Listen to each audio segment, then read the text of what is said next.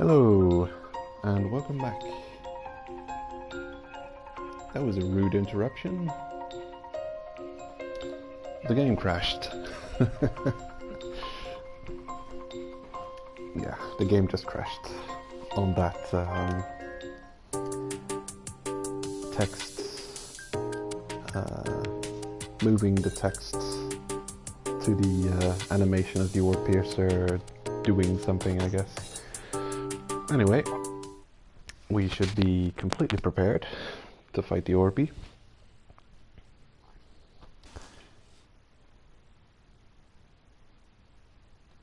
Come on. Wonderful. Here we are again.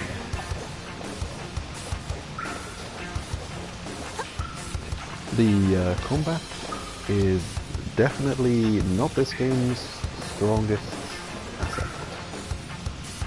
In fact, I think it's not good at all.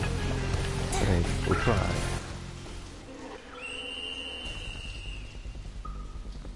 What the? A child? Stay back! There's a...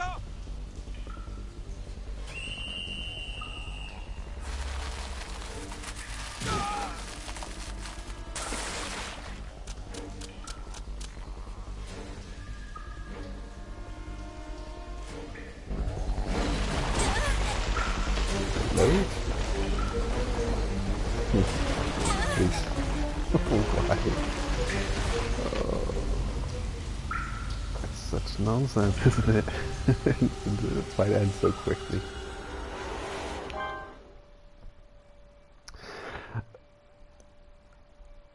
One problem with the combat is that roll is a double tap of L1. If I could envision the most clumsy way you might ever implement a dodge in a game, I would think, yeah, double tapping L1.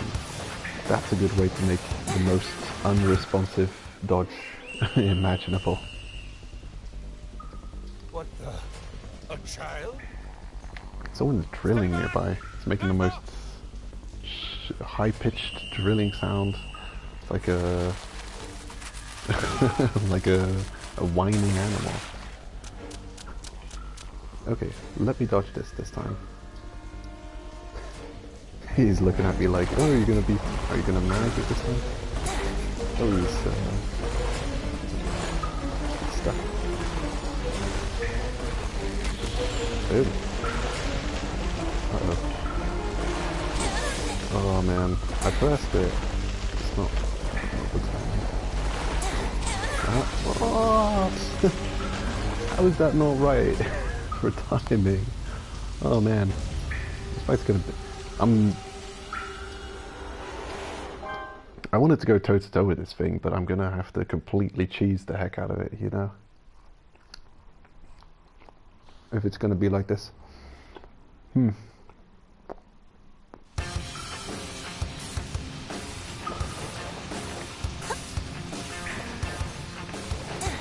Don't know why this thing even needs poison. It's deadly enough on its own.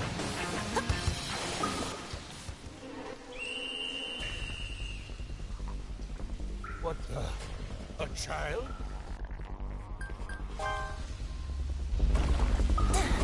What you doing?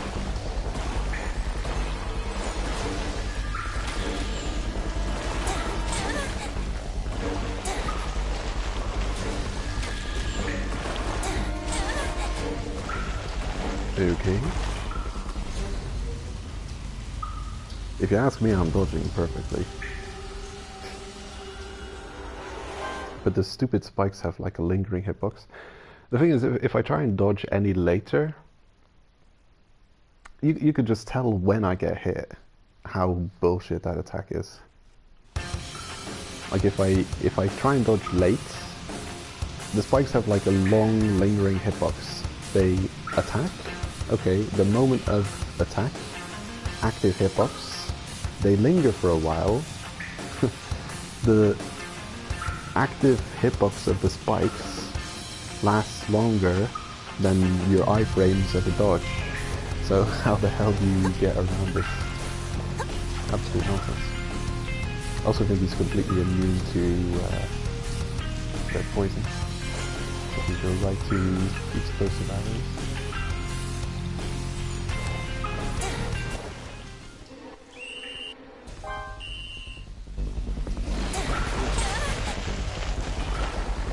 How dare you?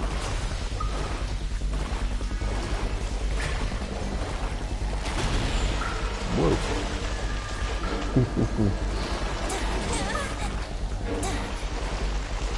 I guess it is bullshit. Just bring X amount of bandages for X amount of attack he's going to do. Damn, headshot. I wonder if he can be attracted.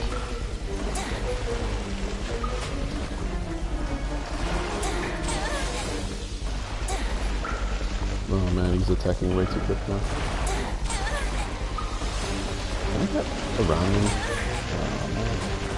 I want to see if I can get around him and cheese him like that somehow.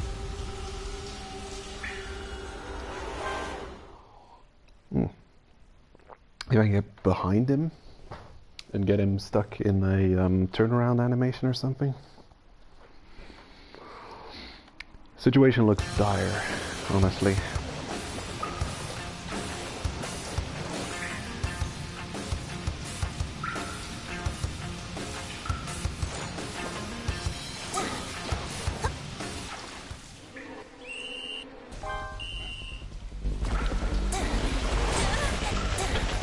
Where'd he go? Ah, that's it. Oh man. He does this little hop back every time to account for it.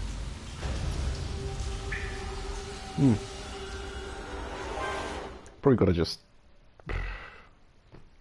go to Orf, buy 20 bandages, come back, prepare to just take a hit every time. There's a couple of attacks in this game that are so bullshit, to be honest. Like, I don't know what the developers are thinking. There's another attack I'm thinking specifically of, which is almost undodgeable. And it's from a fight. I'll show you which creature. Let's see.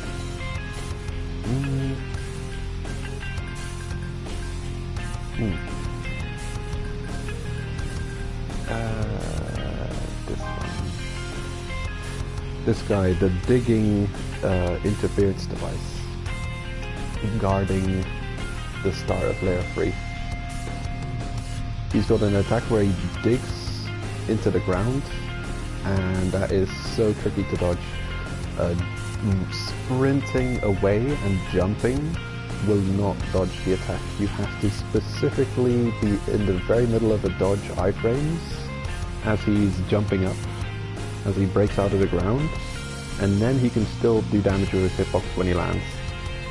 I've recently redone this fight and managed to dodge that like 2 times, maybe 3 times of all the times he's done it.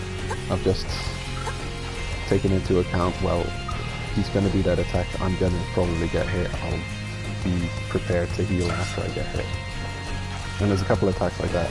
This orb piercer stabbing, I do not know how to dodge. Doesn't look like a fair attack.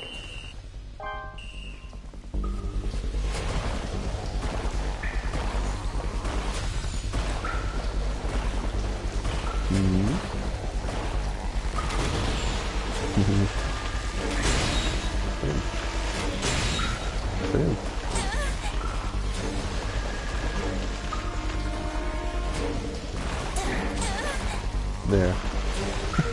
Look at that, just perfect dodge. And still here too.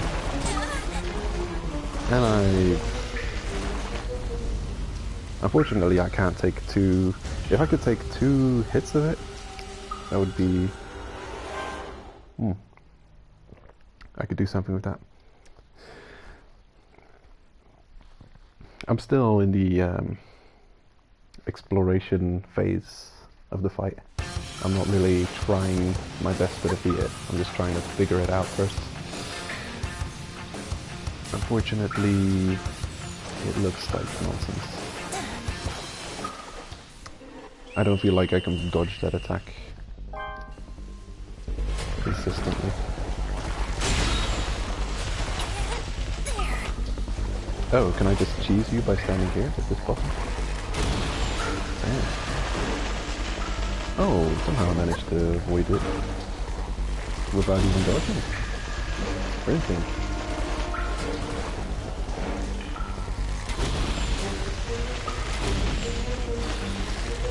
Have we got cheese? Is it cheesable? Ooh, are you poisoned?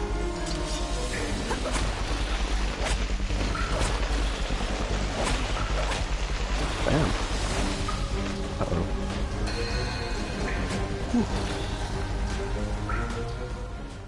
I can't believe it. I too can scarcely believe that just happened. A child was able to... The orb... I'm done for. Please. Take my belongings. Rare relic. Sweet. Cave Raider. Guild. Please. Give them. I can't keep them. Please.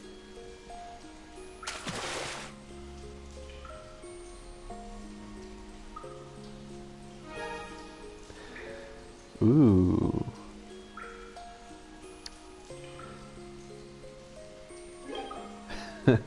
His last wish was to do work for the guild. Lovely. Very industrious fellow. Ah, a shattered pot. Scratch that off the list. Oh wait, it's already completely scratched off the list because I've got like enough of them. Oh well. I can always check my inventory. Hey! We defeated it. That might be the way to go. Try and get on this ledge and break his eye. I mean, yeah, fight fire with fire. If they're gonna send you a creature with a broken attack that can pretty much not be dodged, might as well break its AI to defeat it. I've noticed that some creatures' AI kind of keels over when they get too close to walls. The flashy ho-oh light-eating chicken also broke consistently upon, you know, I don't know how he moves around, but he got himself stuck on walls quite a few times. Okay, what's the way to go actually?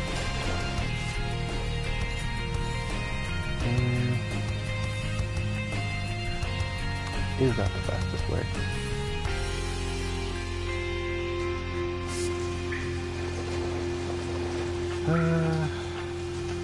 Well, probably. Anyway, I just have to get there. The way back via fast travel, of course. Actually, I don't mind that the game crashed last time, because I wanted to do too much, and my stream title was getting too long. Now I can shorten this title and say, well, or Pierce a fight, and layer 5, easy.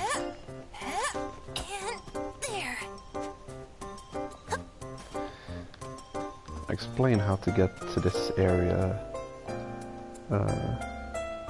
in my last stream.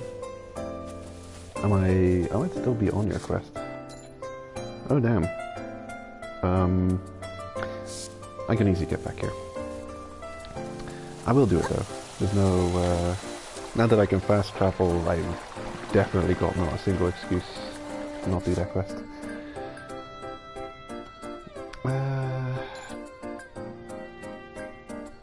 Nanachi quest 1. You want 5 bird egg, Shayokobi, and rice. And we get something curious. Takajishi charm. I was hoping we could save that cave raider guy with a ore piercer antidote, which we still had. Unfortunately, nope.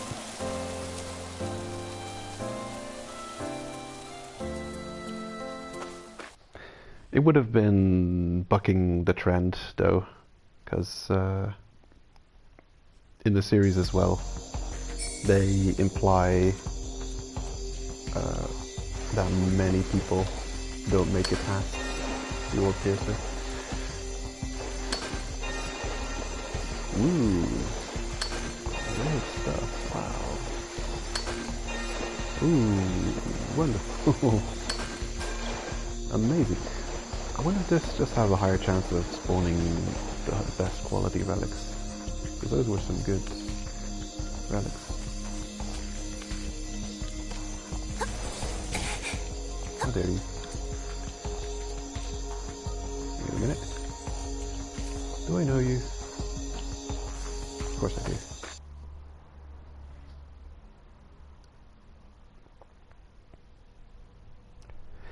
Yeah. The scene where they show Nanachi's hut, you see a bunch of purple and black whistles hanging on the wall, like dozens of them, implying that she has seen a lot of cave raiders lose their life to, I don't know what she calls it, we could call it orby. Orby has a lot of cave raiders have met some ill fate after encountering orby.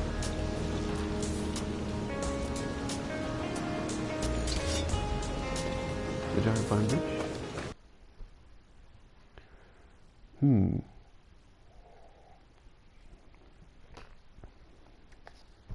Kind of a roundabout way to get where we're going.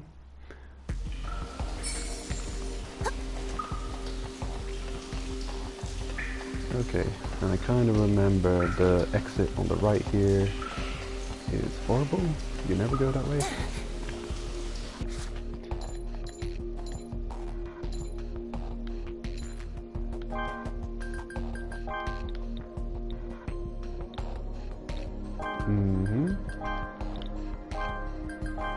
Okay.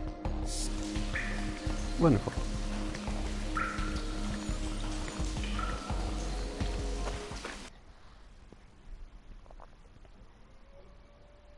It's a bit of a way around we're going now. A lot of loading screens. This is what you do have with the path through Nanachi's hideout. It's longer, but there's almost no combat or difficult traversal on the way. So that's what you get out of it. Around this Crystal Valley. Where am I going?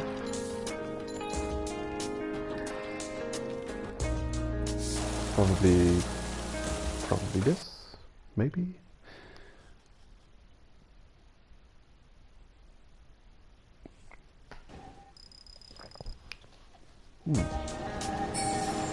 Oh yeah, this is exactly where I wanted to go.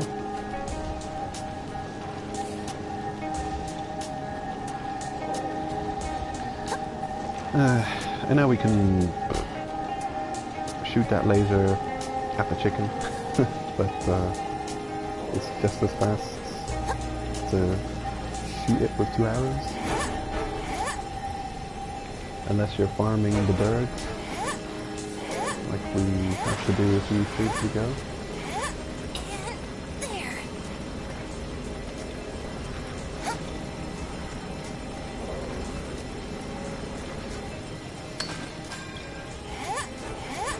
And this is the farming spot at layer 4. The ultimate farming spot.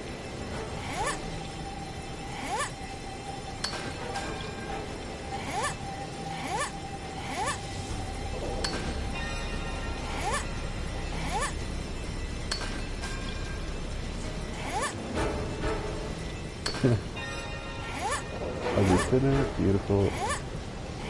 Only needed a few more of those. I'm gonna detach. Actually, let go. Oh, come on. You're not that tough, and you and I both know it. So, get out of the way, you silly birds. Get blasted.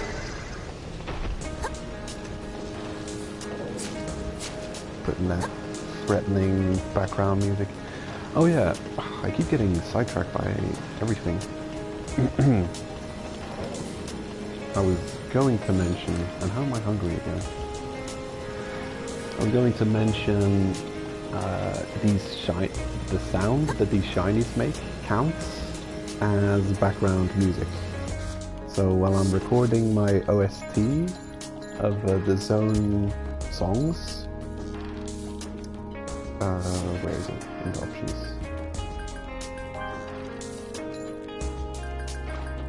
Yeah, I can turn all this off and only have BGM volume on at maximum, but if I stand anywhere near this twinkling sound, you'll hear this prominently in the background music. So this zone's got a pretty chill sound in background music. I could be recording this, like I'm not sitting here, I wouldn't sit in my game listening to it. I'd probably have my sound off and just stand around somewhere in the zone every now and then looking if I'm not getting attacked and killed, and recording 10 minutes of the BGM, and then I'd have this, well, I can easily prove it. That's, oh wait, I could. Where are my written down values? There they are. Okay. I'll show you. I'll change this all. I'll turn everything off and just have that. Ooh, okay. That's faster.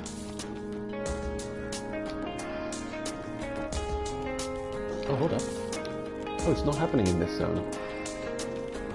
Oh, alright. Weird. Maybe... Oh, that's weird. Maybe I forgot to turn one of those things off. Okay. Curious. Well, if that's the case, then that's good. I'm happy with that. I'm gonna set this back to normal. Oh, okay, I guess I'm wrong about that. Unless I just happened to be in an area where it did record that. Maybe it's a glitch or an error or something. But if I'm wrong about that, I'm happy to be wrong about that. Because that's a good thing. That's how it should look. I need to have values. Okay. 73, 80, 95. 95, 60, 80. Good. Wonderful. Okay. That's actually good news, because I still have a lot of OST songs that I want to record. And knowing that I don't have to worry about these damn shiny rocks interfering with my songs, that's a good thing.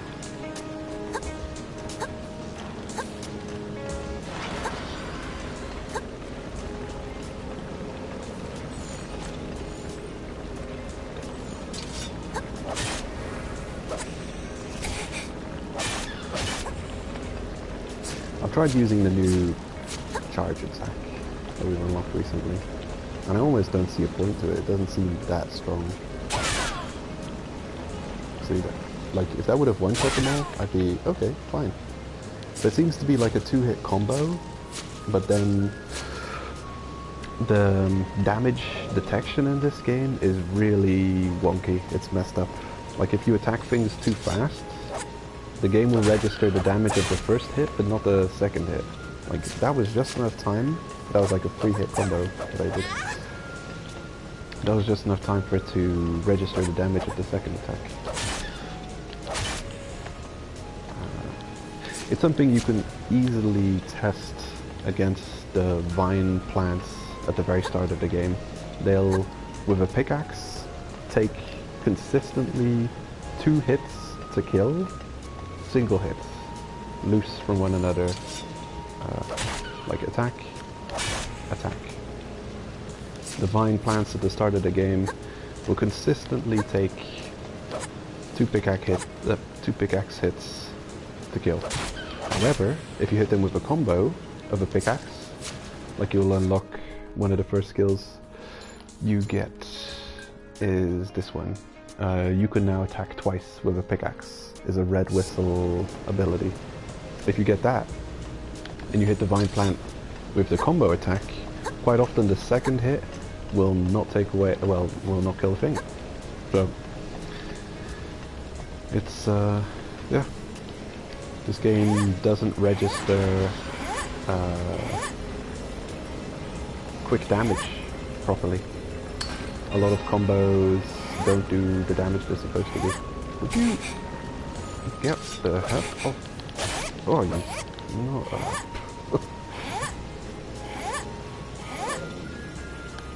Butterflies bullying me.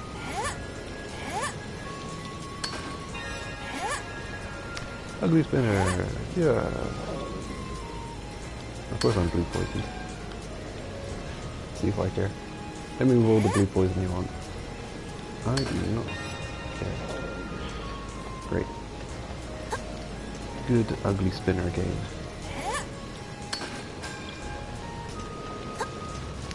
Ivy badges. Got too many of those.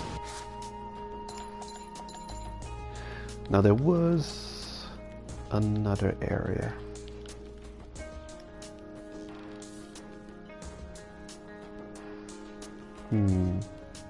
Floating rocks. Crystal Valley. Giant Vine Bridge.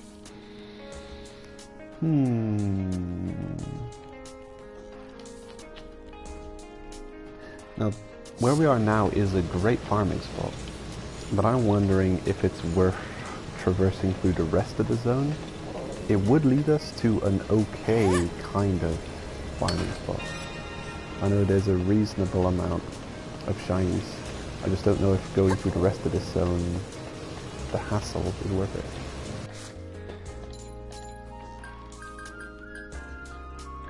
A 1,000 men wedge. But this thing! Oh, this is what Ozen's got. She's installed these things on her body. Grade 1 relic. That gives one person the strength of 1,000 in each strike. Ozen has 120 of these relics on her person. Yeah, literally. Installed on her person. Yeah.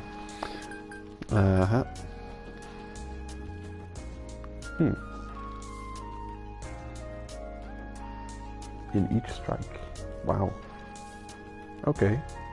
So Ozen's got the strength of 120,000 men. Wow. That seems kind of like cheating to me. I mean, yeah, if you've done that and then you're gonna say, ooh, look how strong I am. Well, yeah, of course.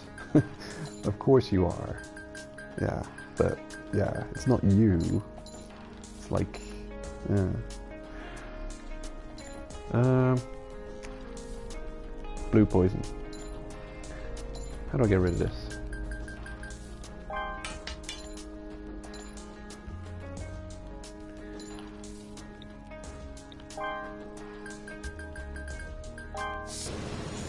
There we go. Okay.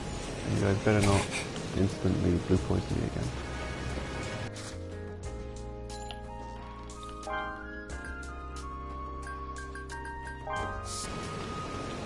Do I still have a lot of room left? Oh damn, I'm getting close to my weight limit. Okay, let's take a count. I need 5 offerings. Damn. Those are usually the most common to find. Maybe it's not in this layer that you find them. Maybe it's in...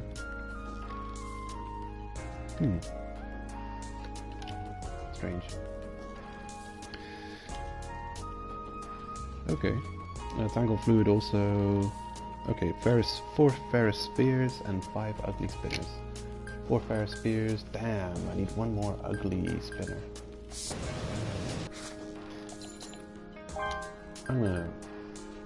I can head back. I'm going to already head back. I'll take what we've got. Consider it a win. The ferrous spheres are obtained. The ugly spinners, one more. 5 offerings. 2 tangled food. Still remain. Oh, right. Optional guild quest. That's giving that relic to the people.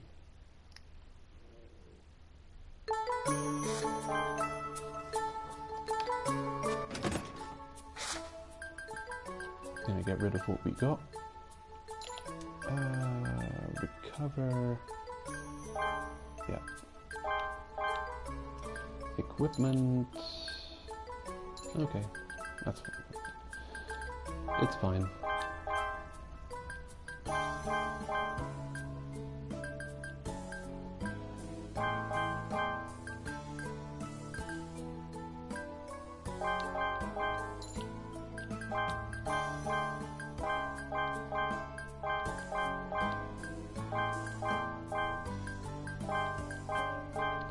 The armor increase ended up not being so useful.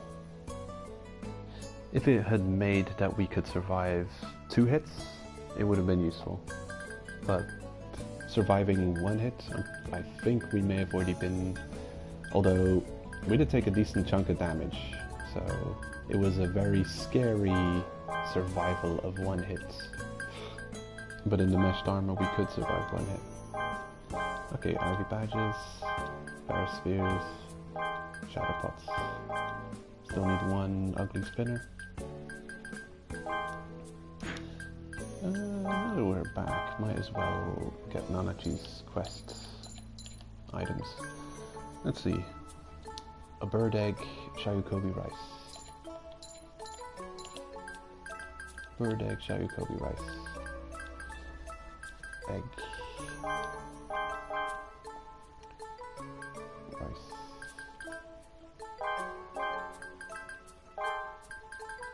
Shayukobi? What the hell does that look like? Oh. There. That should be it. That's all Nanachi wants. She's going to give us Ore Piercer Antidote, so we might as well just hold on to our already equipped antidote. That slot will be taken up. Okay. Liking the look of things. Surely we're not going to need too much more arrows. Gonna store the explosives and bring back the powerful.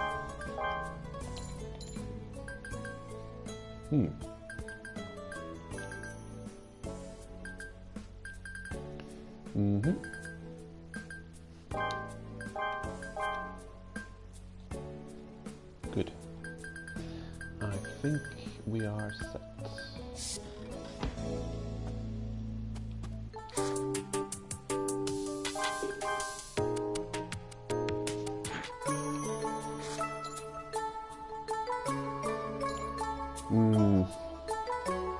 Offerings. Where do you find offerings? A new character unlocked and instantly died. An old experienced cave raider. He is confident and stubborn, but values loyalty. Oh wow, kind of a lot of information on someone we meet and dies instantly. Maybe. I wonder if they're ordered by layer. Gold teeth, mushroom offering. Excavation, region, abyss, 3rd layer. Okay. We're trying to find this in the 4th layer. No wonder we couldn't find it.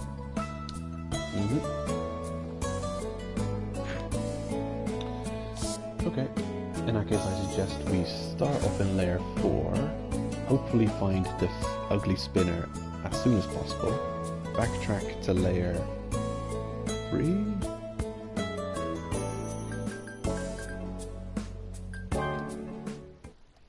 Actually don't know a great farming spot in Layer 3. I really hate how the torches work in this game. That you literally can't interact or climb or do anything while holding a torch. I really feel like buying torches and exploring the darker regions of Layer 3 to farm, but I can't because I know how pointless and crap torches are. That every time I'd want to mine, I'd drop the carry torch, I'd have to bring 50 torches with me. So it's pointless. Understood. Thank you for your help. I see. That old man, you were there for his final moments. So this must be his final treasure. It is quite a rare relic. If he'd left this in the abyss, he would have had too many regrets to die peacefully. Thank you. You bringing this back will give that old man some solace. Ain't that right, old man?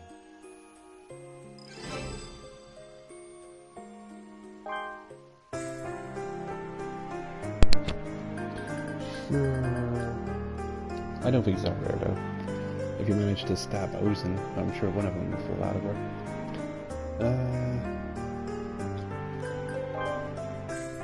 Let's see. Layer 4, off we go. Oh, I forgot to make some more food. Oh well. Should still have enough. And brought a bunch of salt. Oh damn. That is not that food.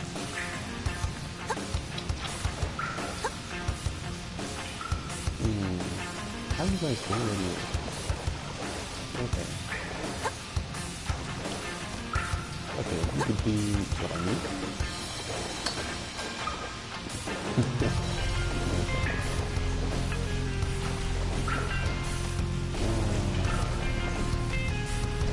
Oh, I'll hand in mana stuff.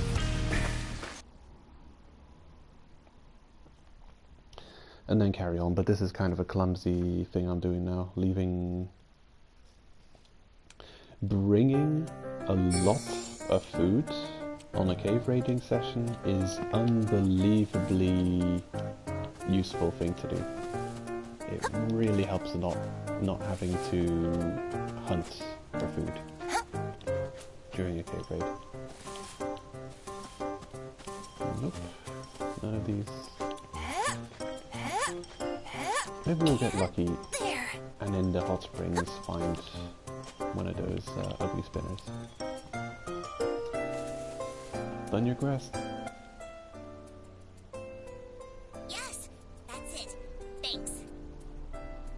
She's quiet. Here's a little something for your trouble. Keep it. If I need anything, I'll ask you again for help.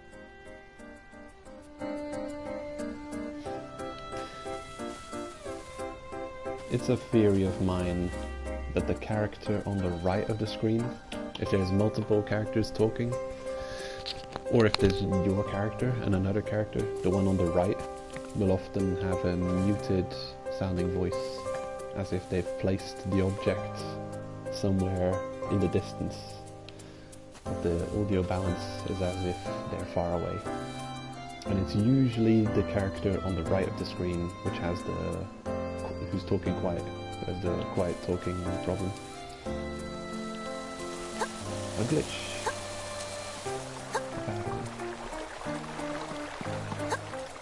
Because of how cool it is that this game has all the voice actors.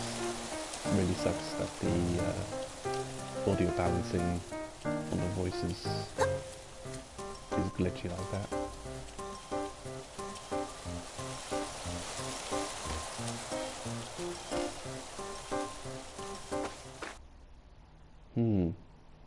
Maybe we'll even get another quest from her on the way back.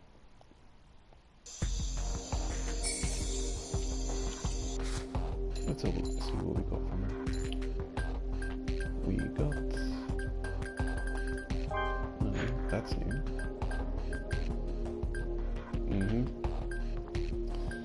The Feather and Agile set.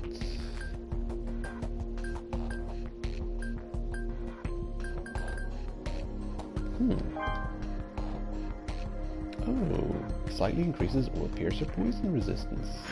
Wow. An equipable charm, probably. Okay. I don't mind having that. I would say that would have come in handy earlier, but then they don't. I said it before. They don't need that poison to kill me. They heal on their own. Just stab you and you die. I mean, oh no! Watch out! This T-Rex is poisonous, and then you see him chomp someone, and they're chomped in half. It's like, okay, watch out for the poison. Oh, but you're in half. You know? So, I mean, yeah, kind of. I think some creatures in nature also have that, but they're just kind of overkill with their poison. They're like otherwise an already very deadly creature, and also it's poisonous. Like, geez, so overkill. Or piercer poison. More worried about just getting pierced by 20 as strong as steel spikes. Technically this is the zone that I want to move to anyway for farming. We're just at the other side of it. So I might as well work it from this way.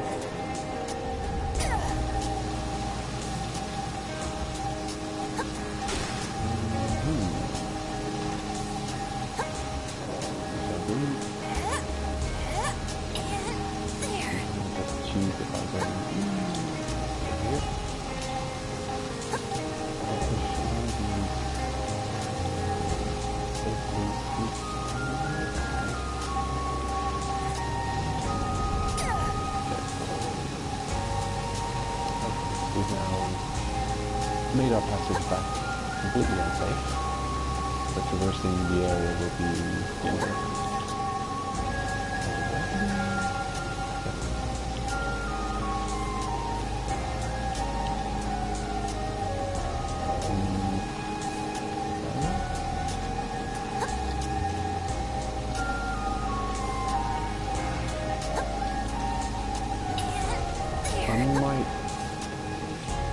The moment I have the relic, I'm probably going to fast travel back to the base just to pick up some food. If not having food is going to end up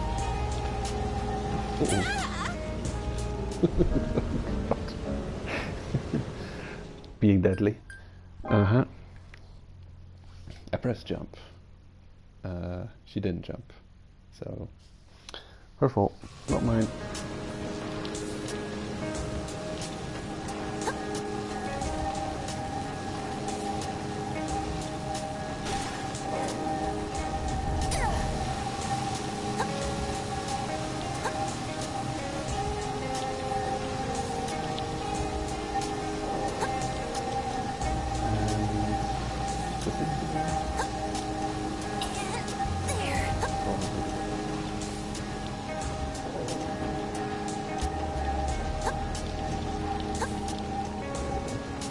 It feels like you can make that jump.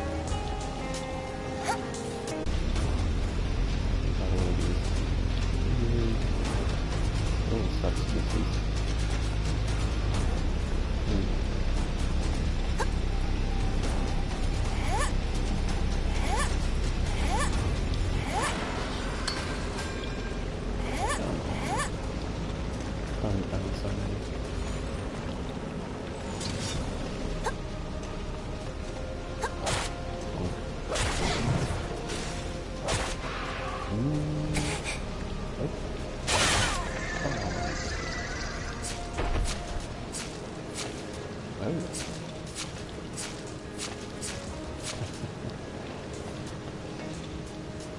Oh, you're kidding me.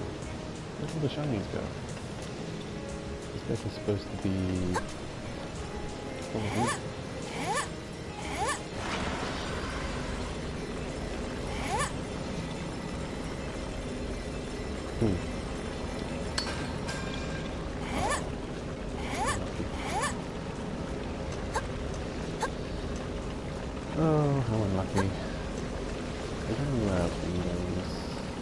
level.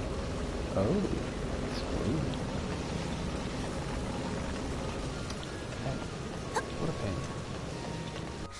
Okay, I've got to check what the minimum amount. Oh no. I don't even know how much hunger. Ah, there. 64% hunger to return. And we're at 30.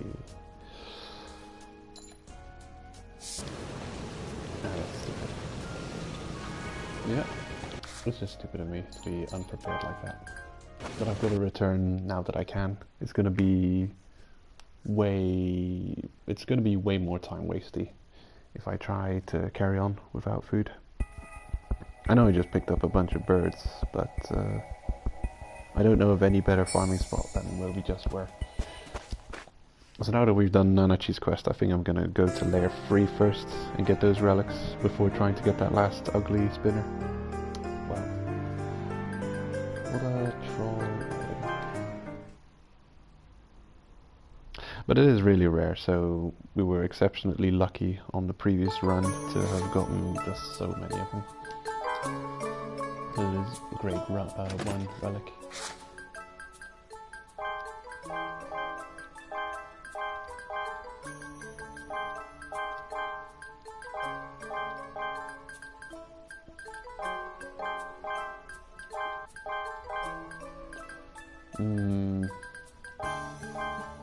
No. Maybe he didn't need 5 rice. Ore Piercer. Am I gonna not at all bring Ore Piercer antidote? I think it's not that, you know. If you get hit by an Ore Piercer, then you might as well just load your zone entrance quick save.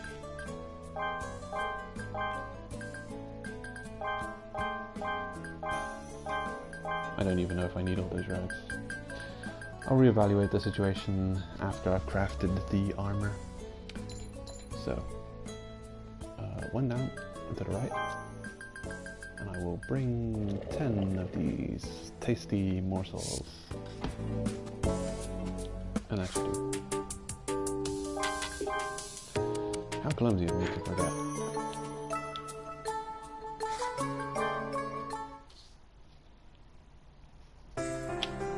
Five offerings, 2 tangled fruits. Layer 3.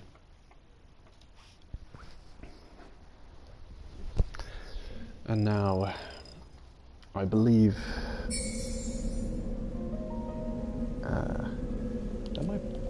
I don't know.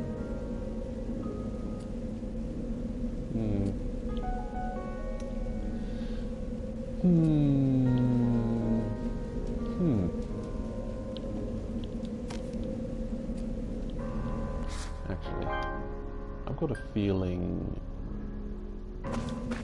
heading to layer 4 and turning back, the zone right before layer 4, I've got a feeling that that might have, actually the zone before that, the glass layer. I think glass layer has got a lot of good treasure mining spots. I remember seeing, grab me another cup of coffee, in my fishing farming session, a bunch of those shinies against the wall. And of course while we're going there we'll see some more shinies. We do need 5 offerings and 2 tangled fruits. For some reason this ledge here doesn't act like a normal ledge. It's very difficult to climb onto. Maybe this is the reason. If you go all the way to the top of it, now of course you climb on it. Usually you hop to the top and then you kind of just get stuck. Okay, 1 offering, nice. And then you're at the top of the ledge, and to climb up it you have to do another hop up, even though you're at the very summit. I think that's what people is just a weird bird.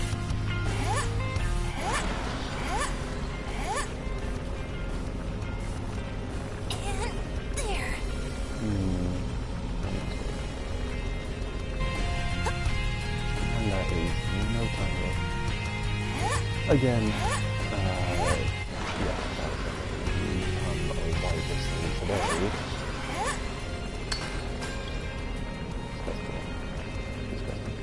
Don't need it. But I do want to. I do also want to quick test how fast the first drop of layer 1. At least.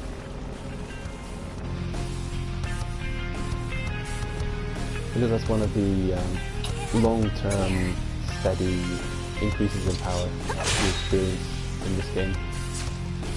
Is that with every new whistle rank, as you're climbing the abyss and being affected by the curse drops off way quicker than it used to at higher whistle ranks.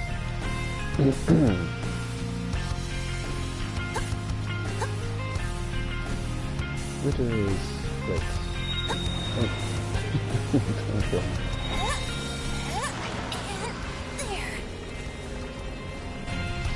I like it because it's annoying to activate. So you have to wait how long.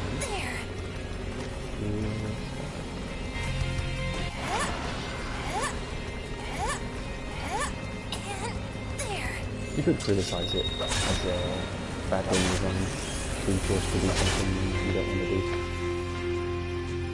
And then, you know, slightly reducing the effect. Uh-oh. Are you gonna kill me? Please don't. Okay, thank you. We're not doing it. Kill you. Hey. They can interrupt your setting of the Piton cluster.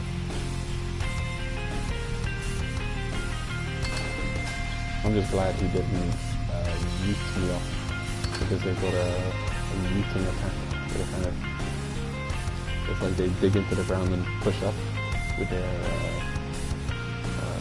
sizes, with their mandibles, and just knock you, not far, just slightly down, and down, that's pretty cheap. But I would have knocked this off before. They should have used that attack. They did really.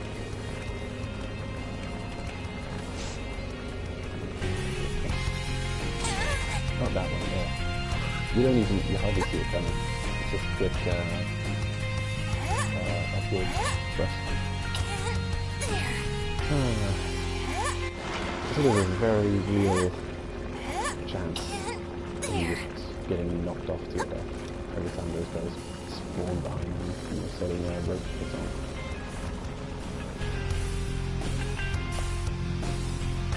Is another reasonably decent.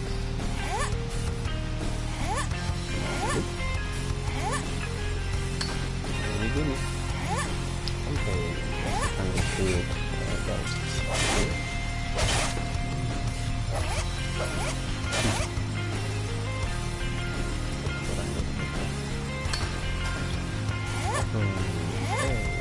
This is great. This will be wonderful. And another upgrade.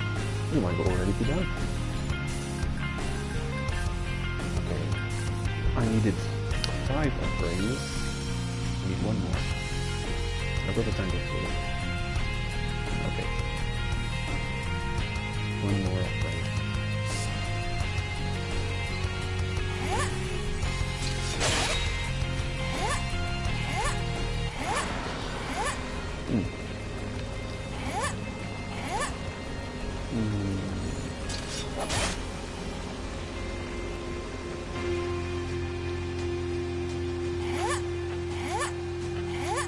I watched Cyberpunk X-Runners recently, and yeah, you see a lot of people making content around it, and it's a good one.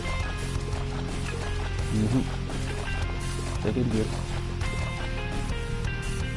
CDPR is getting slightly back in people's good graces with that. Of course, they didn't make the anime. It was Studio Trigger or something. But yeah, their name is on it, so it's a good... almost makes you forget how terrible Cyberpunk 2077 is.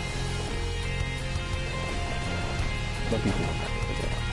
That thing is irredeemable. You know, who knows, maybe it might be a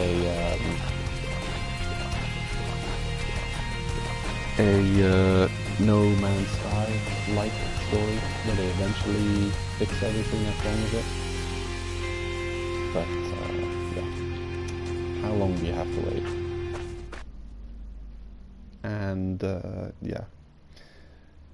Sure, like, I don't know who was it, some Nintendo guy, some Miyamoto, something, said something along the lines of, a delayed game is eventually good, a rushed game is bad forever, something like that.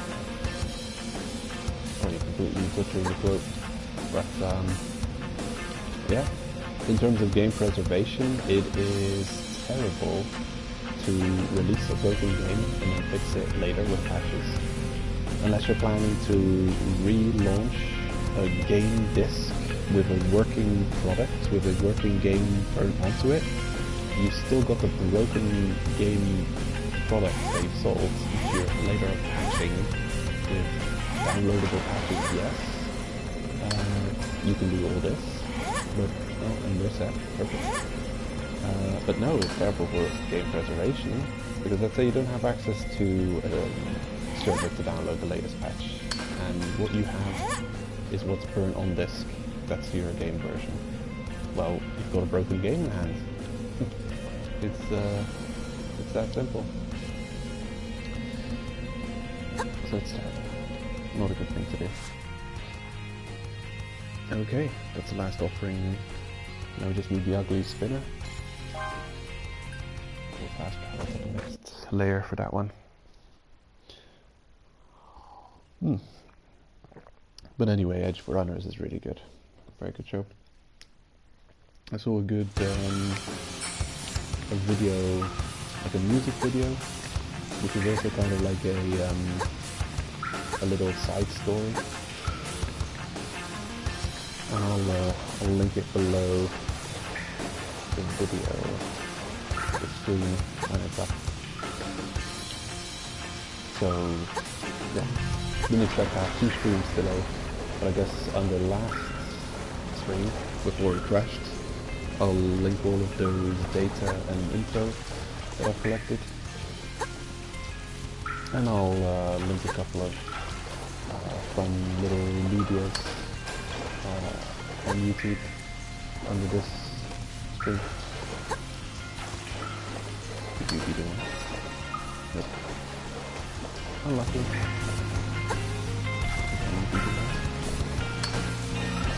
Oh. Rare, but not rare.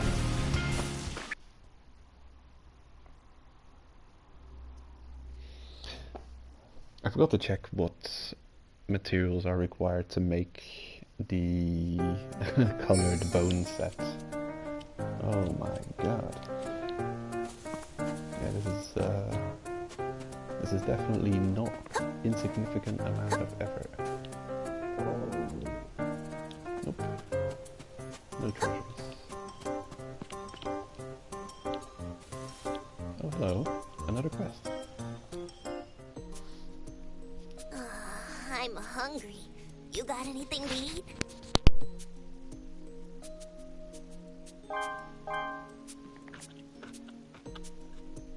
Nah. It's not bad, but it's no better than my cooking.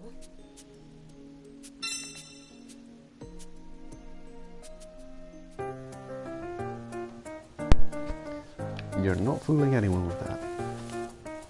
Interesting. That seemed so easy. Could this be an infinitely repeatable quest?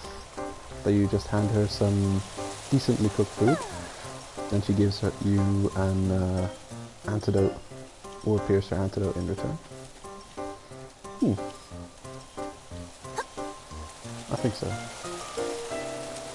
We'll see. I'll have to put it on my to-do list of coming back to this area and seeing if she'll now give you this infinitely repeatable quest.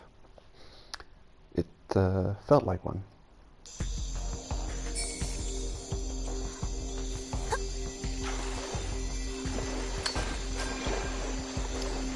No. No. Oh, no. We have to delve deeper.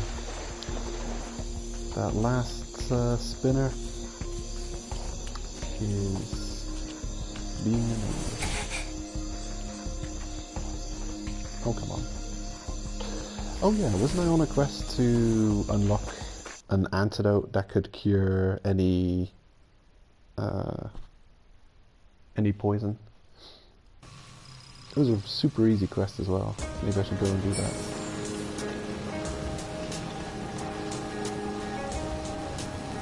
Wow. Here we are again. Deja vu.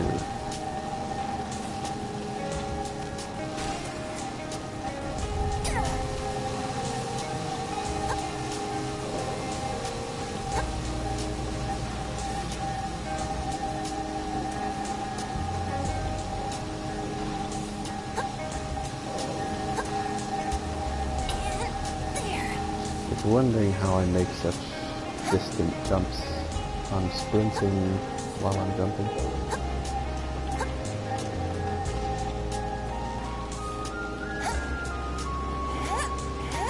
Oh no, are there even less mining spots on the wall this time? Game's trolling the hell out of me. That is pretty much nothing. Are you kidding me? If I have to go to the next zone over, I will. You know, they're probably all hiding at the last zone of the layer. Need some more smelting.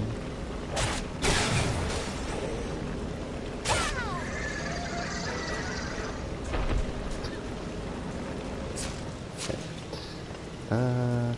Sure. Could you be the one?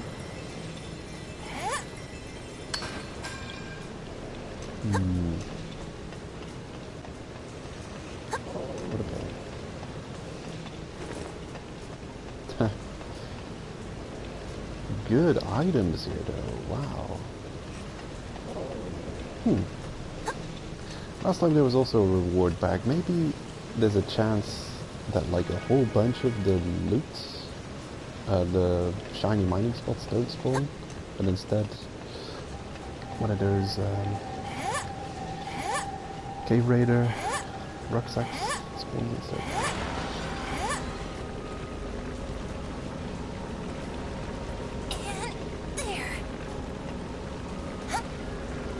I appreciate it.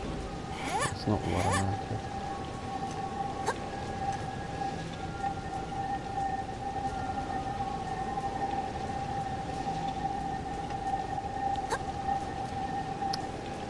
Eternal Fortunes, and I'll try the other side of the Eternal Fortunes this time, the final zone of layer 4.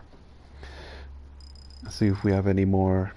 It's a really large zone, so we should have a good chance. Hello? Nope.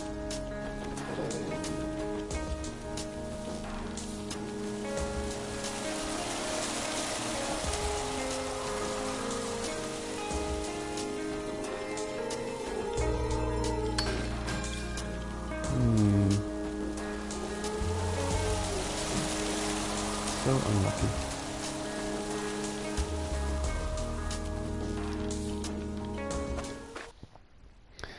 Right, needing one specific thing.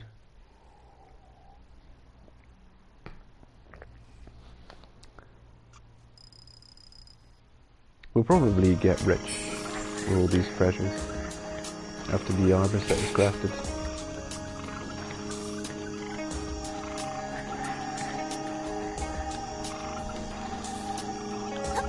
Oh man. The zone is kind of a pain though. Okay. Oh my god. We got crushed by a giant backpack. What a way to go.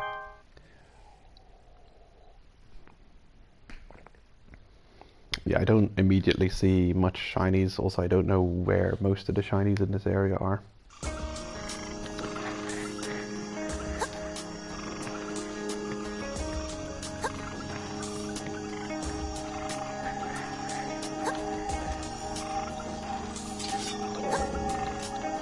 I'm seeing a lot of rocks glistening, but no shinies. Of course, I can listen out for them. Ugh. What a horrible place. I mean, it's a nice place, but it's dark as hell. Can't see nothing. And that makes it annoying.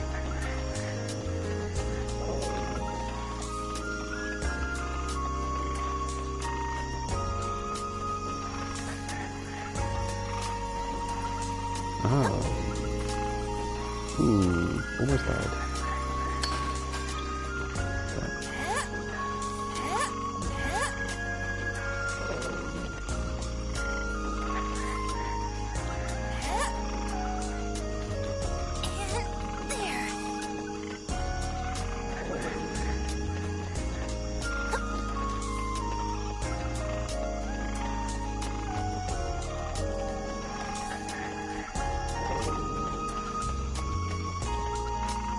The game's got quite a lot of nice, relaxing OSTs.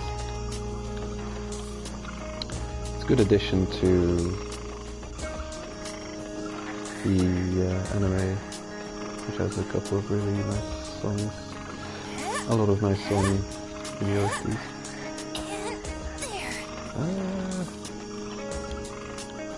Oh yeah, I've never been up here before.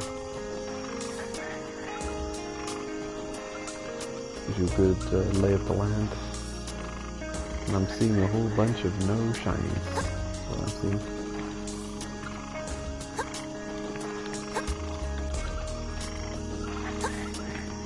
Come on. Give me shinies. Please. Okay, what did I do to you to deserve this? Lack of shinies. Oh. Oh man. There's mines everywhere, but none of them are good ones. Terrible. Oh, I hear there's a shiny somewhere.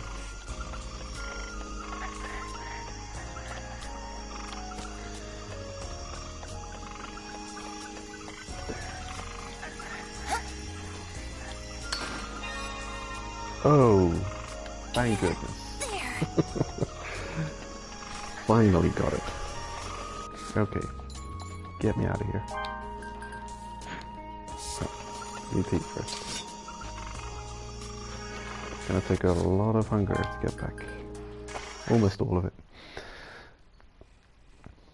But then the fast travel to layer 5 costs 91 hunger at Black Whistle. And since the hunger costs are reduced, the higher whistle rank you are, it means you cannot layer select layer 5 as a moon whistle, because it would cost more than 100% of your hunger. Considering that layer 5 already costs 91% of your hunger at Black Whistle. But hey, we finally got all of the required relics to make the relic armor. Now, I should check that oversight. What does it cost to make, besides strong scales, to make the colored bone?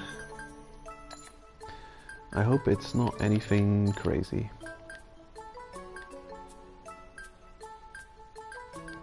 There it is. Bread gauze. Oh, explosive stones. I don't have explosive stones. Luckily it doesn't cost any other material that we don't have, though. So I can make... Now I've got the materials to make the thing. So I'll put away all the relics I have.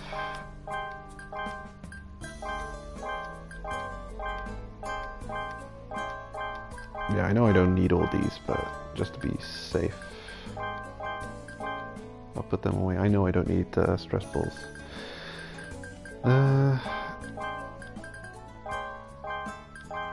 Still got a good amount of ropes. I think I'll buy 2 ropes, 2 pitons. Okay.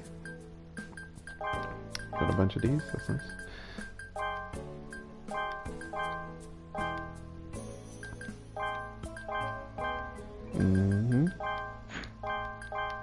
No, I don't need to do that.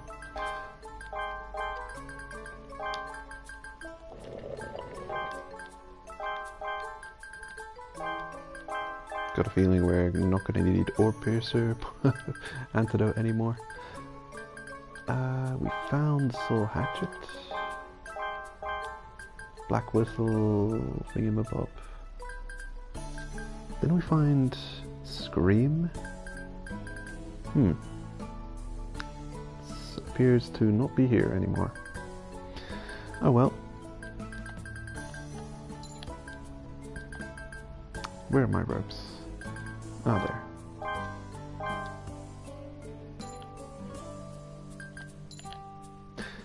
Why? These are just taking up space in storage. The lightweight piton and the regular piton. Pointless. Actually, I've got a lot of not useful things. Well. So yeah, we can't have new armor yet. We have to find some explosive stones, which are probably going to show up in layer 5. And the moment we get those, how much required? 12. Yeah, 20, almost 20 explosive stones. Are we set? Got the food, the ropes, need a piton, and selling those. Yeah, pretty much getting ready now to set off to investigate and start exploring layer 5 for the first time. What would you like? What am I doing here? See you soon. This is where I need to be. Hello. Thank you. Thank you. Appraise my relics. Welcome. Is this good? Thank you. There Please you come go. again. Wonderful. Manual save, and we'll head right to it.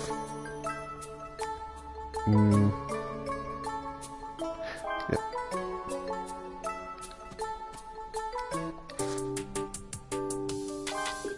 Probably 100% prepared. Yep.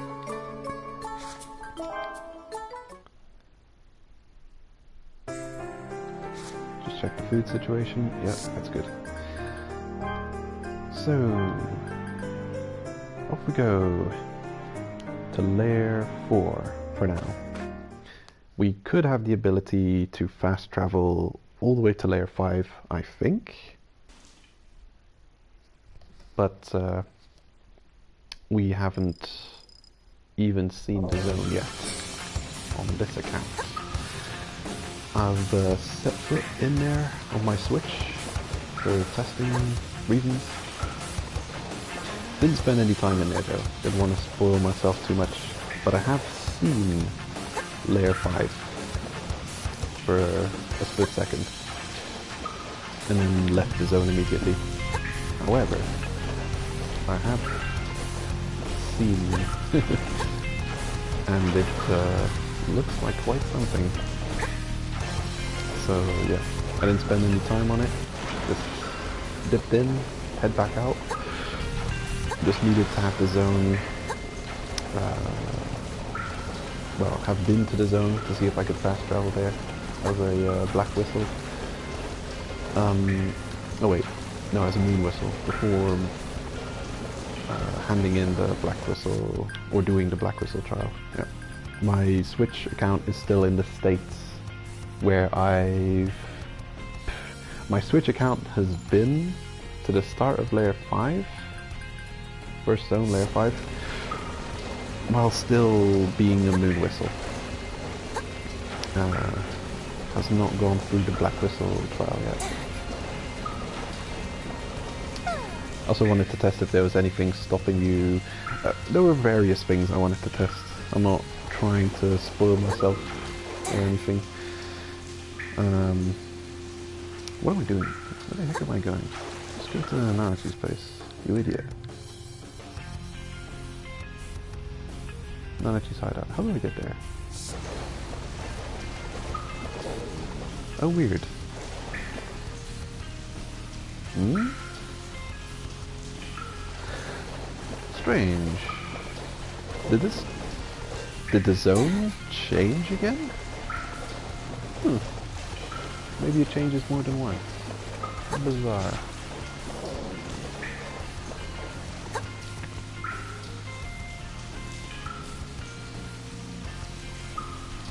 This way?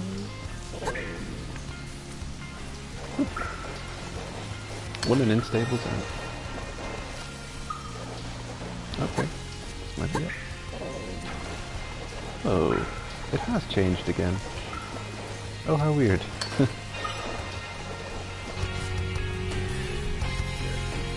Interesting.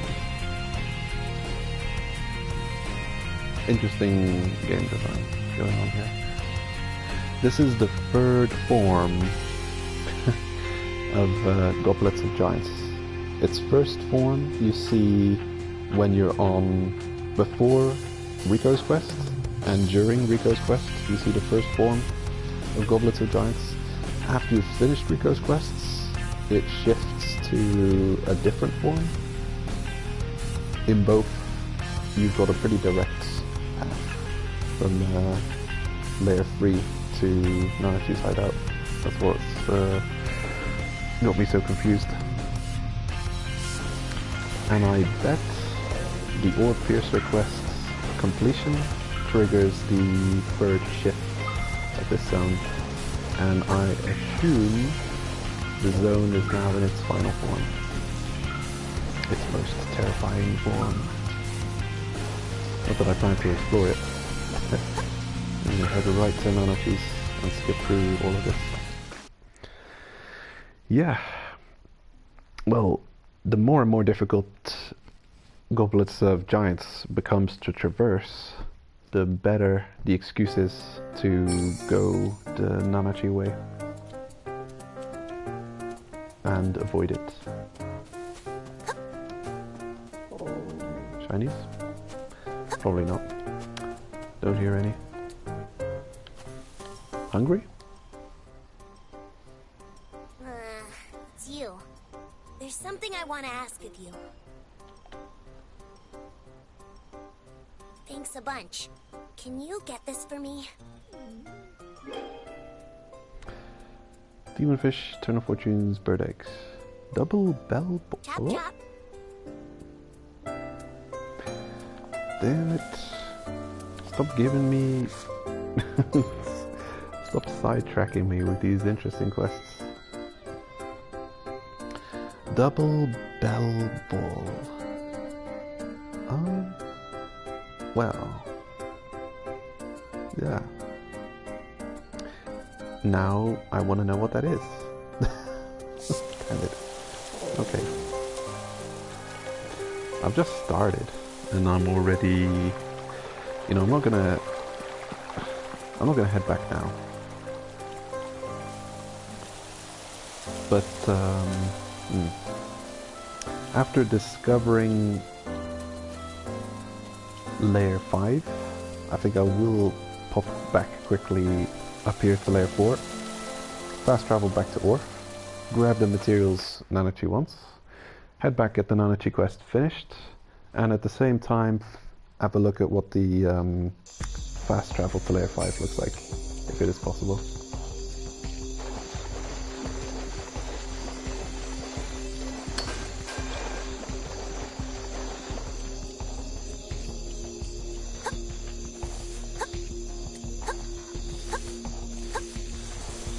Although, you know what?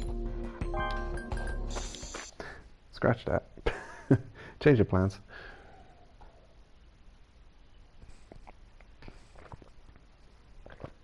I'm gonna complete your quest first, just in case the reward is useful for something we're gonna encounter. I kind of... yeah, I kind of didn't do her quest on time previously, having that orb piercer poison resistance, or not having it. So yeah, it's a small effort. I'm just quickly gonna go grab those items she wants, probably for breakfast. Oh, I'm actually surprised at how much quests she gives you. I really thought we've gone through a lot of them. Okay, what do you desire? Demon fish, fortune's bird egg.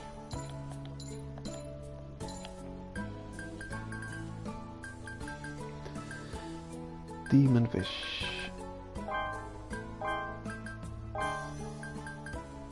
Fortunes. I'm gonna run out of bird eggs at this pace. Okay, that should be it. Double bell ball. What the heck is that?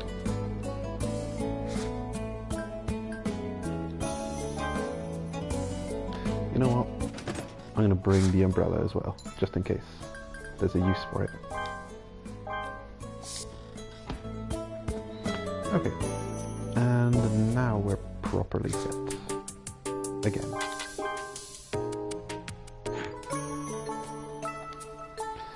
Let's go.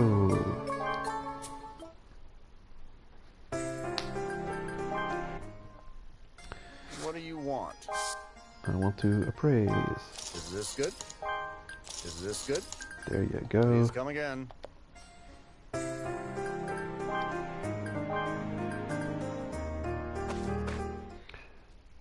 And here we go again.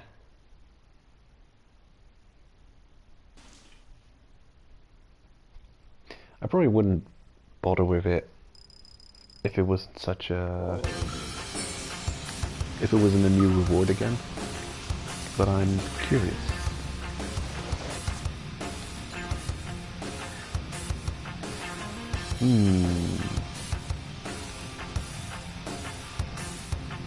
What?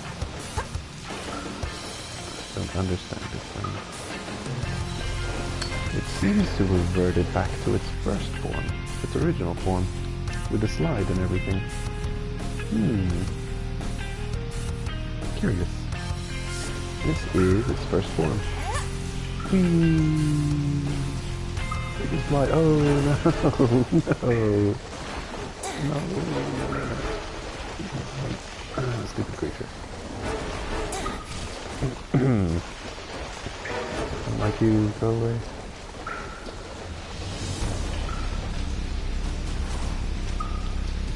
Get out of there. Ugh. How horrible.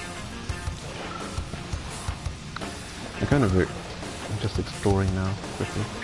I want to confirm if it really is exactly the same as its first form.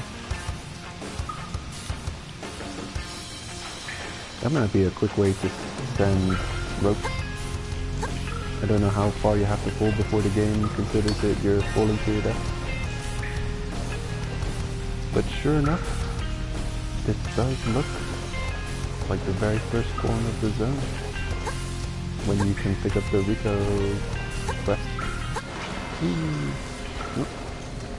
And on the Rico quest, this would be the place where you pick up the herb.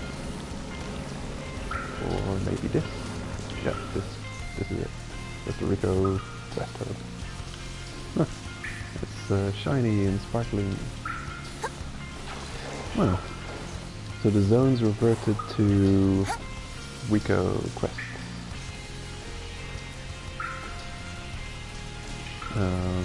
What would you call that?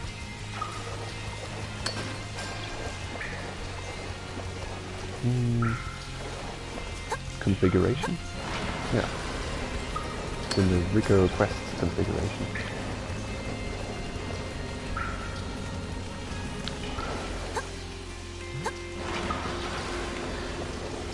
Recovering quicker from the curse, especially at times like this, is nice.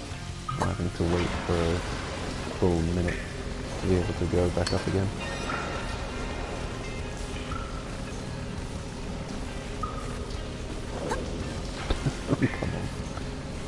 Come on. Come on.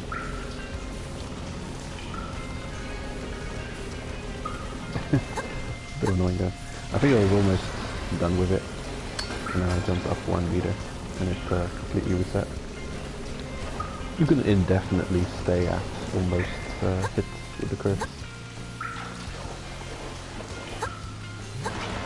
Yeah, those last 2 jumps you can take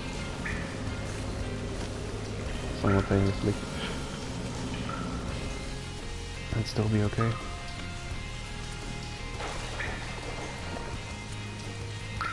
Yeah, the zone has reverted to configuration 1. It's not random generation at all, it's a fixed layout, and I think it changes at certain points between fixed layouts. And I've seen yeah, I think I understand free triggers based on whether or not quests are complete. But this last change, reverting back to configuration Rico quests, I do not get. Do not know why I did that. Hello. Yes, that's it. Thanks. Here's a little something for your trouble. Keep it. If I need anything, I'll ask you again for help.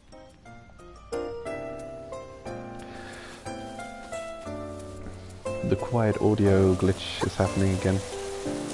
Notice last time the glitch wasn't there because she wasn't the character on the right of the screen. She was center screen and then the audio balance was fine.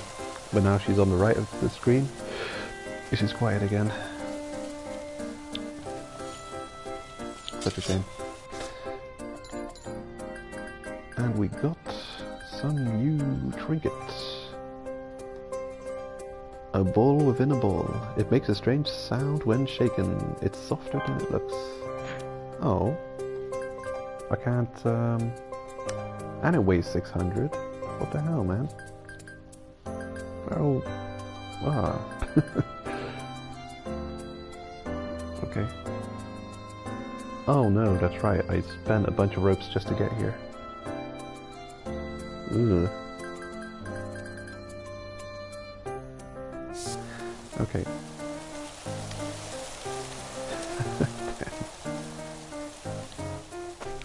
Damn.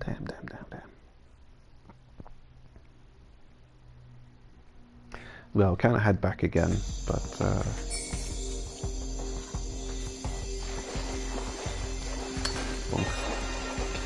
okay. You know what? I'm just gonna. I cannot.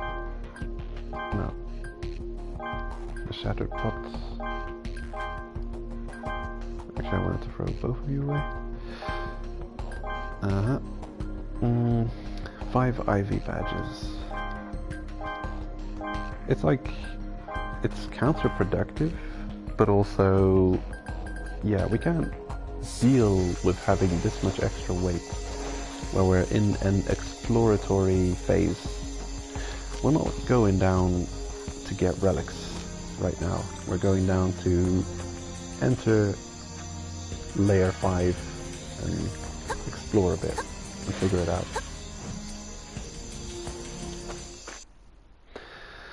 Yeah, last relic we got had a use to it. I thought this one would too, but I think this one's just for vendoring. I'm guessing it's worth more than your average relic. Oh, wait a minute. What am I doing? This is... No, I don't need to go this way this time. Have I been doing this every time? This is super inefficient. Nah.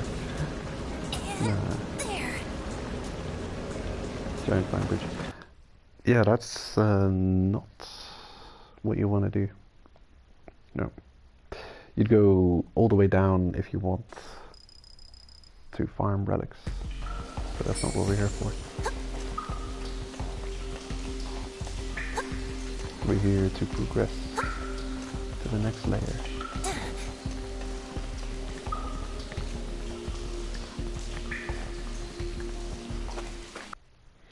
And if you just run through like this, you can get there real quick.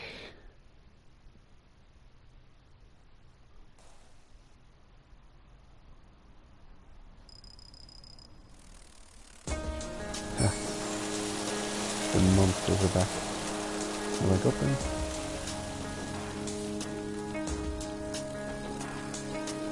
Where are they?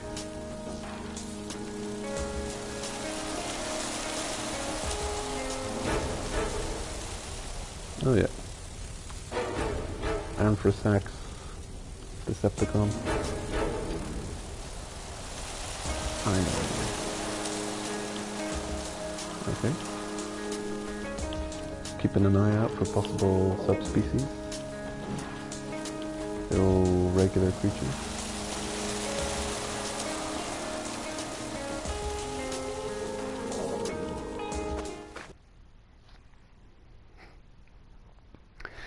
This is another area you can get through real quick if there's no orb piercer.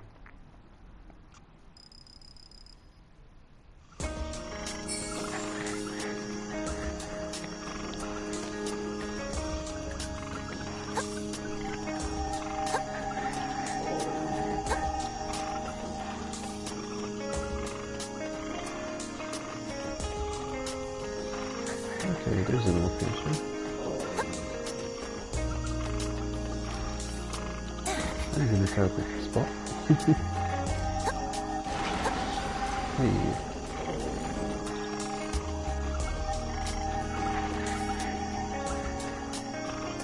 You were not fast enough to stop up there.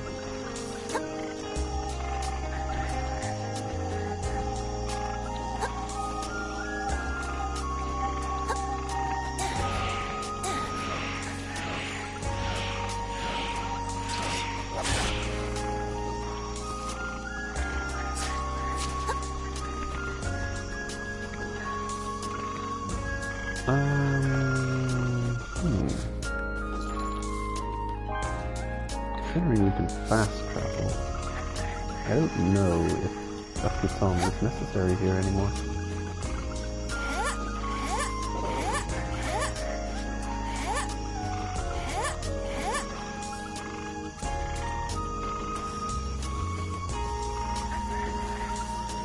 There it is.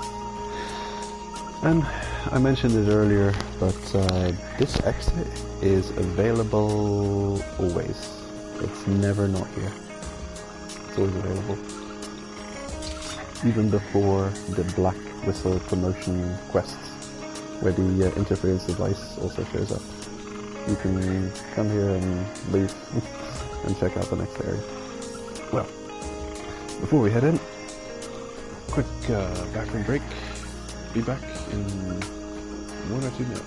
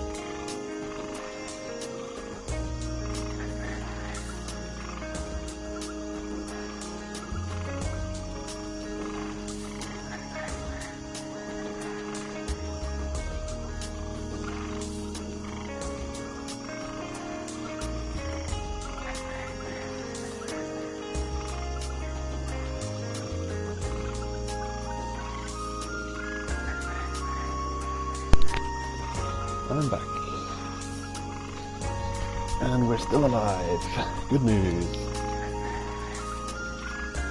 Here goes nothing.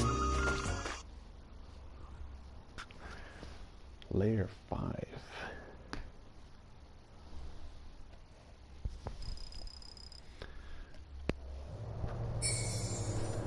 Oh boy. And I get a trophy for it. And hello. What are you?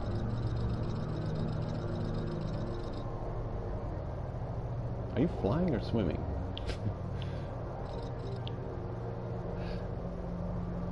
Yeah, I've seen this view. This is as much of the zone that I've seen up to now. When I took that dive on my Switch account as a moon whistle.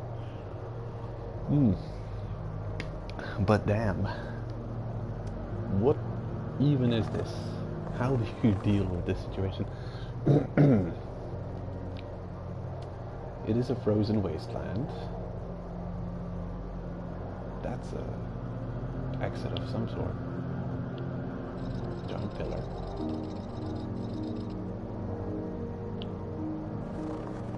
And a new OST. Lovely. Ah, main quest down there. Now, first things first, I have to quickly peek back. Yeah, need to check this first, quickly. Although, do I? Well, not necessarily. Yeah, you know what? I'll do that later. I know I can fast travel from here. Yeah, that's stupid. Bit of wasted hunger. We'll find out later if we can layer select this layer. I really feel like you should be able to jump right to layer 5 after obtaining Black Whistle. Because Moon Whistle is the license to gain access to layer 3 and 4. Black Whistle is mastery of layer 3 and 4. So, yeah. Gain access to layer 3 and 4 Moon Whistle. Okay, fast travel to the start of this. You know, I said my thing on that earlier.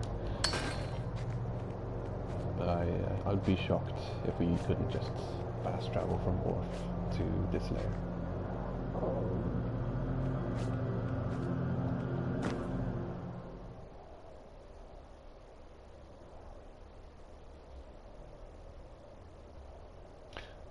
Oh, hello. That's been a while.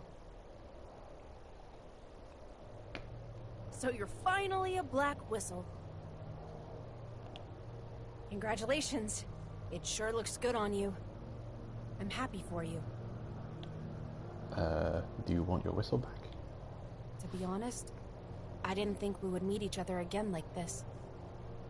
I had given up. I thought I was out of time. If you hadn't arrived, my cave raiding would have ended right here. You'll need a white whistle to descend beyond the 5th layer of the abyss.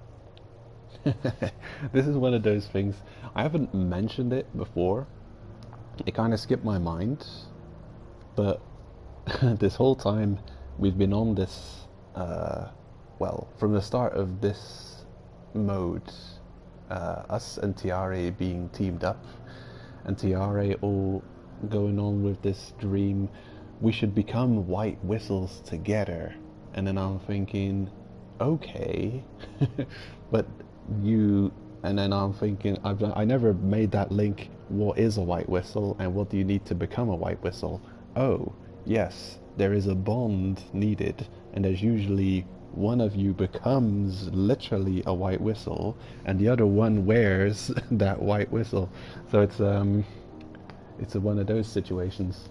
So yeah, when Tiare's dream was to become white whistles together, and it seems like he's really, yeah, he knows what it needs to become a white whistle. And it seems like he's into that kind of thing. What a weird one. Now that you're here, I can carry on. Say, do you remember? That promise we exchanged?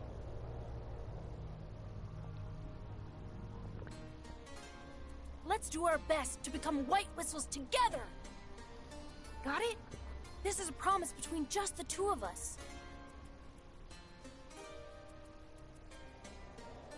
Do you know why I asked that of you? Because it's your dream to be an object of the type whistle? To me, that was a necessary step. Unlike every rank up to Black Whistle, you cannot become a White Whistle through promotion. You're going to become a White Whistle soon, and head to the bottom of the abyss, right? Thank goodness. In that case, we won't have to break our promise. White Whistles are something that cave raiders must wager their entire lives to obtain. What's more, they aren't something that can be obtained on your own. But you and me, together, we can do this. Still, I still need more time. I haven't completely adapted to it yet. If you want to obtain a White Whistle, you need to go to Edo Front. I'll be waiting for you there.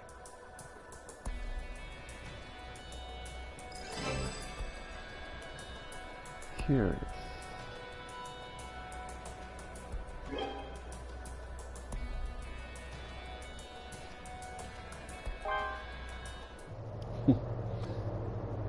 Weird. I wonder what it is he hasn't quite fully adapted to yet. New creature. Swarm Shocker, blue.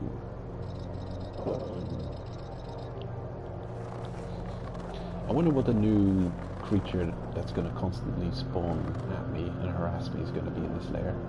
I really hope it isn't those damn rock biter beetles again. Man, they can F off with that.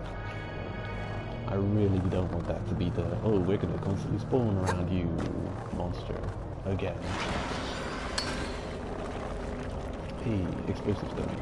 So this is common material for the area. That's good. Yeah, I was already disappointed that you found that those things constantly, well, that they weren't confined to Area 3. I already thought it was annoying that they were also in Area 4. Especially considering how obnoxious of a creature they are. Giant, slowly wandering hitbox getting in your way, spawning around you, just blocking your way. And then also being able to punt you off of ledges. What a pain. That thing looks like it might be dangerous. I think I'll save it before I carry on.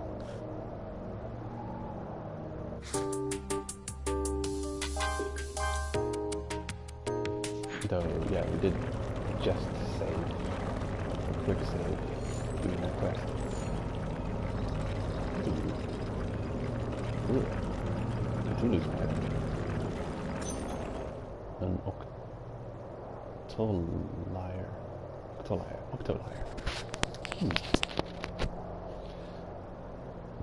Cthulhu spider. Oh, hello. You will die. Rip. See what you see inside is limber scales. Ooh. A creature that drops limber scales. Nice. Very good.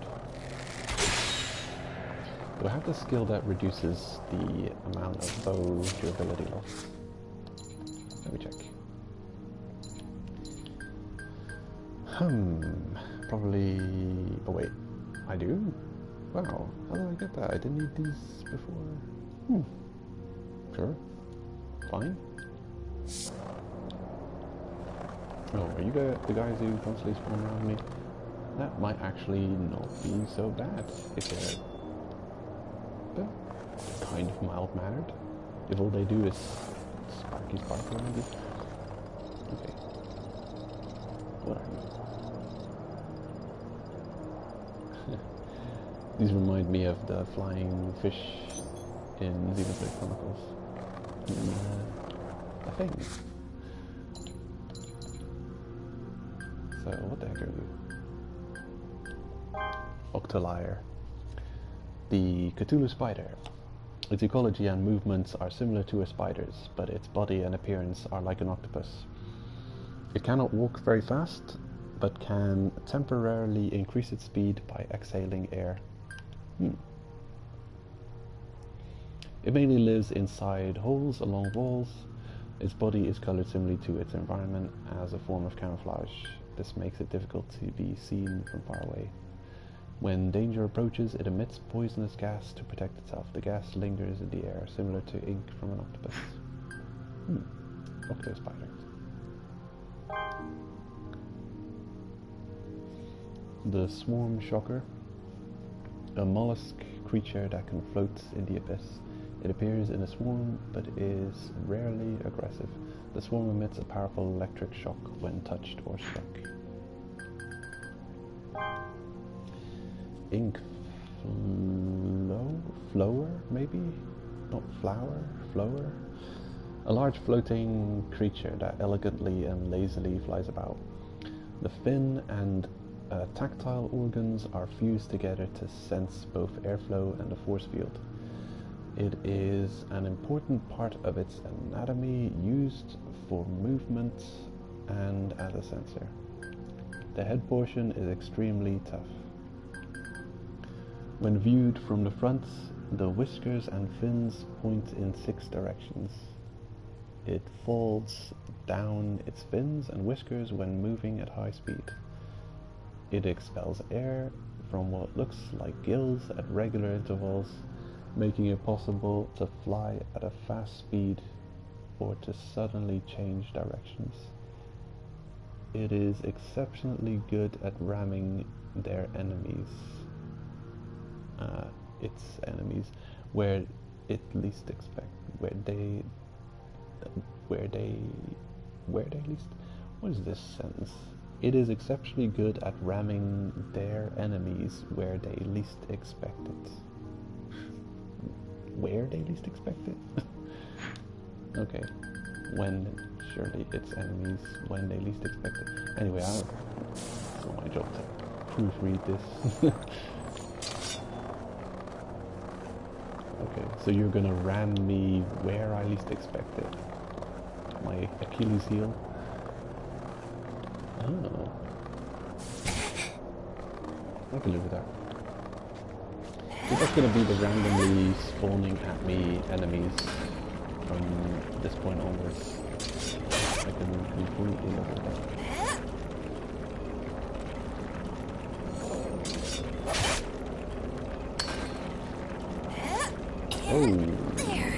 Oh, we're getting close to being struck with the curse. Oh man, we're at layer 5 though, so isn't that like a serious deal? Getting hit by the curse here? Isn't that a loss of humanity? Isn't that just death or something? I'll check. There's a trophy involved, getting hit with the curse at every layer.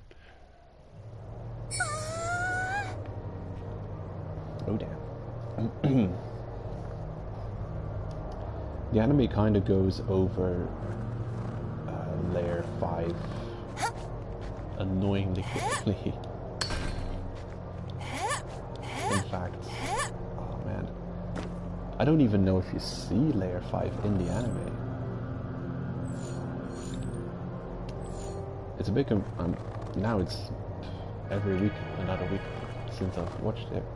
But it's starting to be a while ago since I've seen it. The first season, but there's a movie which continues on completely from season 1. 5th layer Sunsphere. Wow, I'm actually lucky. Dawn of the something. I can't lose to a child. Hey. Oh damn. Well. Poison time. Ooh. Good damage.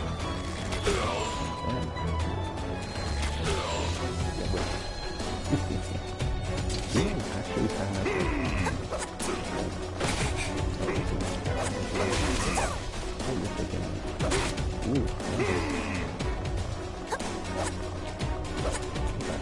I'm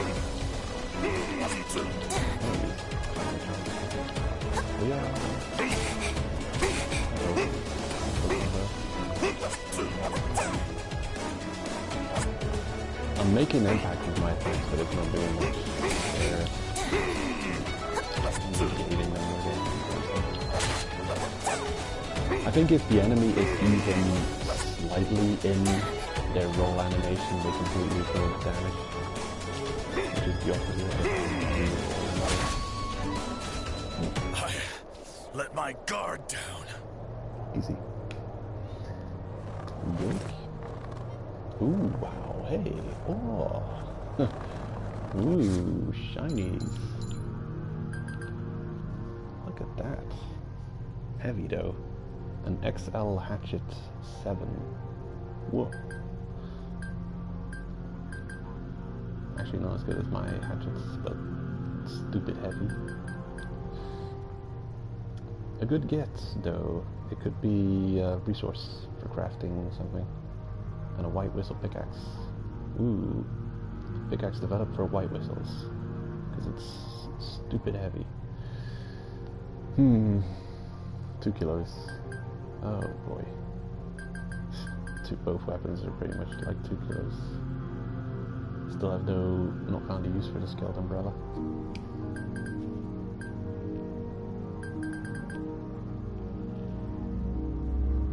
And this is actually a lower grade gun. It's the black whistle grade, which we could buy. I could actually just throw this away. I don't have to worry about it. There you go.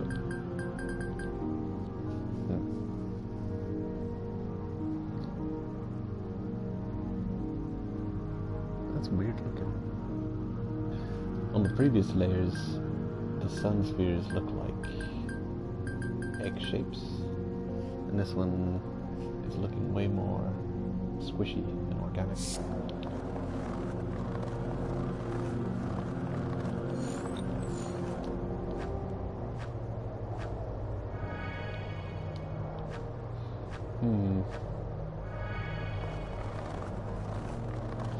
Well, yeah, the anime shows pretty much nothing of the Sea of Corpses.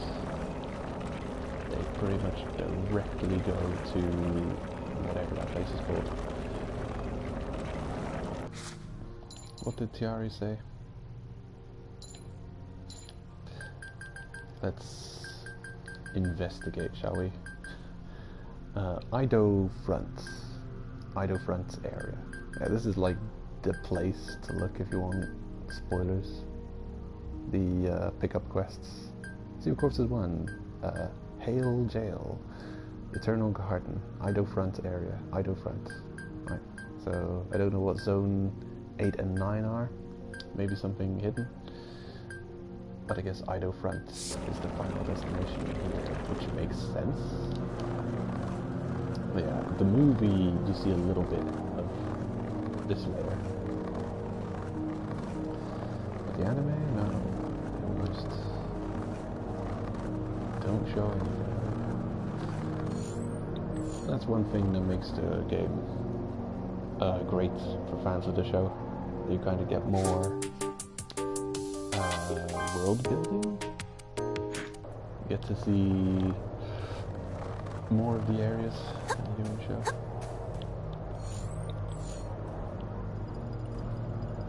Headtail subspecies.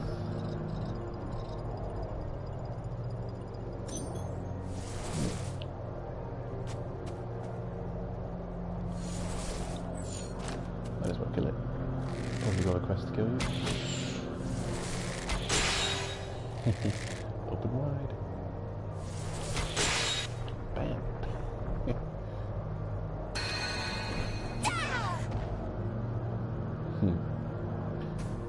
Easy.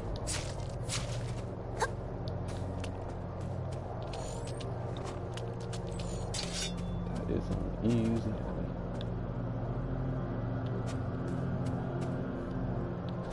That's where it came from.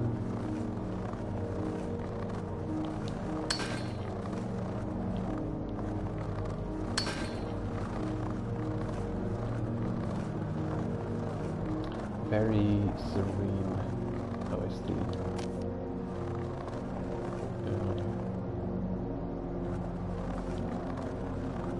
Solid.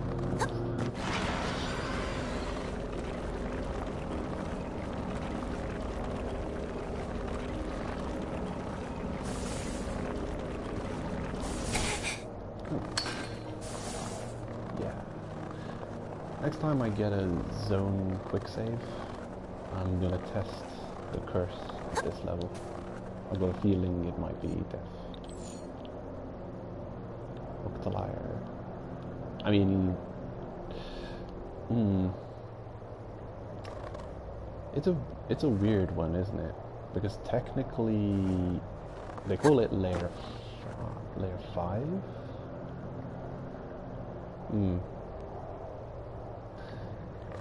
It's confusing.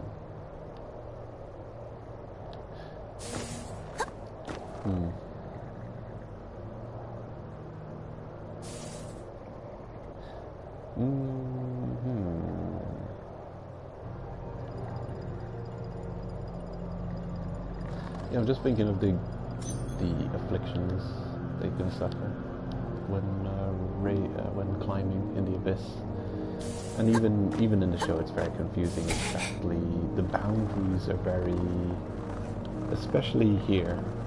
The show works on the very edge of a boundary here, and I don't know if it's layer 6, where returning from turns you into a monster, or if it's layer 5, because Bone Brood did his experiments at the very bottom of this layer. So yeah, I don't know what the affliction is. It's got to be layer 6, where returning from you lose your humanity or die. And the layer we are at now, it's no loss of humanity or death. Depending how far down you are. It's confusing. There's Spidey. It's squished.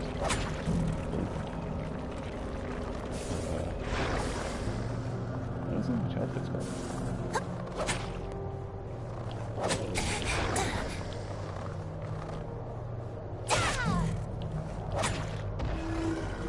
Damn, they're tanky.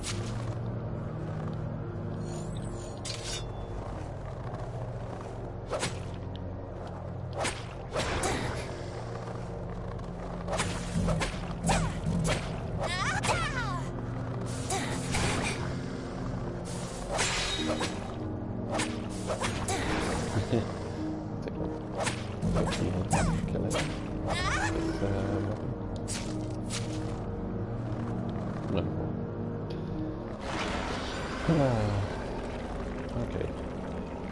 These hills. When does the tentacles drop? Food. Tentacles. Jellyfish.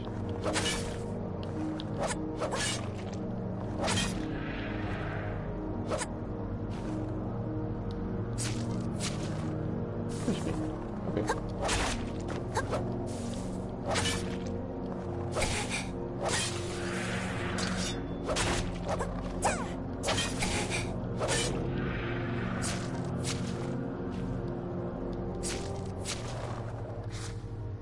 Takes some effort to kill.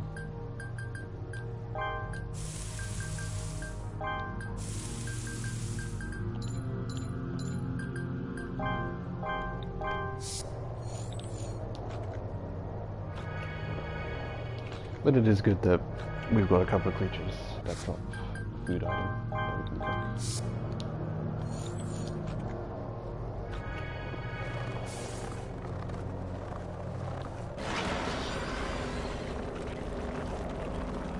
The curse is hitting very quickly.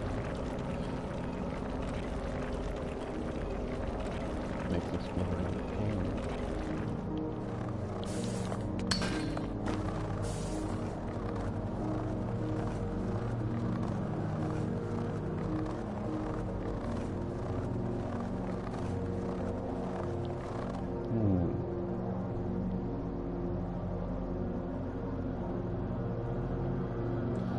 another exit that looks like that. I wonder if it's a coincidence or not.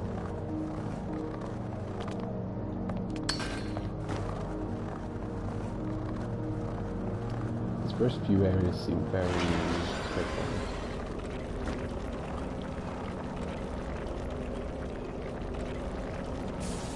Yeah, I'm happy with these spawning enemies. Very much not as annoying as what we're used to.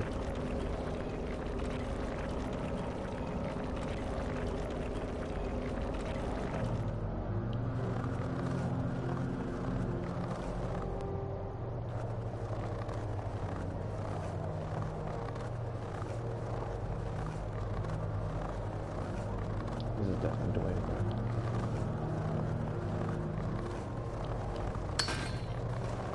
I wonder if that creature is hostile or not.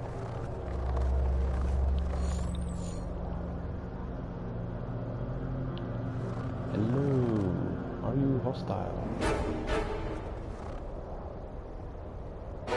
Oh my god! Jesus. Yes, it is hostile. Good to know.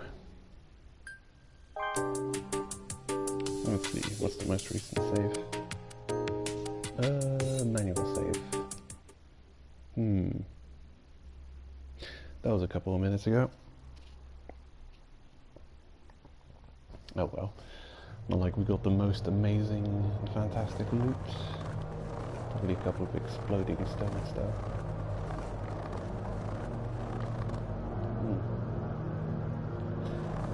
And information.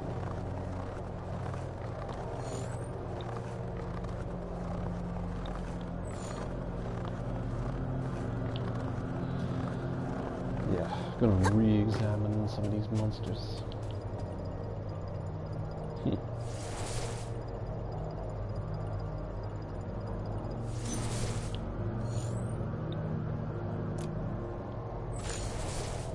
I think different creatures have specific 100% hit points. I think this one's open mouth is 100%. Yeah, possibly. No.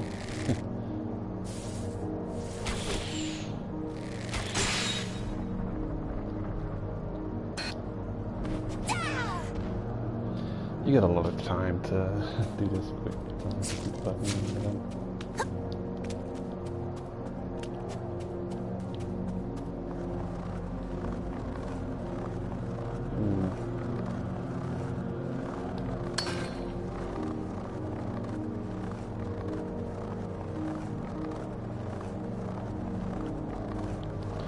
Well, now I know that those creatures are not to be trifled with.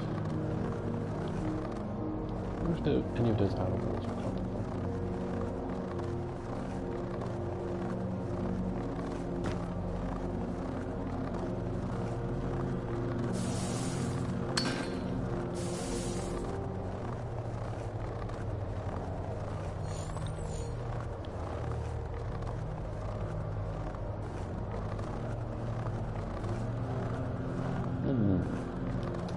Where does jellyfish run off to? There's a swarm of new jellyfish around here.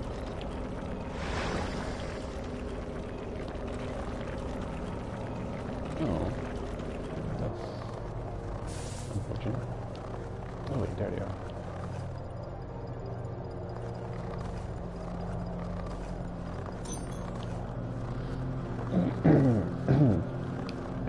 I wonder if this, I wonder if what they're doing here draws from any kind of cannon. If the creatures we see here are in the manga or something. Uh-oh. Got their attention. Maybe I've got a quest to get with. Let's check this quest. Kudara hunts. Defeat Kudara specimens? Oh, the regular Kudara. Oh, free corpse sweeper is Madoka Jack. Not happening anytime soon. Defeat 5 Tachi Kanata. ancestors. Inbio.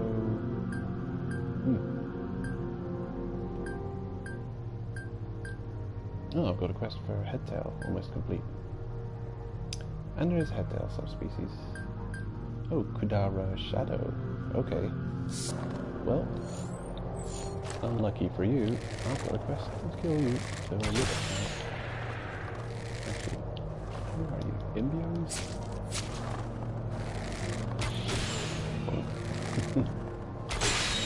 Ooh, headshot. Right in your derpy face. Hold on. Where are Imbios? Tachikanata. Oh. These guys? Oh, I've got a quest to kill these guys. Wow. Damn.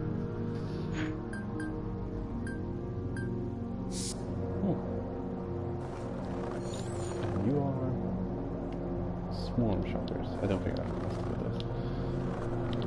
The spiders, Octolia, Octalier. Nope.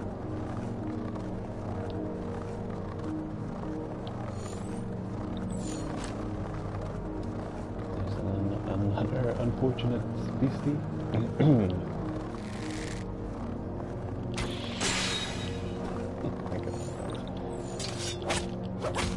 Damn. There's the chance. I should probably keep my bow for more dangerous opponents.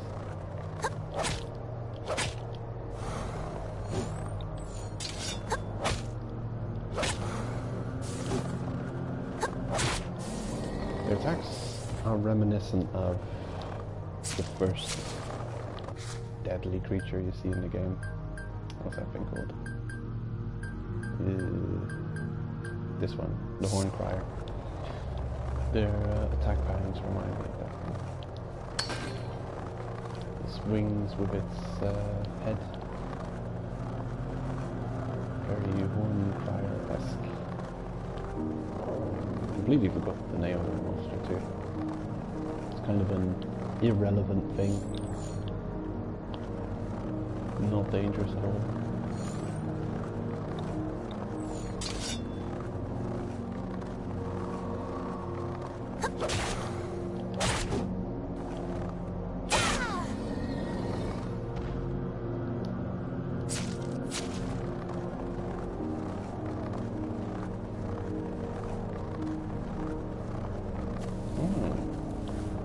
Return fortunes.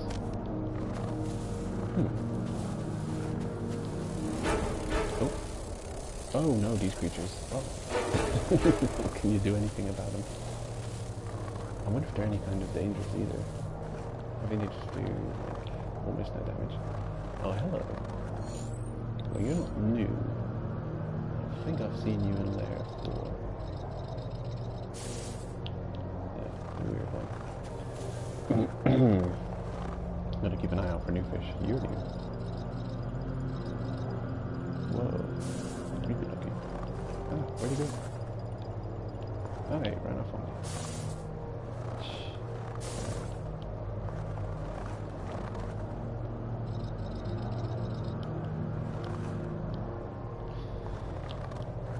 Ah, there, underneath me. Come on.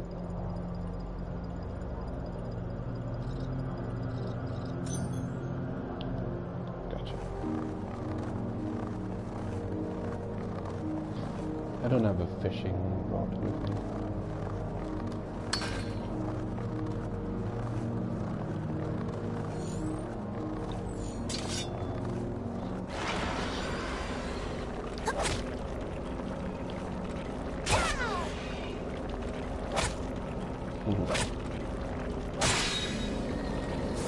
Shooting fish in a barrel.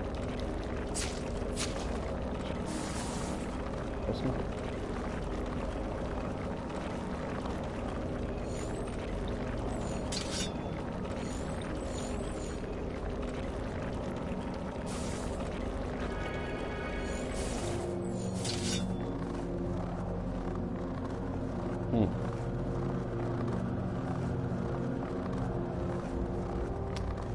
What is up there?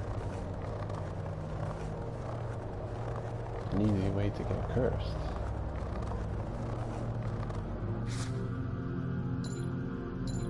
Probably nothing else.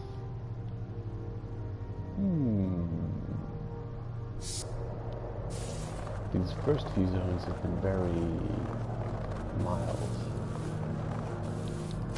Let's see where this one is.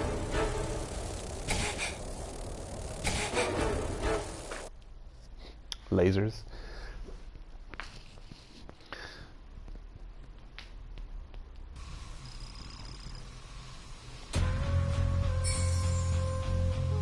Eternal Garden and Darkness.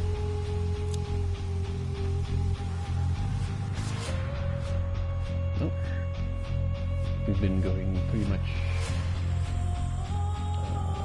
zone per zone in order. Ooh, look at this overview. Oh.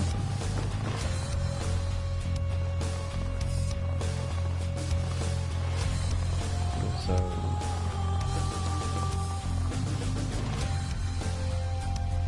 energetic.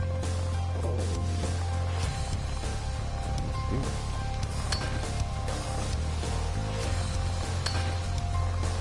Explosive zones.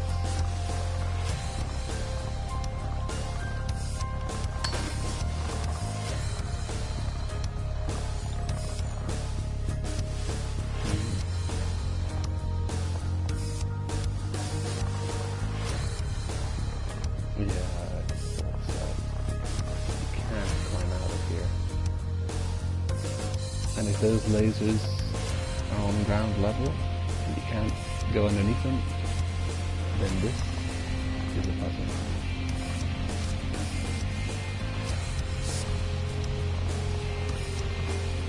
Let's proceed with it.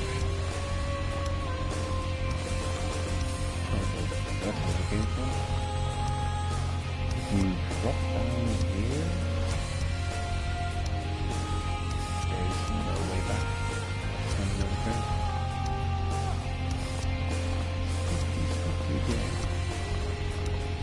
I think it's going another turn. Because this is the way up. I'm gonna, for science, see if you can sneak under here. Oh no, it doesn't look like you can. I'll try anyway. Oop, sneak through it. Oh, not normal. Am I supposed to be allowed to do this? Apparently I can't sneak under them. Okay, never mind. It's not final, as I thought it was. Bizarre. Doesn't seem like you should be able to do this. And the backpack is crossing the laser a little bit.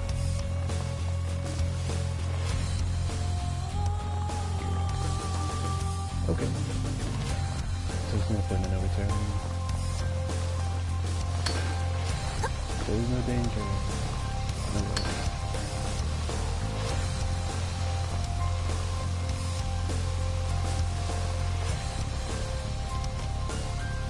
And I've got to pick up tasks for these areas somewhere as well. Actually, in the previous area, I should have grabbed those eternal blossoms. Oh my god, they're just gonna hit me with these creatures every time? I still don't know what the danger of them is. Are they just annoying?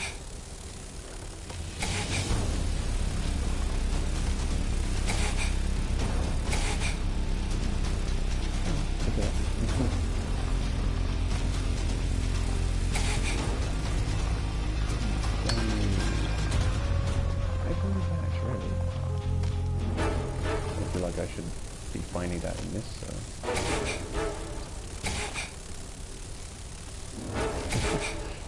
You're really just annoying, aren't you? Now they're doing a bit of damage.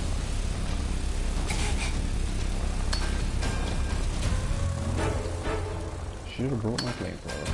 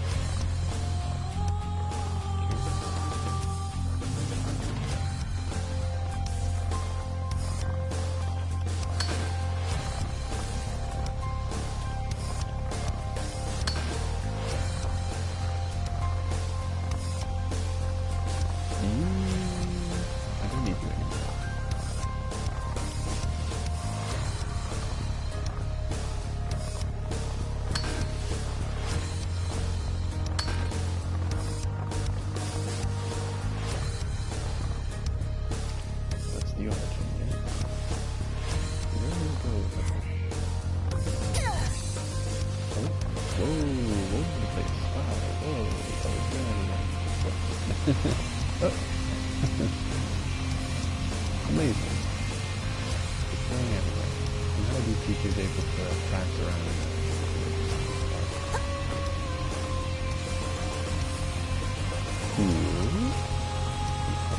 But it was pointless. You really want to do this? I really don't know where you get out of these. Maybe some kind of puzzle I don't understand yet. Did I just create an impassable... Oh, you sneaky bugger. I see you running through there as if it does nothing. I can't.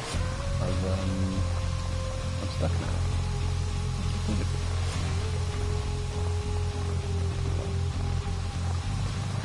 Oh well. It's getting about time to head back anyway.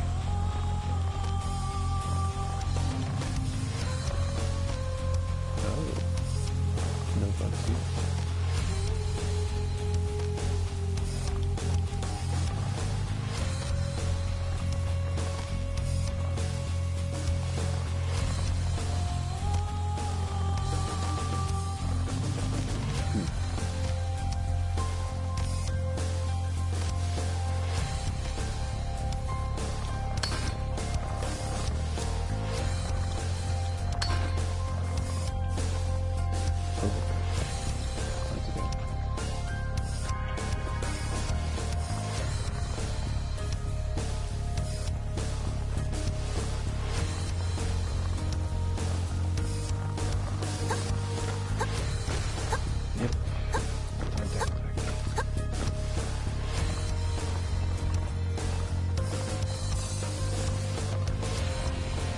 I'm heading back is just going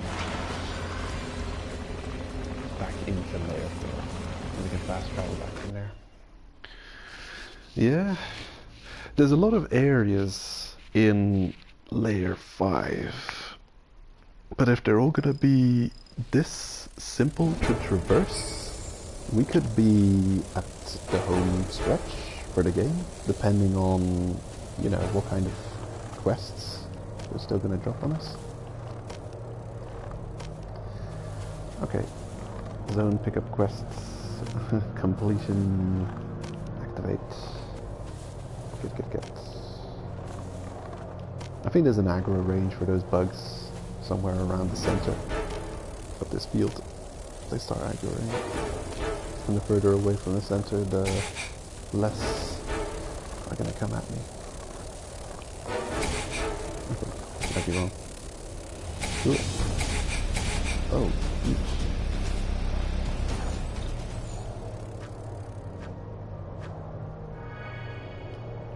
I'm gonna probably bring a light fishing pole next time, just to catch some of these fish. I could even throw the fishing pole away after I've caught them. Wouldn't even need to bring bait, you can find it. Just bring the fishing pole to catch these new fish. I will pick up a bunch here, because this is, yeah, might get this 50 pickup quest done in 2 rounds. Might even be done. 5th layer, part 6. Gather 50 times combined at Eternal Garden. Oh, that was where we were. Okay, so that area's 50 quest is already complete. How about this area? Let's do corpses too. 30. Okay, 12. 18. 1, 2, 3, 4, 5, 6, 7, 8, 9, 10, 11. Oh yeah, this is 13. Yeah, pretty much right. Keep picking until I see that number 3 on the side of the screen. There we go. And quest complete. Wow.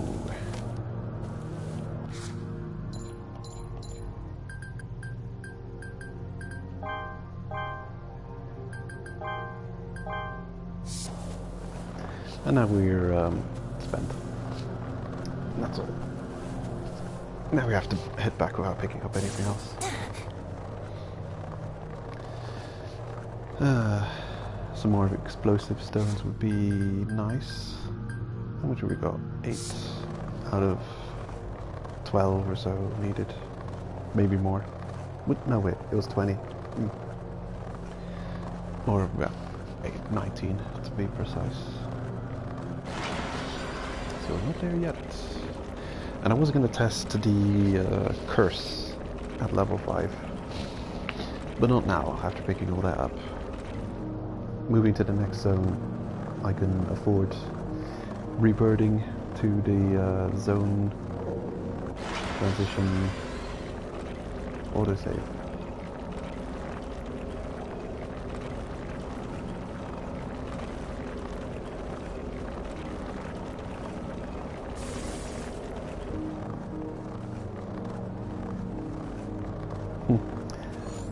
Another notch for the quests.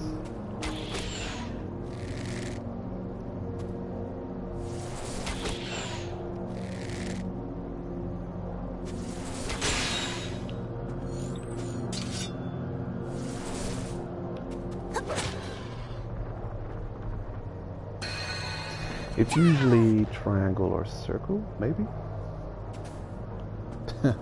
Interesting how it just respawns me and the monster, slightly elevated. Any rubbish I can get rid of? Sure. I'll throw some money away.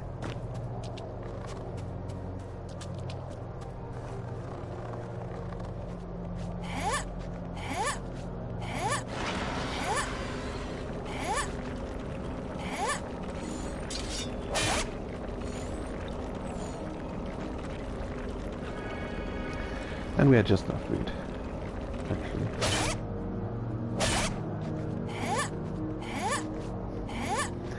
The regular hatchet is starting to become a bit underpowered now.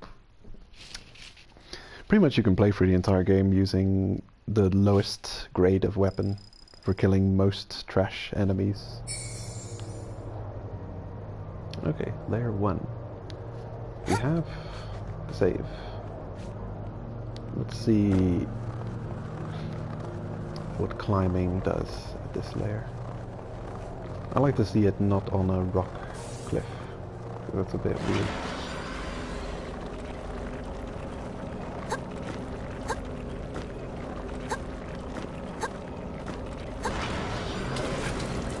Whoa, no. Oh, jeez. Just death. Straight up. I'm invisible. Woo! Yeehaw! Oh, it's crazy there. Can't see what I'm doing, where I'm going. I'm alright there. Oh, jeez. Right, so, serious hunger, serious increase to your hunger, your health takes a blow. Don't know how much health we had when that triggered, but we lost a lot. So a serious blow to health, bleeding out, hunger increase. Yeah, I got a trophy for being afflicted with with the curse of the abyss at every layer there. That's what happened.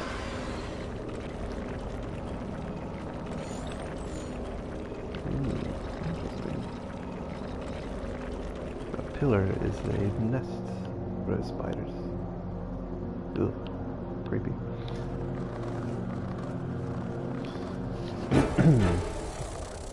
Okay, and this leads somewhere else. I'm not going to go there yet.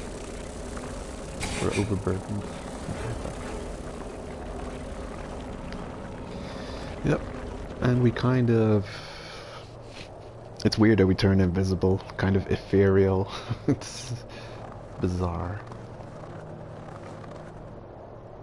And I didn't mention it, but the controls are also completely mirrored. When you get afflicted, Anything below, at or below layer 4 will do that.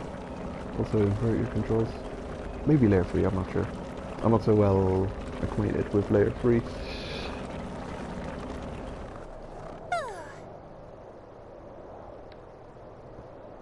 But yeah, it seems nasty. But hunger and health loss really means that you take a hit to your resource. You have to eat again and recover health. Never do you do that.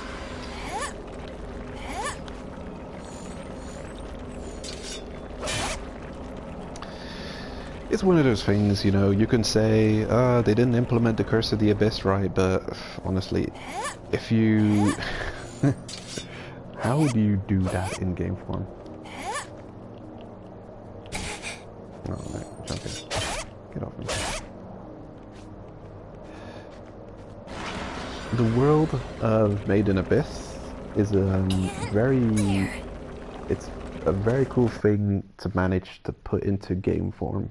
And actually a lot of it can be gamified. But the curse is something, yeah, how do you do that? Do you make it even more impactful? That it really, yeah, like you're just dead. If you get hit by the curse at layer 4 and below, it's so devastating. It's pretty much a run ender. And then the way the curse works normally in Made in Abyss is just any ascent you do. Ooh, how far back can I... Man, can I got food on me.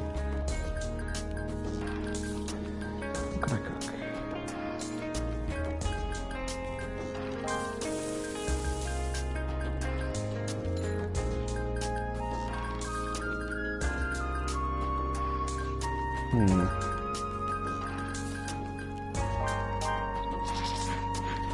Not ideal.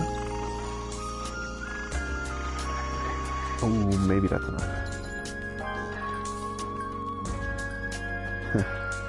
How do I get there with 0 health? Mine is 400 health, are you kidding me? It's crazy. I think I got a million hemostasis with one. Spend one, pick up one. Take a penny, leave a penny. Here we go. Wonderful. Just enough food resources to make it back. Yeah, how the hell do you implement such a thing? I don't know.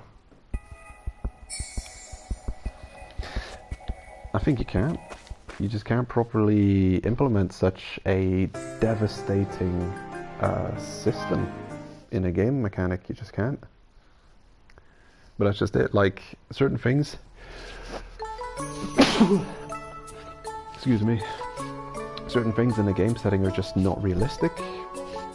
And that's okay, because it's a game. It's not real life, or, you know, you could say shows...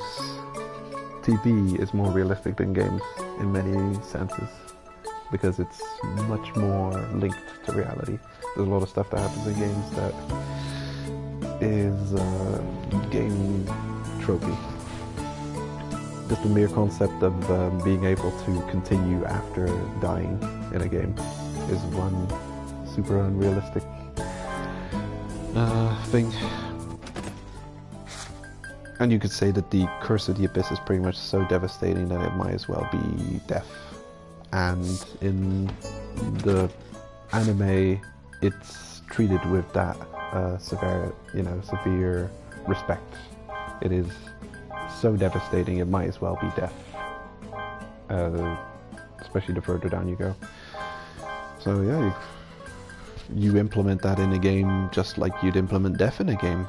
It must be trivialized, or you've got something unplayable. I don't know. If anyone listening has an interesting way you might implement the curse, if you'd make this game, I'd be interested to hear suggestions. But I personally can't. I don't have the creativeness to come up with a better implementation. I think it's the way it's in the game now is more like a reference to the series. You know, it's not exactly as devastating, but you can see in it slightly, you know, it's a nod to the series.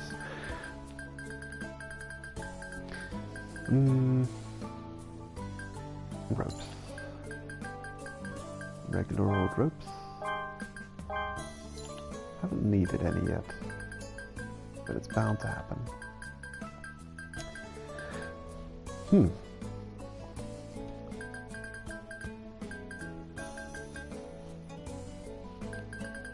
Yeah, don't know about this one. It's heavy, a lot of extra weight brought.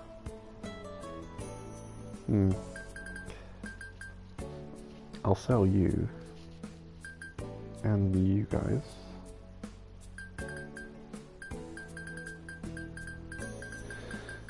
Yeah, I'm quite okay with how the curse is implemented in this game.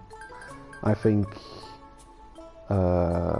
it being a build-up status effect that has to be weighted for it to drop off is actually reasonably realistic, considering the show. I mean, if you really think about it, and watching the anime, I was constantly thinking, technically, every time you're stepping, you're taking a step, your frame is slightly, you know, your head is slightly going up, you know? So how sensitive is this curse thing? Are you allowed to go up 10 centimeters? Is that okay? Can you step up one step, you know? Because the world isn't perfectly flat. It's levels of elevation, you know? So even when you see them going pretty much horizontally, forced to go horizontally in the anime, well, how much of the world is proper horizontal? How much is not like 5 degrees upward slant that you don't even, or lower degrees upward slant that you don't even realize you're going slightly, like not ascending? It's, if that was a challenge in real life to just try not to ascend, there's like a threshold within which you're not allowed to ascend, that would be a serious challenge, because I think yeah, how do you do such a thing? It's bizarre. So, yeah.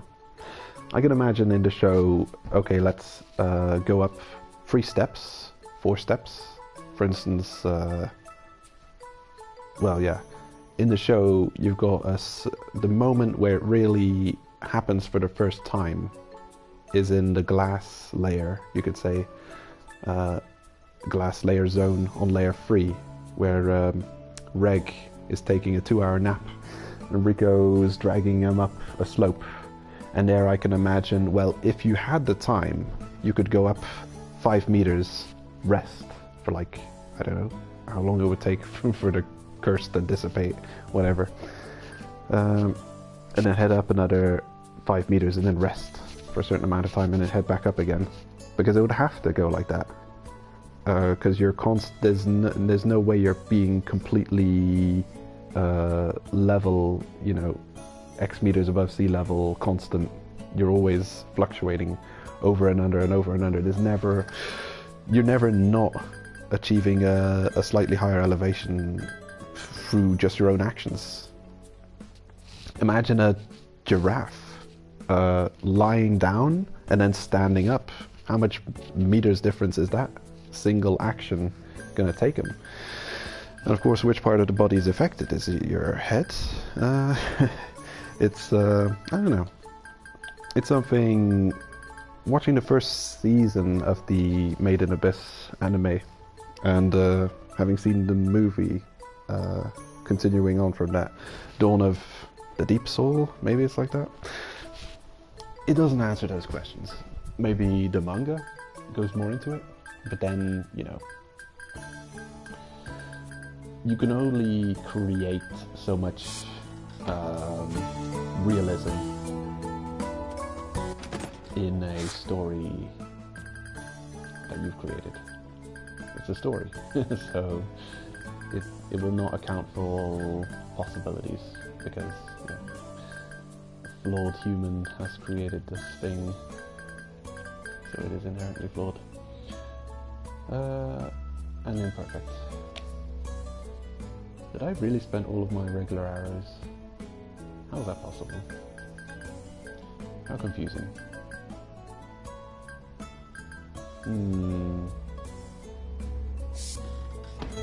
Well,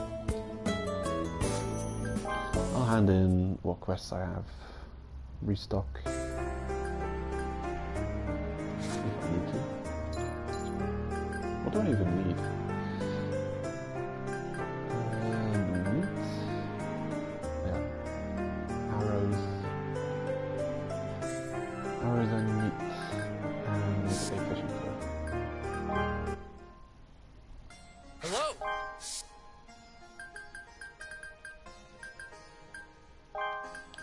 Thank you. Arrows, fishing pole, How about this? and meat. Thank you. Raise the relics. Hand in the quest. What do you want?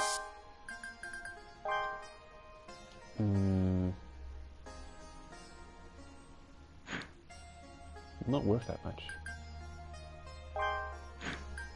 Not really. 400 experience, 1,300. I guess it's more valuable than your average relic. Thank you. Considering how unique it is, I want to hold on to it though. I'll just put it in the storage. Please come again. Not use it.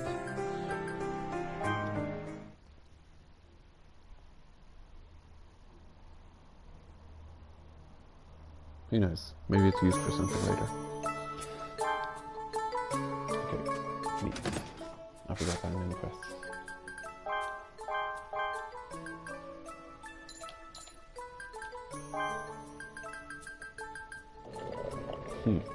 That's gonna run dry pretty quick.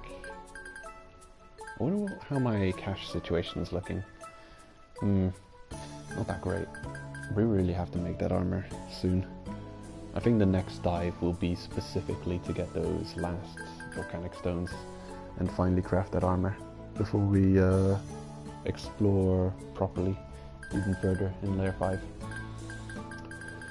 Yeah, it really feels like zone 3 and 4 is designed its specific way, how it's designed, that you don't ever get fast travel to layer 4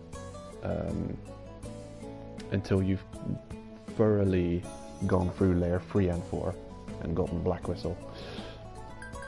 So yeah, that's really I would almost say designed to slow you down, the fact that you have to climb that far up every time. But yeah, I don't necessarily mind it. You know, in other games, like intentional slowing the player down mechanics to increase game duration, or you know, how long it takes to finish a game. Sometimes I might find that annoying, but I like the world I've made in Abyss, and I want to reside in it as long as humanly possible. And so I do not mind if they do such things with this game. Did we have a non-archery quest? Ah, the gather poison samples. Yep, I should do that quest. 10 of each, yeah.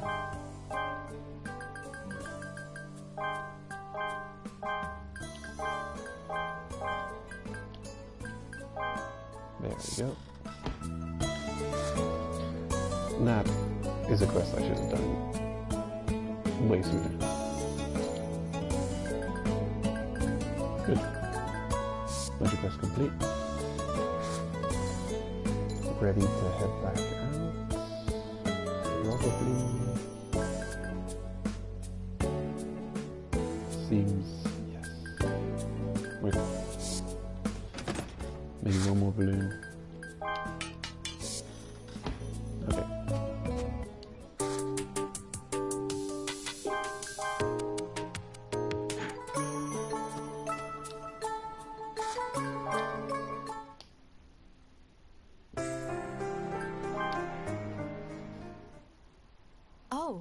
you gathered all the samples.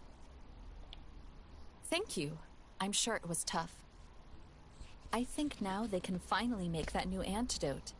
Thank you so much. Hooray.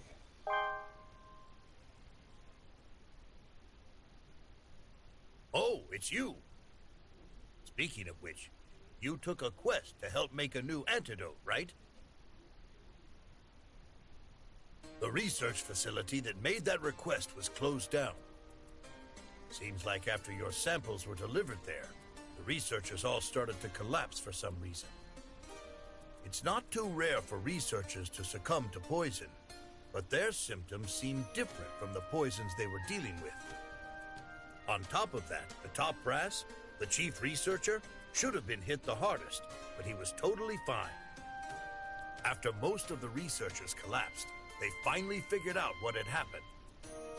They were supposed to make a new antidote, but instead they created an even worse type of poison. The chief researcher had been testing poisons on himself and monitoring the results. Due to this, he developed a strong tolerance for poison.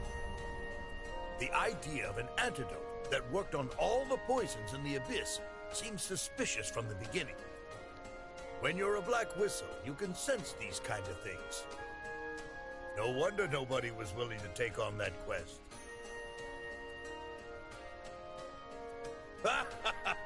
You just became a black whistle recently, so there's no helping it. Once you gain more experience, you'll be better at avoiding weird quests.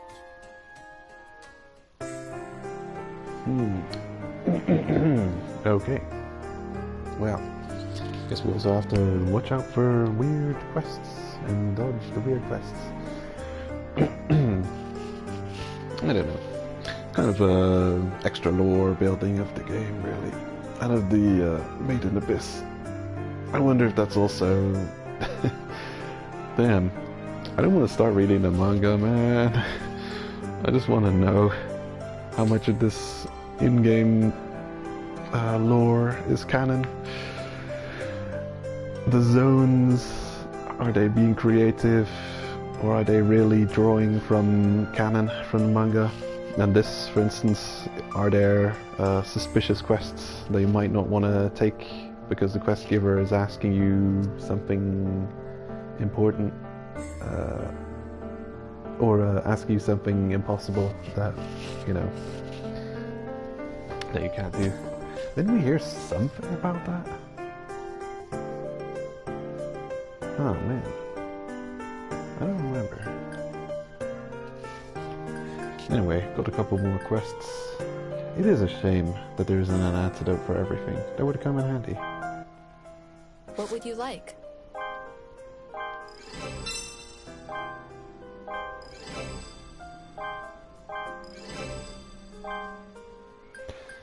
Alright. Always worthwhile. And we've got a new quest. 10 Shadow Kudaras. My god. Please come again. They've got a problem. I've got a quest to kill them. Are you the cave raider who accepted that quest? I see. Then I shall be in your care. Now about the quest.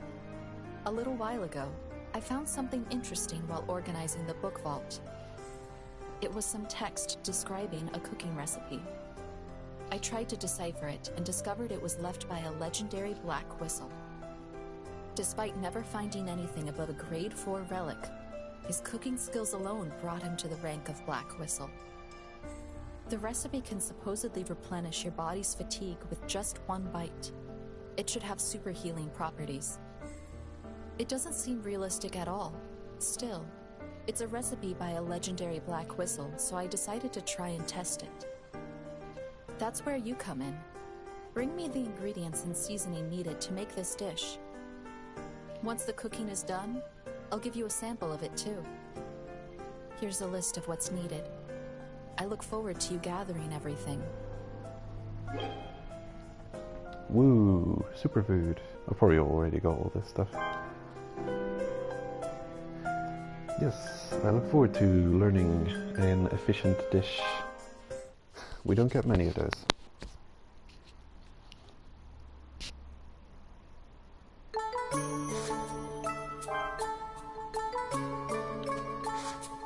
So, what do we still require? Legendary recipe.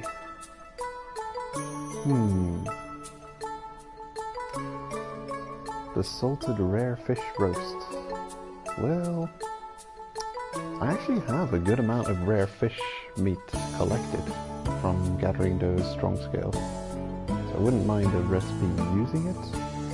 But then again, my new strategy of bringing a whole bunch of food in almost bulk when going out cave raiding, I'll be using like 10 dishes a raid, or close to it.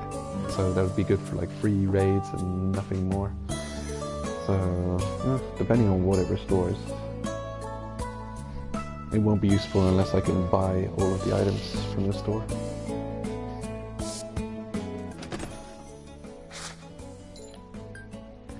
A bird egg and 3 rare meats.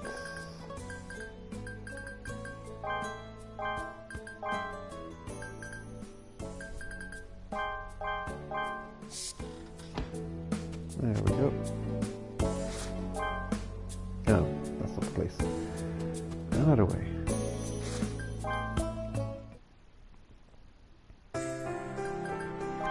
Did we need to appraise? What do you want? Nope. Please come again.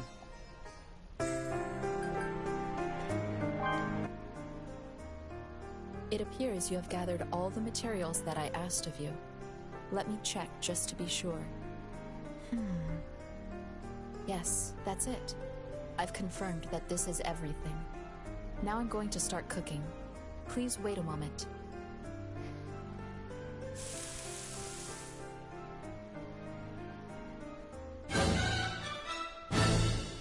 Thanks for waiting. This was made following the recipe. Go ahead and try it. You cautiously take a bite. And then your fatigue vanished, making you feel lighter. Woo. How is it? I see. So you too felt your fatigue simply disappear. So it's actually real. How befitting of a recipe left by the legendary Black Whistle. I tried it a bit earlier, and my exhaustion vanished, just as yours did. However, the ingredients are all quite expensive, and rather difficult to collect. It's unfortunate, but it would be difficult to sell this cuisine. As a way of thanks, I'll give you a copy of the recipe. Since you gathered the materials, I'm sure you can make it again.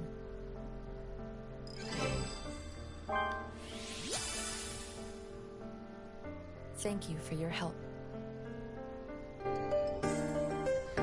Hey. Good reward? Maybe? Let's see if it is good. Salted rare fish roast.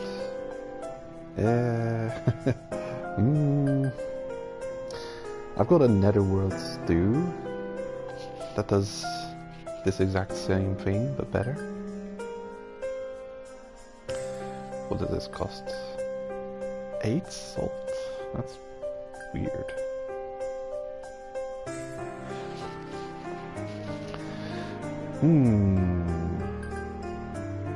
Damn. Now I'm thinking that I should check which are the most efficient, cost-efficient dishes. But technically this isn't that bad. The Gintoko and the Shayukobi won't be expensive. The demon fish meat and demon fish liver slightly more expensive. Bird egg not as expensive as the other bits, but still not cheap. But then this new one costs 8 salt per 4 bird eggs per and a rare fish meat. And a Shayukobi. Probably more expensive. And it's lighter. Only weighs 125 grams. But I really think if you are taking food that you should take something specialized in doing what it does. Either something that restores a lot of hunger or stamina for climbing. And I think for climbing you'd bring netherworld stew and then chomp down on these. Very situational, probably for a specific crazy climb that you're trying to do, and you have a bunch of these on you so you can recover that stamina. We haven't come across anything impossible like that yet, and when we do, there's usually ways around it. So this multifunctional, well, what I see here is I see half of a proper dish, I see half of a netherworld stew, and a bandage and a quarter in this. So yeah, sure, it's no way you're gonna eat this and not overkill on one of these things, right? You're not gonna have 250 health missing, 30 hunger missing, and 60 stamina missing at some point. They're gonna efficiently heal all of these bars up. That's just not gonna happen. So I prefer to discriminate on bar type.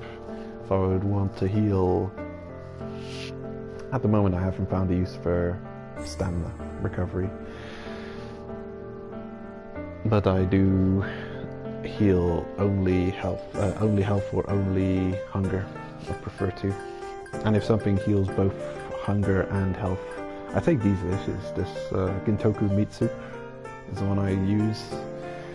Bit heavy, not the heaviest dish, but definitely one of the strongest hunger healings. There's another that's better. Hold on.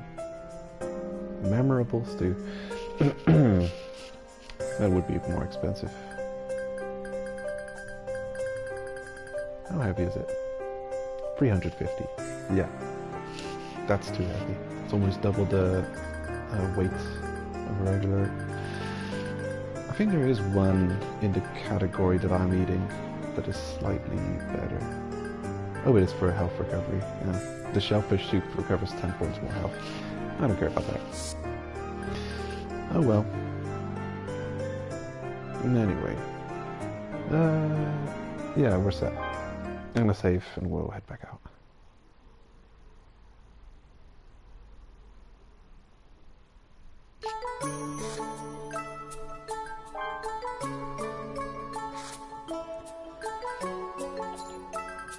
Did she give us one of those dishes or no?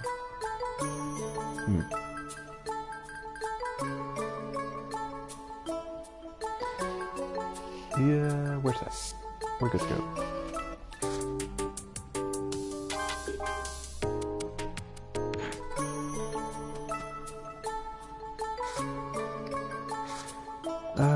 Was there not a Nanachi quest?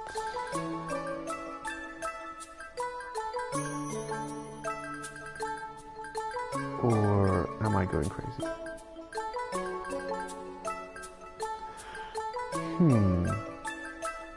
We recently completed one.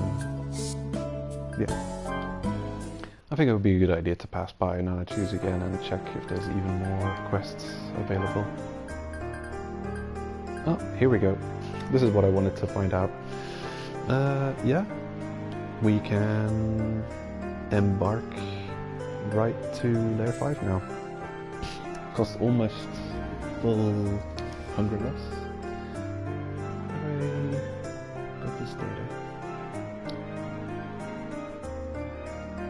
Layer... Oh, no.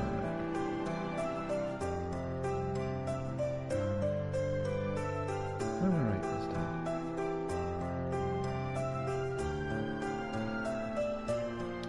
Oh yeah, the curse affliction time. Oh, before we head out I have to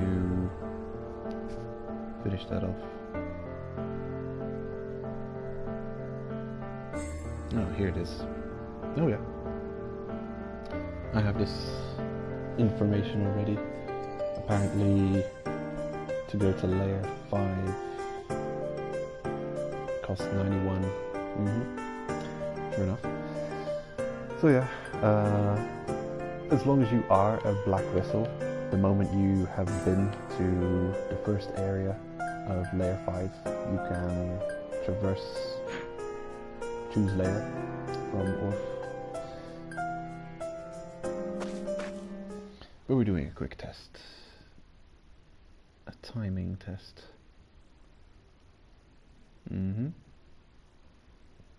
Curious.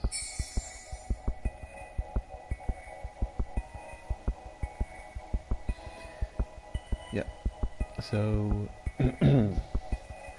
in the first zone, excuse me, the first zone, layer 1, is where we are now. For a red whistle, and I took a couple of recordings of time. I don't really have a proper, what do you call it, time calculator thing. Odometer? I don't know. A time measurer. I don't have an accurate one. So I took a couple of recordings with my phone, and it averaged at about 8.80 seconds to fully recover from almost being overburdened with the curse for red whistle.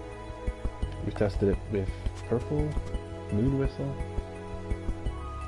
and that was 5 seconds and a half to recover. And now to wear black whistle, we can try it again. And I think one of the better places to test this would be any ascent like this. As long as if you're a red whistle, you have to climb up this way. Or you can climb up here to test. This would do. I mean, depends whether or not you care if you survive. But we could use this to test. This should do the trick.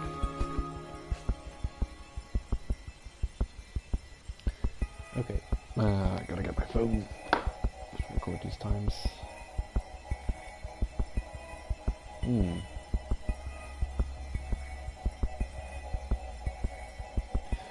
Stopwatch. Okay. 1, 2, 3, 4, 5, 6, 7, 8. Start. Oh, wow, okay. Right, yeah, it's fast. I'm gonna do that again.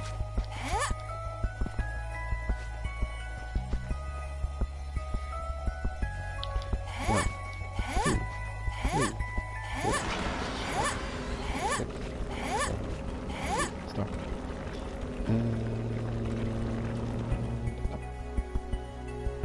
And lapped at exactly 4 seconds. Woo! Proof positive. First zone, black. Black.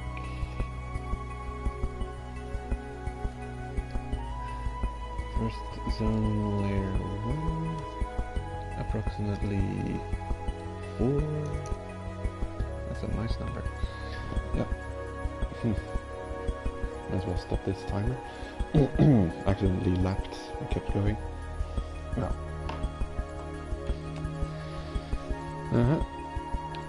To recover from the Curse of the Abyss in this very level we are in now, for red whistle it requires 8.80 seconds.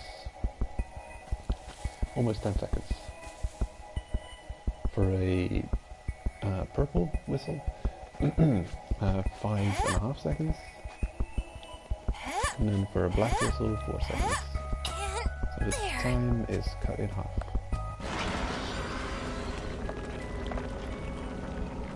Just quite something. And I'm sure it's also different, the time needed to wait also differs by depth, probably. I don't know if it's per level, I mean per actual meters depth, or if it's, I don't know the sensitivity of the thing. I don't know if it's sensitive per meter or if it's sensitive per area or per layer. I would suspect it could be... my best bet would be per layer. So in the entirety of layer 1 there's a certain speed, and the entirety of layer 2 there might be a certain speed. And we could check that.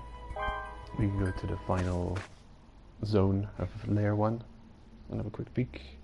If it is near 4 seconds drop off speed, so we can check this out.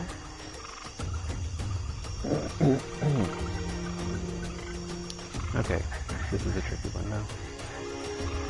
Let's go like this. Up and down, up and down. Jumping might be the way. Corkscrew up line out here. I'm just going to sprint with this a couple times. Okay, one more time, possibly.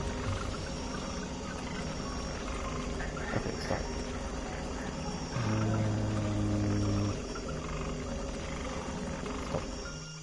642. Okay. Don't know if I measured that correctly, but 642. That's more than 4. Let's go back to layer 1 and check that out.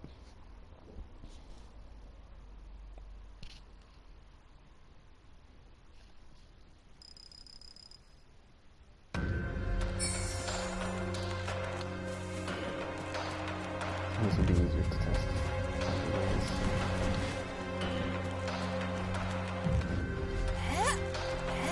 And there's one wall that is definitely... There.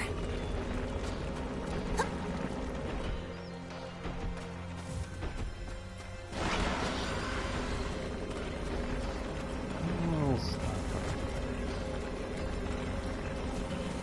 I'm not ready to record something, otherwise I'd already have to... Although we're not as red. Okay. And so we had 642.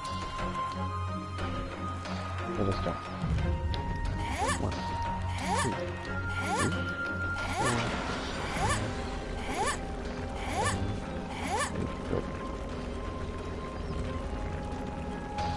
Stop. Okay, I'll slightly quicker on the stop now. I've got 3 seconds and 79. So 3 seconds 79 is even faster than I recorded just then at 379.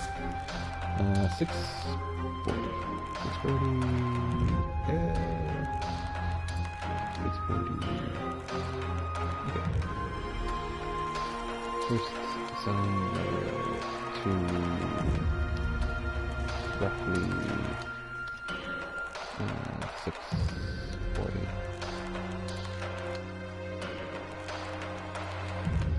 And also last zone layer 1 recorded 379. Okay. So this might mean that the recovery time from strains that we this, excuse me, probably equals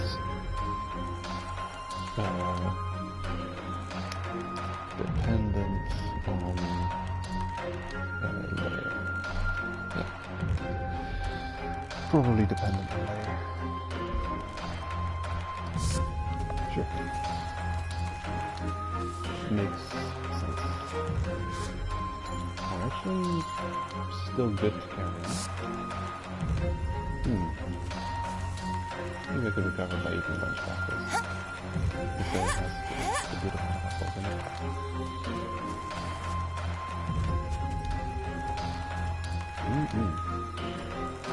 I haven't had these in a while.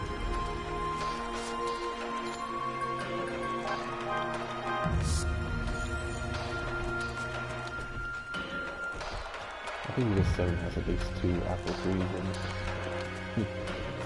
it. faster recovery skill actually makes them finish an apple in 2 bites instead of 1. And usually you eat a third of the apple per bite. And getting that skill means that you finish the whole rest of the apple in a single bite. It's just kind of, savage. Sticking an entire 3/4 apple right in the top.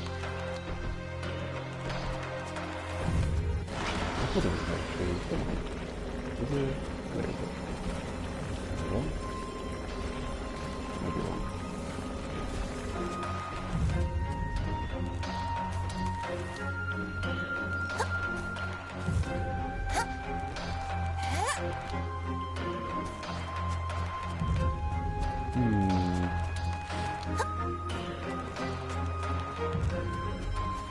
Maybe there isn't another tree.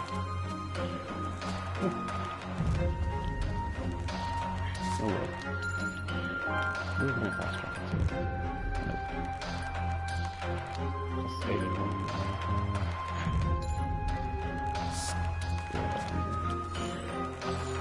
You people.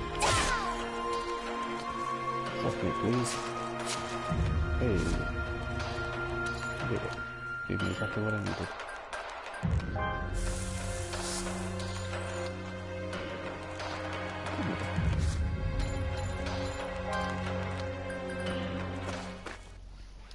And we're off again. Yep. That concludes our test. Very conclusive. Yes. The strains of the abyss get more severe, not by depth, but by layer. And your resistance vastly improves, dependent on whistle rank. So red whistle almost needing 10 seconds to recover from strains in layer 1, and a black whistle between 3 and 4 seconds probably recovering is amazing. I'm going to check what happens if you suffer the strains without having the hunger.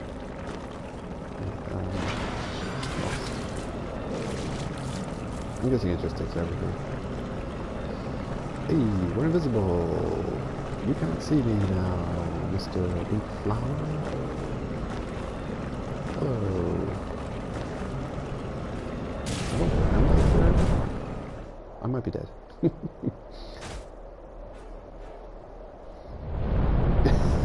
It's glitching out on me. Welp. Inconclusive.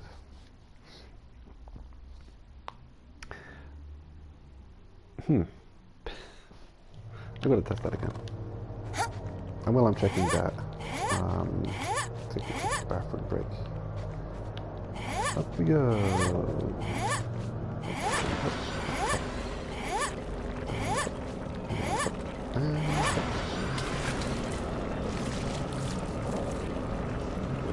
Invisible wool chameleon. You're up.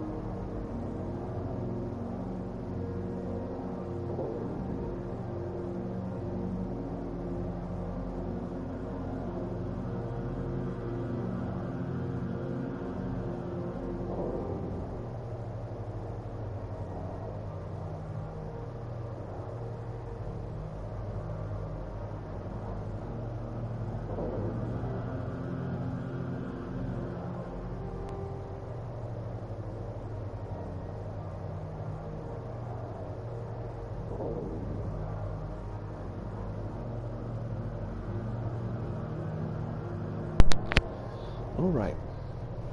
Oh, we're still alive. Barely. Curious. Oh no! Oh, right. No stamina. Whoops. So that's what happens when you're on a wall and you run out of stamina. Actually, no. Normally when you run out on a wall and you run out of stamina, you instantly fall down.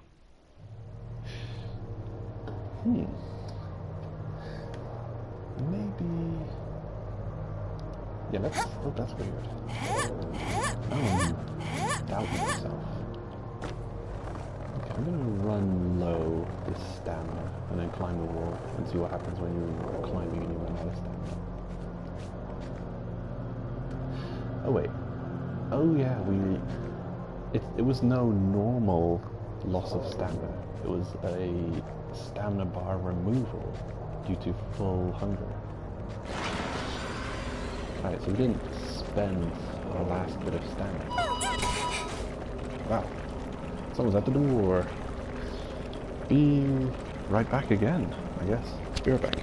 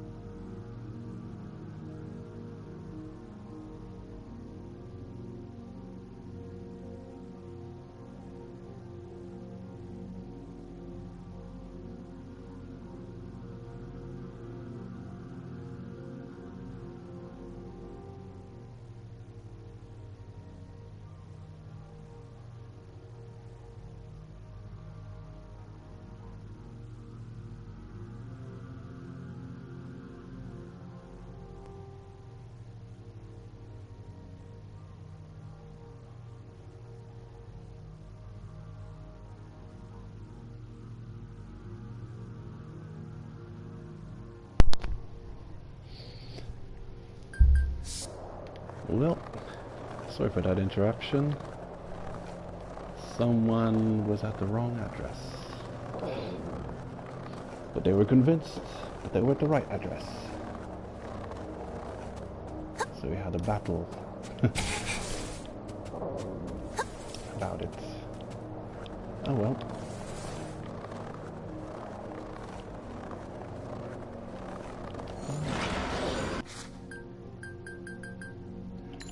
Let us see.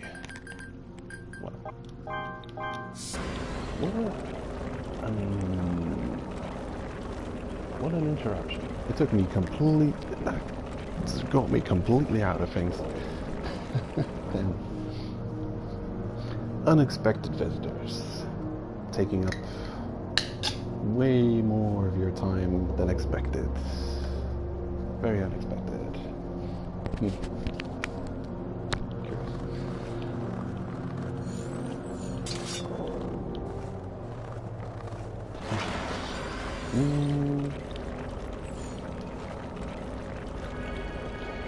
Okay, objective, collecting those explosive stones. Still need about 11 of them.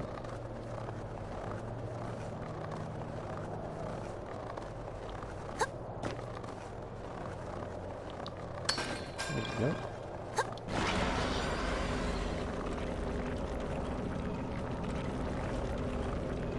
I could probably check how long it takes for the curse to dissipate at this level.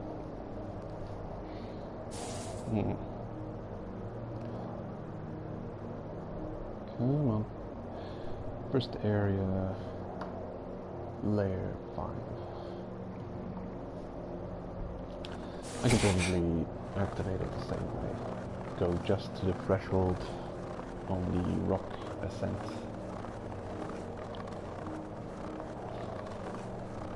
I haven't really gained anything from this, so...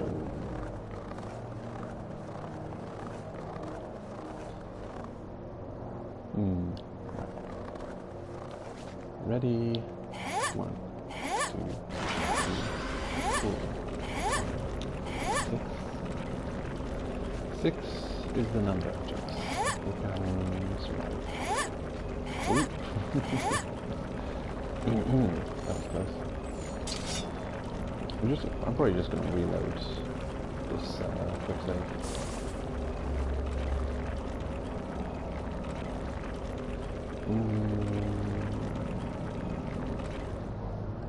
Okay. So 1, 2, 3, 4, 5, 6, and let's go. It's a bit late. I can go.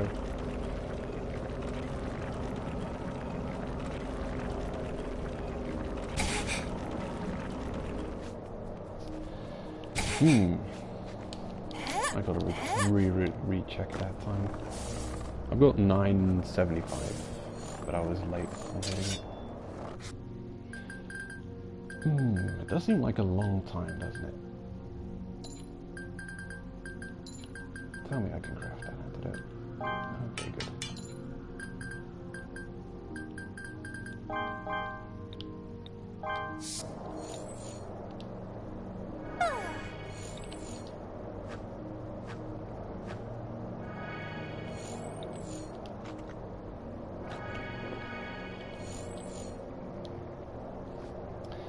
Okay, reset.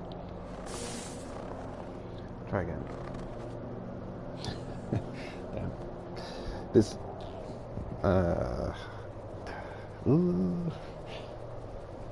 man, it's just clumsy because I can't control. I don't have enough thumbs. I need an extra thumb to get this done. You sneaky buggers, get off me! Stop it! Stop living annoyances.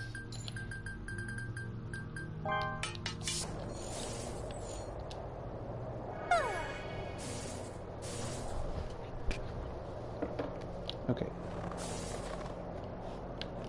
1, 2, 3, 4, 5, 6, go. Okay. got it. And now... Damn it. It started properly, but with all this nonsense going on here... Do you ever have that where you've got this touchscreen phone thing, and you actually manage to trigger a button press when not even touching the screen, but almost touching it? Like, it's so sensitive to touch that even getting close to the screen actually hits the button sometimes. Okay, let's try again. 1, 2, 3, 4, 5, 6, and go.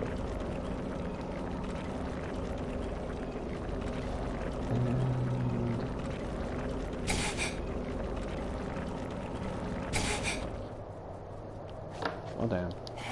It's got to be longer than 10 seconds.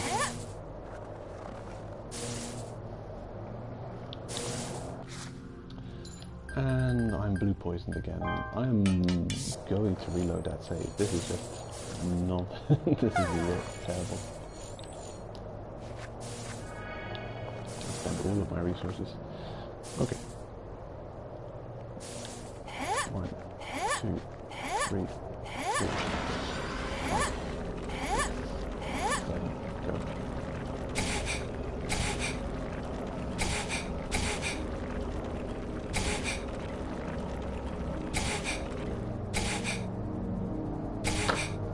$10.26. 10.60, 10.26. Okay.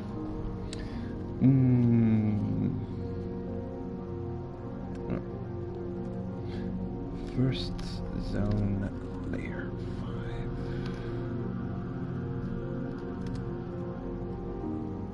5. 10. The average 1040. As a black whistle, 10 seconds 40 to recover from the strains of layer 5. Damn. Not good.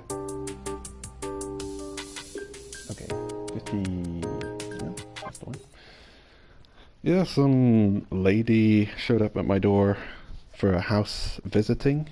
I guess someone at an address with a number like mine is moving out, and she's visiting, and her go-to reaction was, oh, if you just don't want to let me in, that's also fine. I say, you've got the wrong address, and she says, no, this is the one, I'm sure of it. I had a woman on the phone. And I say, I'm living here on my own. And then she says, okay, I'll call you again. I guess expecting that some lady was hiding behind a couch in my house somewhere, that you'd hear a phone ringing. I just hated that her go-to reaction was, you're lying to me, I'll prove it to you. You know? Jesus, man. No trust. No trust these days. Yeah, that was a horrible human interaction. Just, you're wrong, I'm right, this is the place I have to be. If you don't want to let me in, if you're a racist, tell me. It's okay. It's okay if you're a racist. I don't know, it's one of those. I'm reading more into it than there was. But there was definitely a distrust for no reason. Like, why would I lie? I'd know if I'm moving out and you're here to look at the apartment. Please, man. What is that about?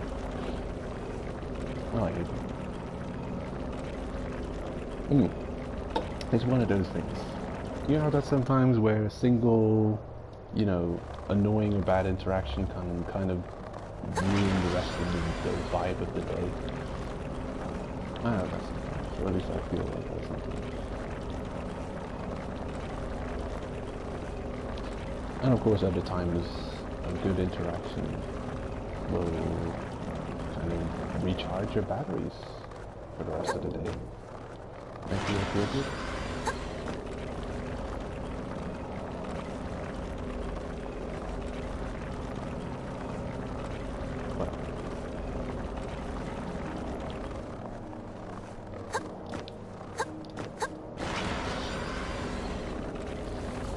Hmm. I doubt we get a 50 pickup first time. That's a good return, unfortunately. Yeah, anyway, sorry about all that. It's none of your problem.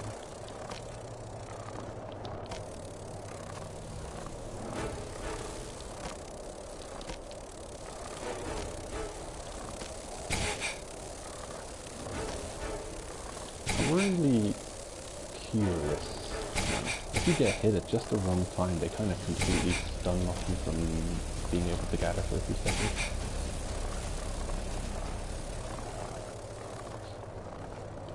But I've got a feeling that this game really does not properly portray the danger of those creatures.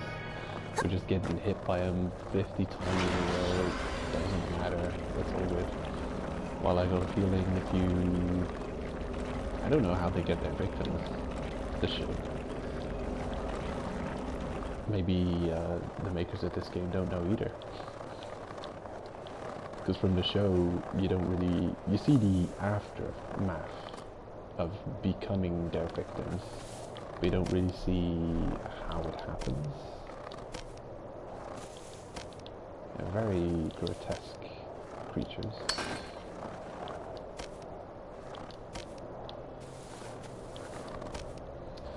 But the show leaves it vague just how you exactly fall victim to them. But they did take out an entire squad of cave raiders, those beetles. Somehow. And then they started living in their bodies. As you do. Reminds me of the worm that turns praying mantis into zombies. Possibly, or did snails? Parasites. Isn't it so that like 80% of the creatures on the planet are parasitical? So you don't want to think about.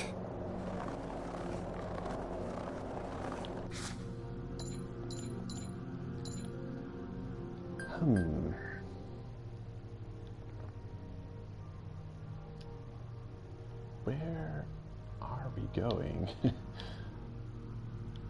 So we're in the first area, layer 5, and it connects to 3 different areas. Okay, let's see what it all connects to.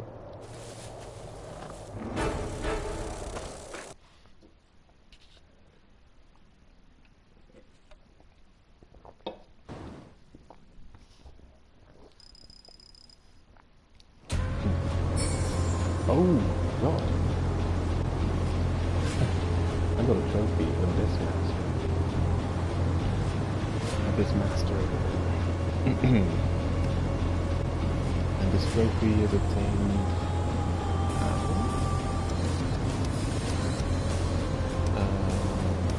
is it over 40 unique stages?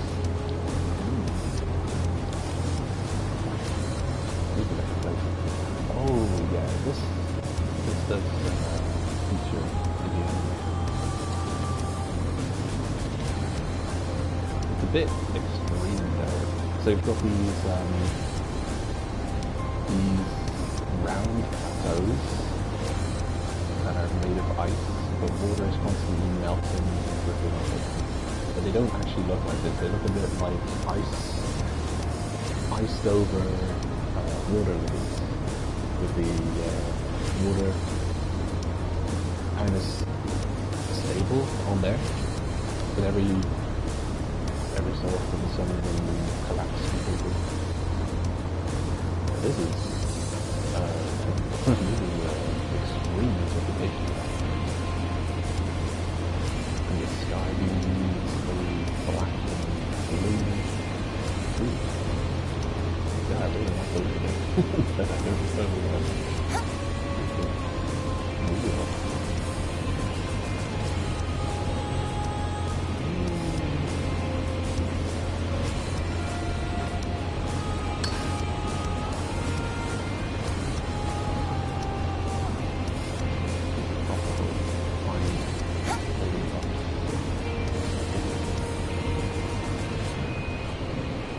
What the hell is that?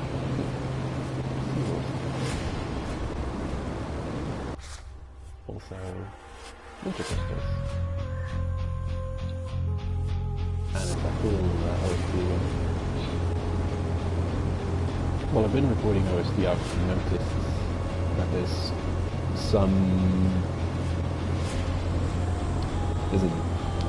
not that many tunes. There's a reasonable amount of tunes though.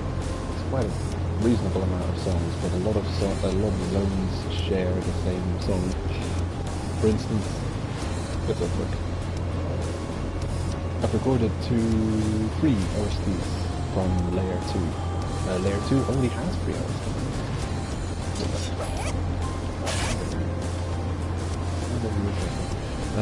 Layer 2 only has 3 OSTs.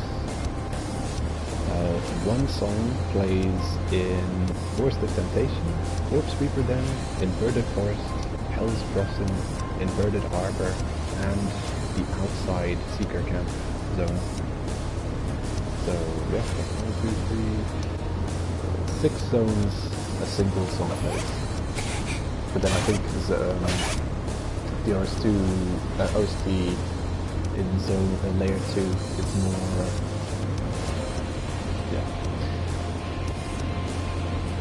it plays in more different zones than elsewhere. Secret Camp Interior has its own song. Then the third OST that plays in Layer 2 plays at Edge of the Abyss, Terminal Pond, Heaven's Waterfall, Updraft Wasteland, and it's a more mysterious tone. I've named them. Secret Camp Interior are called Determination. It's kind of a powerful climbing song. The one that plays in most of the foresty areas I've called Forest, because, I don't know, it sounds foresty. In Edge of the Abyss, Terminal Pond, Heaven's Waterfall, Updraft Wasteland, 4 zones, a more mysterious tone, but also ominous. I've called it Tempest. That's for Layer 2. Layer 1, there's also 3 different OSTs, so it's quite possible that for every layer of the Abyss, there's 3 maybe unique songs. And then we've still got the main menu song, the loading saving screen song, Orb, and the Orphanage will have their unique music. And then there's still the upbeat,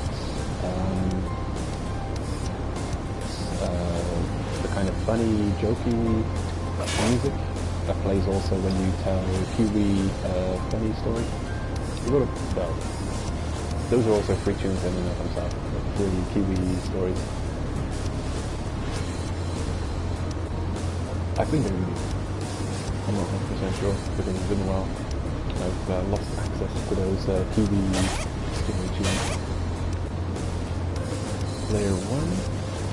The 3 songs.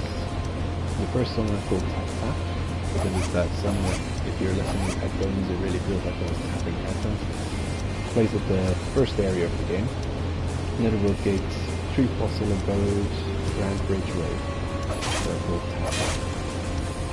The second I call Sparkles. It plays in Waterfall Gondola, Swimming Falls, Wind Riding Wilderness. And the third I call Gravel, because it sounds like gravelly, very stonish. And it plays in Stone Arc, Jumping Rock, and Multi-Layer Hell. And I got a feeling so that mostly it's going to be like 3 unique OSTs per layer of the Abyss, which is still a good collection of songs. And what are you? Of course you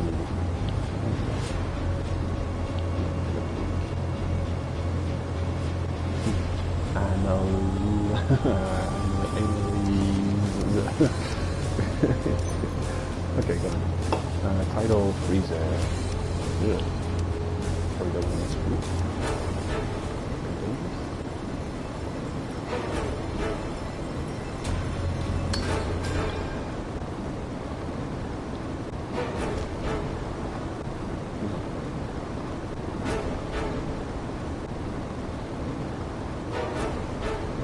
He's not as swift is the orb cursor, and I'm pretty much sure which one's better. The orb cursor.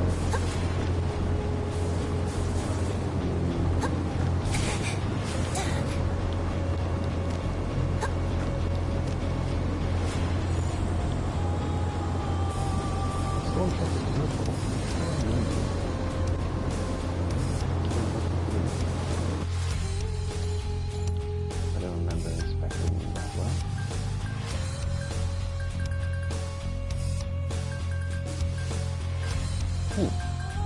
Maybe the one I thought was white is actually purple.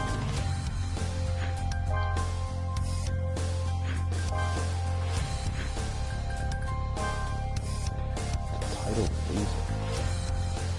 A large floating creature in the abyss that is covered in diamond dust. Its blood and bodily fluids don't freeze, even in extremely low temperatures. The fins emit cold energy as a means of regulating body temperature.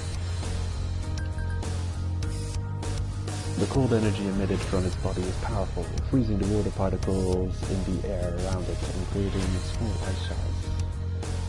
It can swing its body as a form of attack.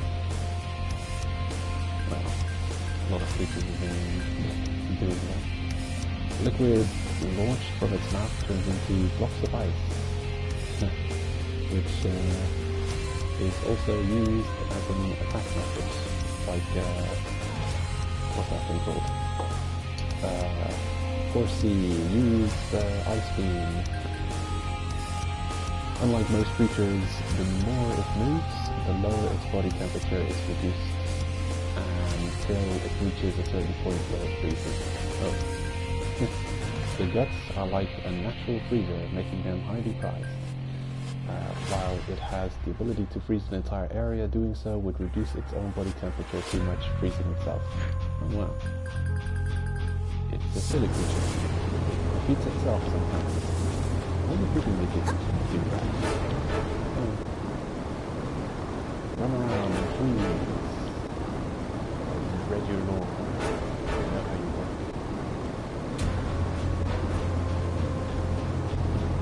You know when you're not in combat properly anymore, when the combat music stops? No, we're in combat, but leaving this area? Still in combat. In combat. Okay, no more in combat. We're in the zone music. Careful, what? You can choose.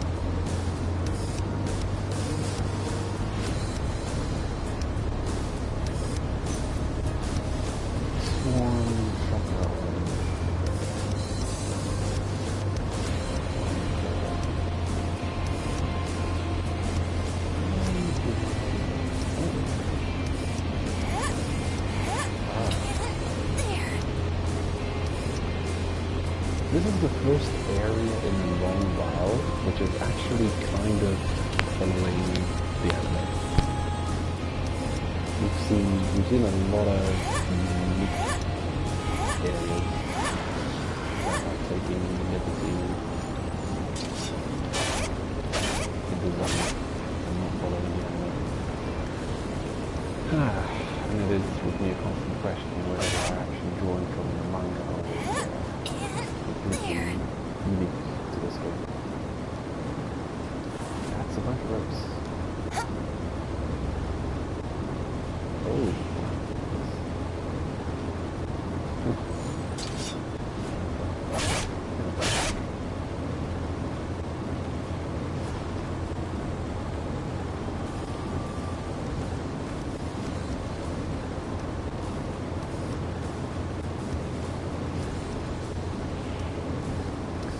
Alright, I can do that. I'm gonna have to climb down and climb up.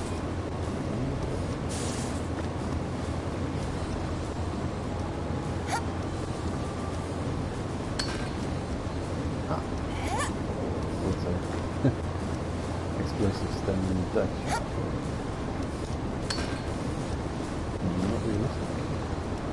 I'll take it.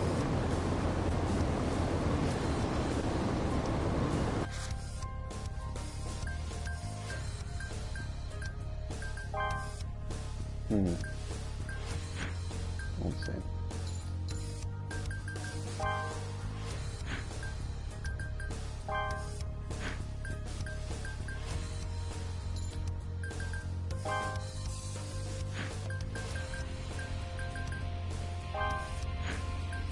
We've read about these things.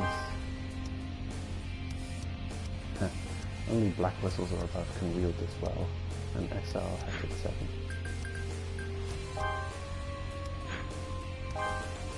The most expensive firearm in Orb.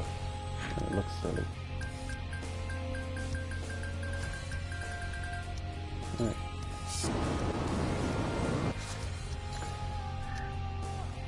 Whoa, look at that. Huh.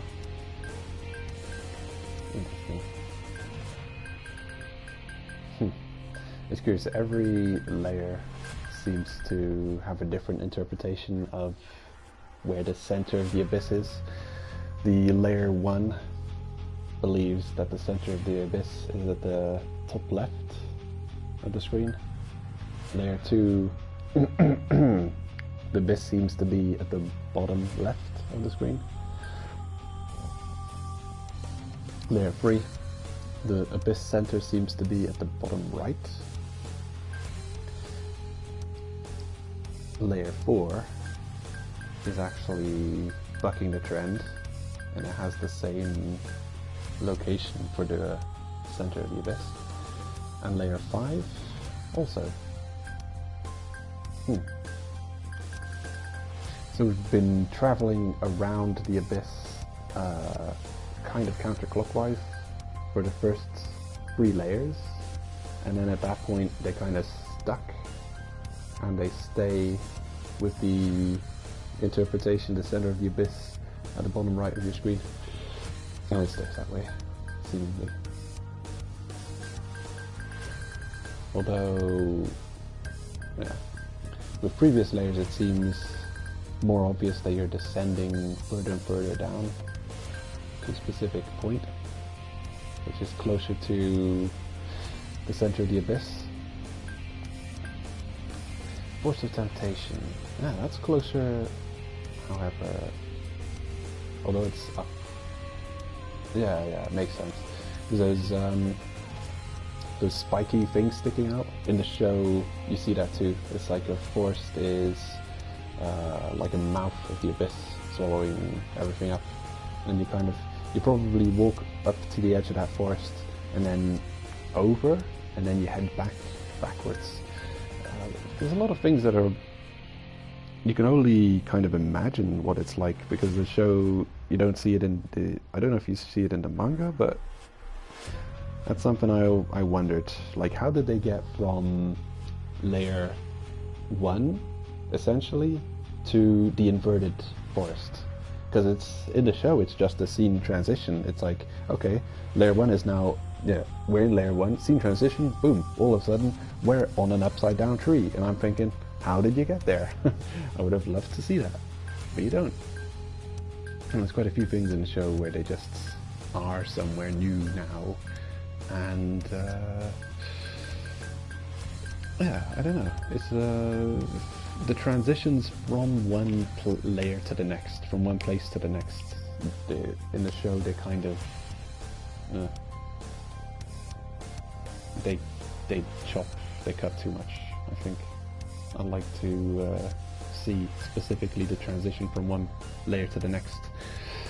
But then I don't know if the manga is more precise and detailed about that, or maybe that also isn't completely detailed about it. Maybe the focus is more on what it's like within that layer, more than, you know, what the transition from one to the other would be. But it's I find it interesting. I'd like to know more about it. For instance, what does the coming out of the shaft of layer 3 as descending into the Goblet of Giants, what exactly does this look like? I'd be curious to see. I think the show, at some point they remark, oh, these things along the wall are eggs of some creature. This means we're reaching the bottom of layer 3 or something. And yeah, I think at some point they cut away and all of a sudden in the Goblet of the Giants. Or maybe, I don't know. Maybe I'm misremembering things, but I feel like they go over things that interest me very quick in the anime.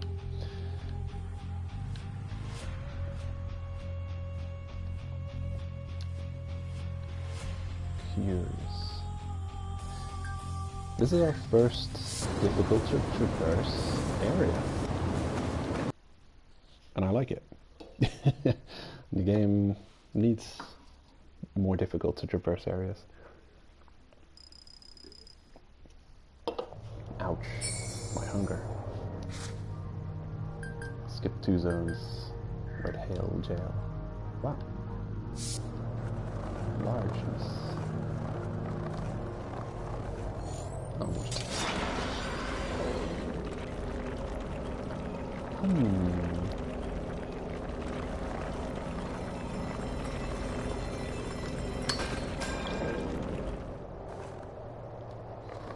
Okay.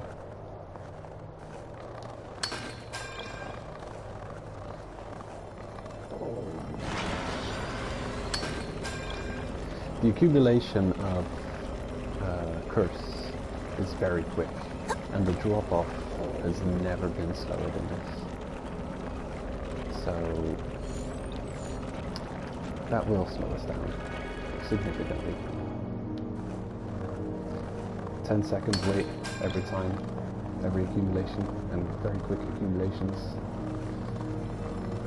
Probably want to worry about that. A serious amount of hunger loss, hunger increase. Getting cursed again. Is that something new? I'm seeing shadows on. Oh, hey. They're beyond the draw distance.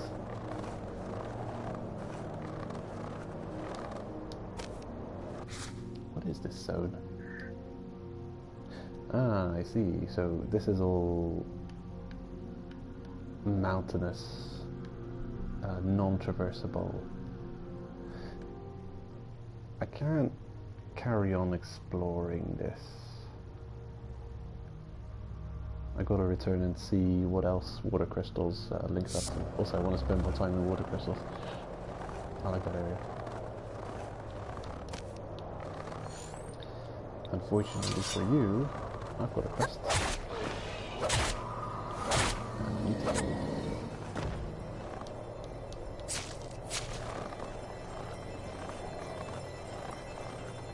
Ooh. That is cool. Oh, come on. And there. Oh, okay. And there. And there.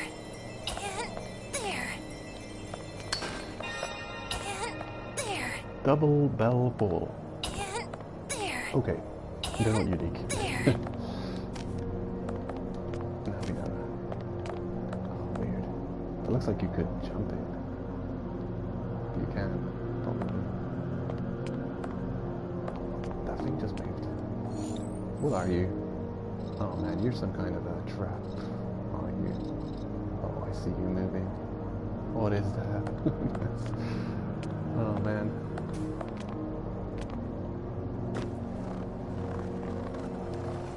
Sneaky bugger. You're a creature. I can see that. You're a crab pretending to be a platform. You're gonna kill me when I jump on you.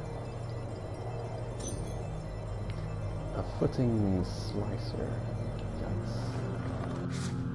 What a name. Better check what that is. Footing slicer. Oh, so that's the crabs we fished in layer 4. Young footing slicer. Where's the... Ah, there, footing slicer. Oh boy. A primeval creature with 9 legs, it uses 6 of its claws on the side to hunt prey while the remaining 3 legs walk. It keeps its claws exposed even while asleep. Prepared for an attack, which makes it look like a towering pillar from a distance. If you can ride it, it will aid you in reaching higher places, as well as providing you with a means of transportation. The 6 claws cover a rather wide area. While it cannot attack very quickly because its attacks are unpredictable, caution must be exercised when approaching it. Its shell is extremely hard, so you must aim for its joints, though it is difficult as the large claws get in the way. The best approach is to rush its torso region and aim at joints of legs used for movement. There are moss-like plants growing on its back. Cool. Well, I guess we're rewarded for reading the lore this time. Oh, come on. Jumping and not managing to find and accumulating first. We're taking long enough.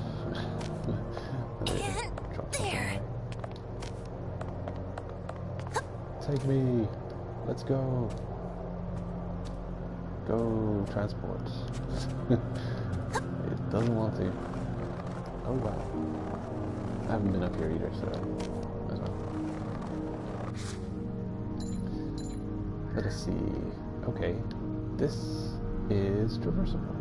I'm guessing it is traversable. And what are these? Okay. Just trying to understand the topography. Ah. Okay.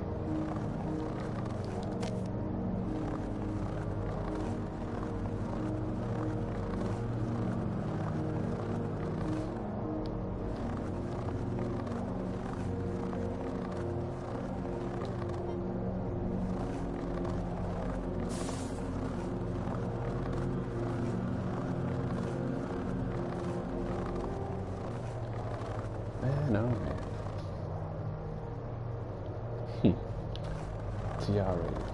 Let's become white whistles together. Yeah. That, I don't know. If this game was more wide-reaching, I feel like that could become a serious meme.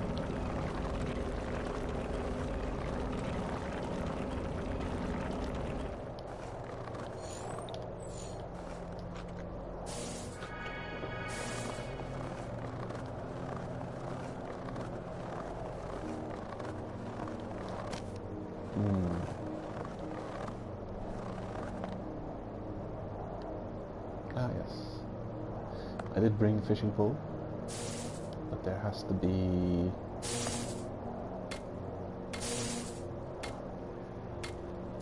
There has to be bait to loot, or I won't be able to fish. There was in the other zone, I just forgot to fish. Oh damn. Ah, okay. I thought, well, a single luck run. Better make it count.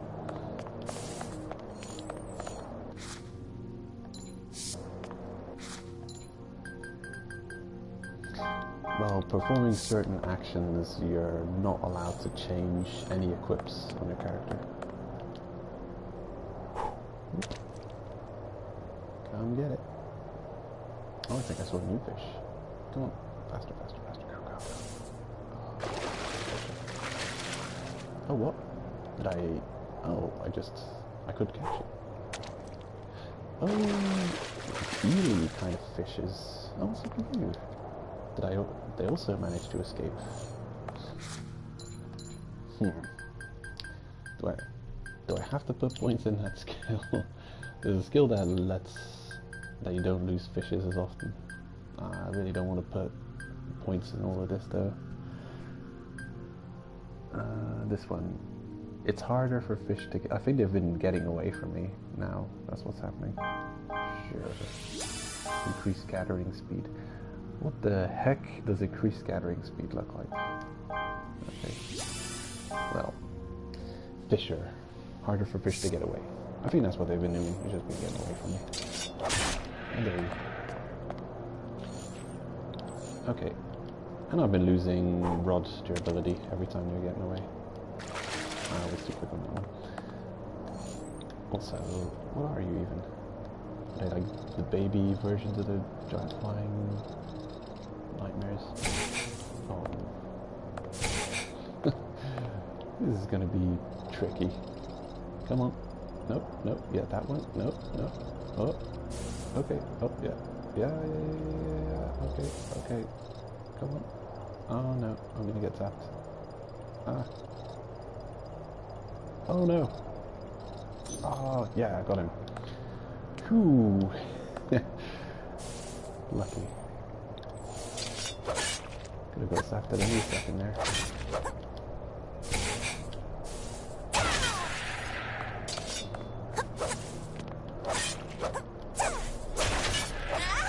Well, this is a fun situation.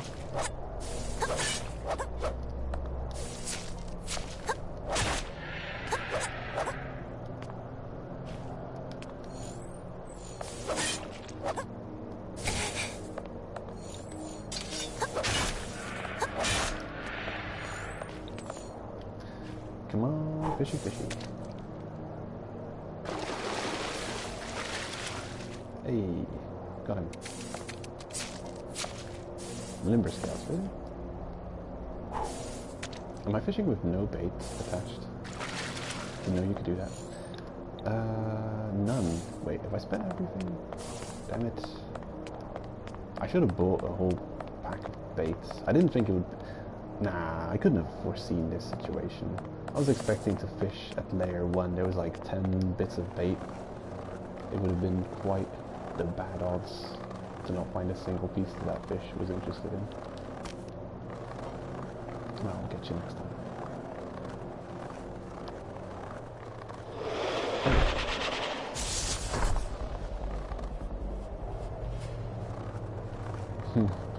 Okay. So now, non-boss enemies are usually kind of trivial in this game, though.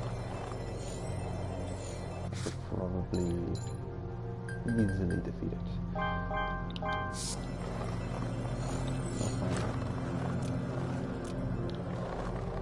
What have you got, Mr. Cooking Spices?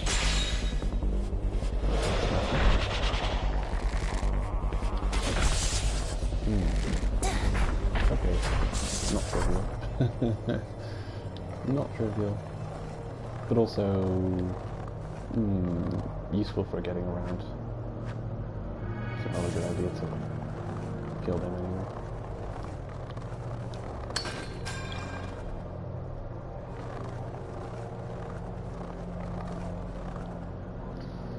Water crystals. Oh, is this where I came from? No. Where did I? Oh wait. Oh yeah. So for a moment there, I thought I just came from nowhere. That leads to water crystals 1.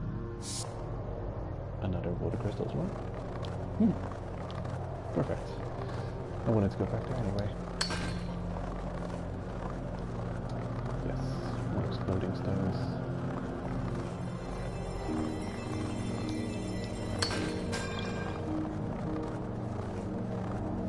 We've only found one new relic unique to this zone, this layer, in the boulder in the boulder.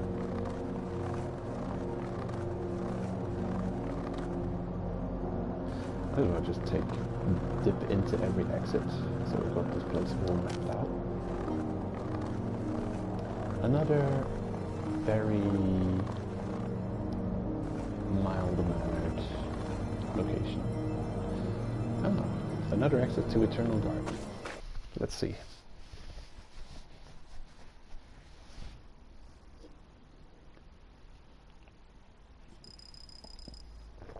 Ouch. That cost.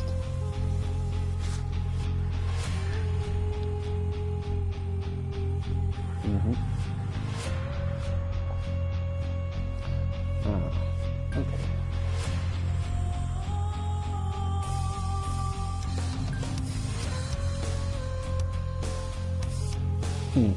This OST is really a banger.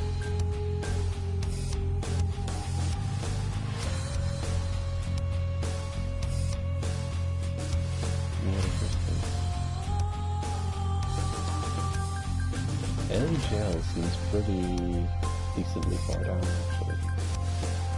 Possibly the best way is the easiest way. From Deep Tree remains to Sea of Corpses 2, Sea of Corpses 2, Eternal Garden, to LGL, which skips 2 zones. I don't know. It's still an area we haven't checked. And then at the end. Still not that bad.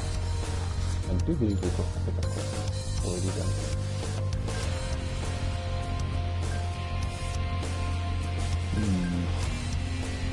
Sea of Corpses 1, Hell Gel.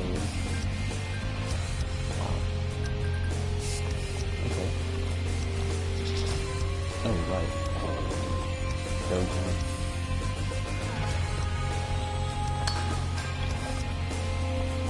Oh boy.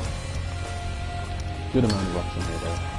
I will grab them all. Get those floaty stones. Maze twine. Wow. There's one relic. Nice.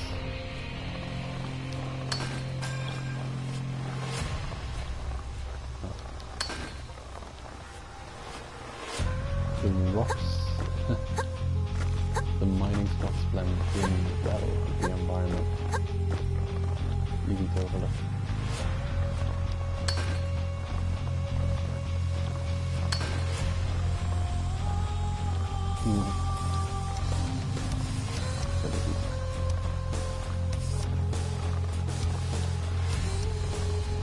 It is up to my whim whether you live or die.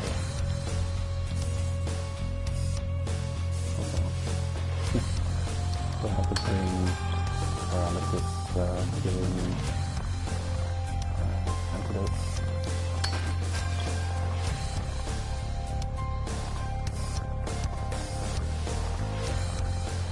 Yeah, that'll do.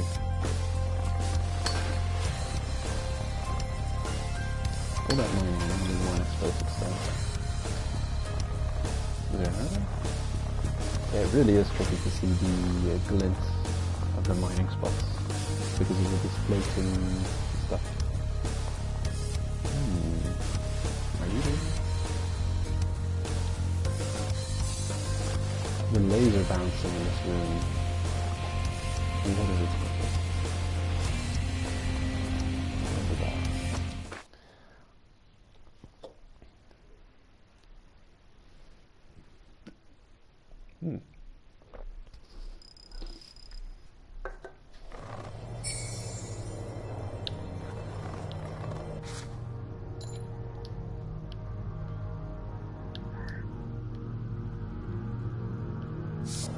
Two more explored areas.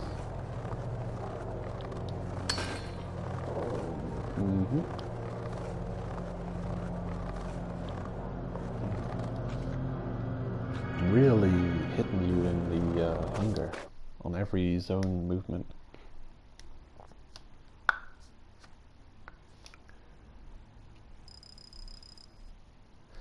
That is severe. Oh, for a moment there, I thought that was a person in a trench coat.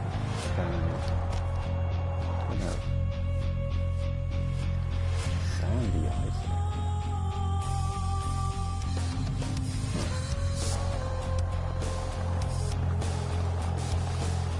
Okay. don't have enough food to keep exploring like this. I can just take those zone transitions to map everything out, but I have to return soon simply for running out of food and hunger. Kind of soon. Though we might be respawning the mining spots every time we go in and out of this zone.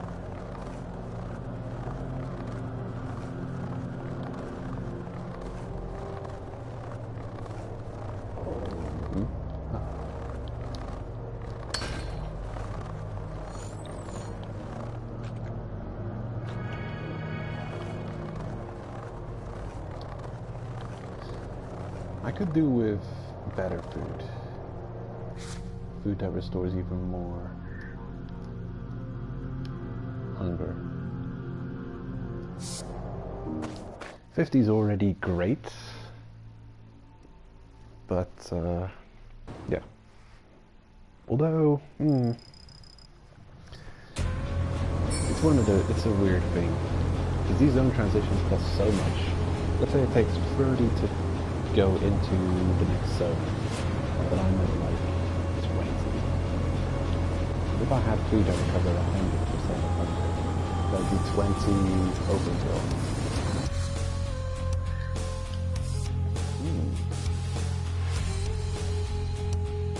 I feel like this zone is key.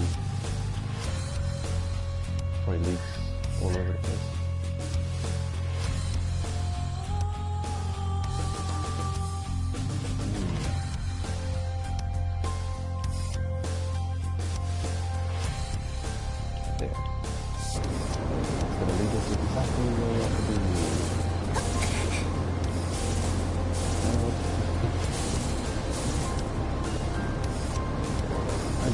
I really wonder if you can get these really good stuff on.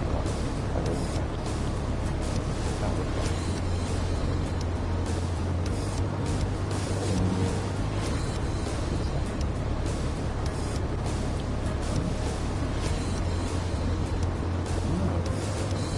This is a one-way system.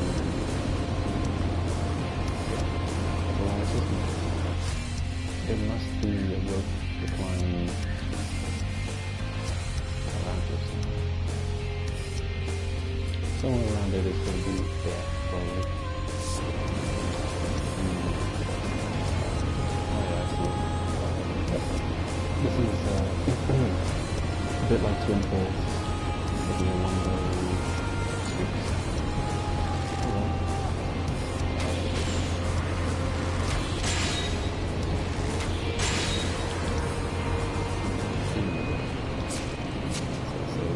Going to pull into the water where you belong. And then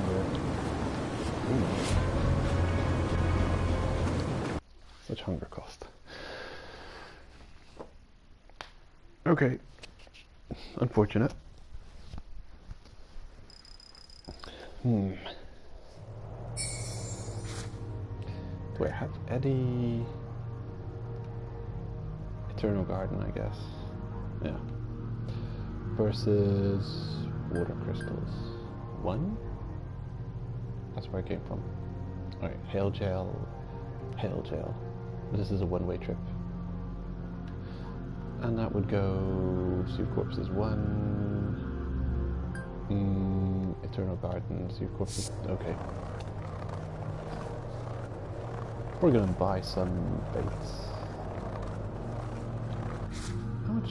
I've already got a reasonable... Oh, I've got 6 fish on me.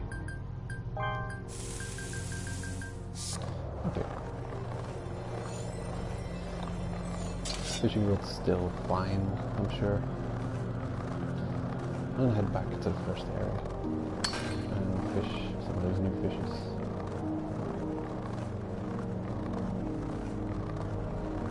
Do not want to return in defeat.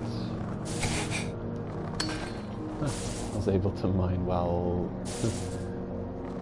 stunned. I guess I should install something that makes me resistant to paralysis poison. might be a good idea.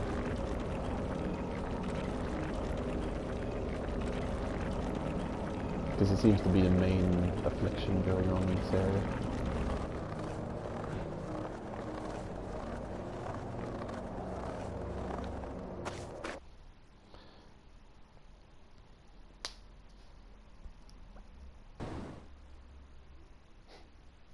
Whoa, look at that nonsense. Unbelievable. Is this where I wanted to go? I think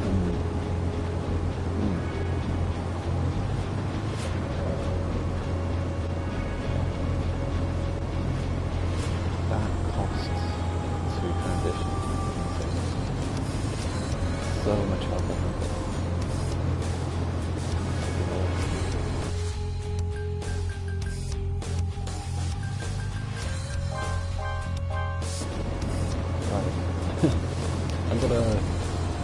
We're going to set out with more 8, 10. I thought 10 was a lot, but it's not even enough. So I don't know what this zone is going to entail. How much main quest are they going to give us from Orf to go quest here? Some whistle ranks seem to just pass by in a flash. Blue, relatively quick. Purple and red lasted the longest. Who knows, maybe black's also going to go fast quickly. I hope not.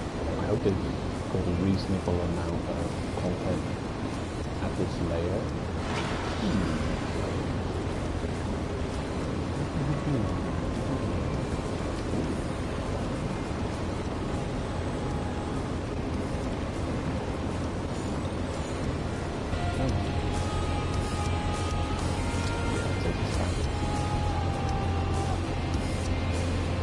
Keep screaming for another 2 hours or so, and then call it a day.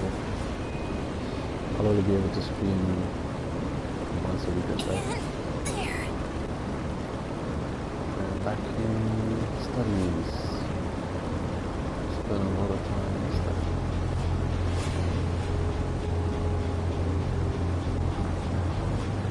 This is a pretty crazy zone. I don't know how to share my OST recordings. The thing is, I don't really use much video editing. I have much video editing knowledge. So I want to share the OST without spoiling anything.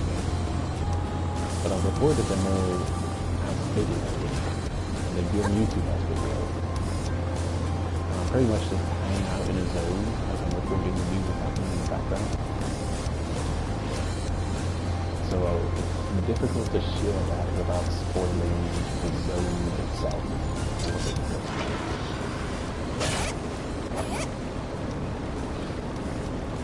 Now ideally, if I could video edit,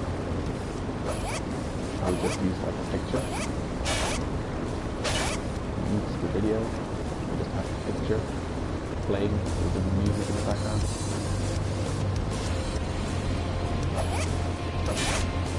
I'll have to check if I can use it. Shortcuts.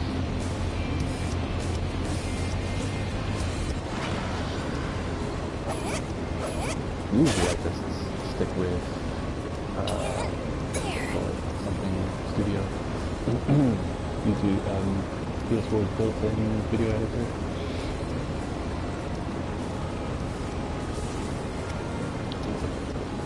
Something studio.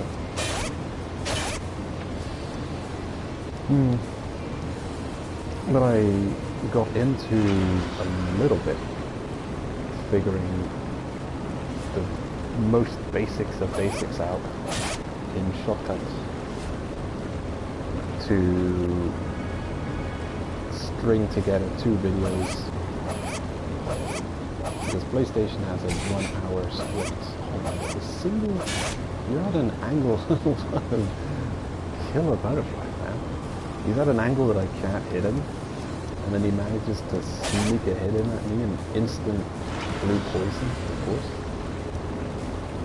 He's got high resistance to blue poison. Is that wrong? There. Good thing I'm leaving. Well, yeah, PS4's got a strict 1 hour maximum video duration time. So if I want to make a video, if any video is longer than an hour on my channel, that's not a stream, then you know I've made it with shortcut probably. So yeah, I'll video edit on PlayStation up to an hour long videos, and if it's longer then I have to splice them together, stick them together in Shortcut.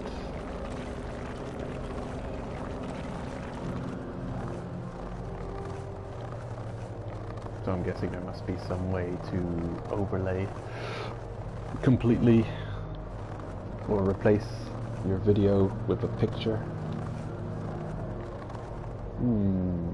Mines. I don't want that in.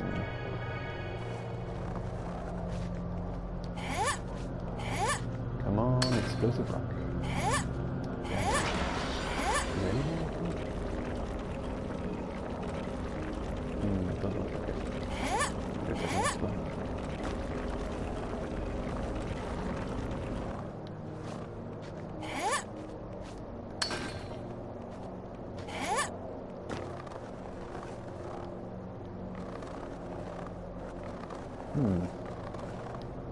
Nope.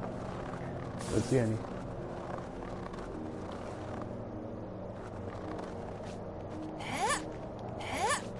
So I think I might use just like a the title picture of the game on all of my videos, just so as to not spoil anything, because you don't necessarily add much value to the OST by maybe if you're good at making videos, you could add something cool. You could add like wavy lines for the volume and stuff. I don't have any kind of video editing skill like that. Okay, we're gonna make it back. Possibly. How? Do I have to do anything like that? Probably. It is a cost. Wow, that actually almost kills you. Cost almost all of your health to get back.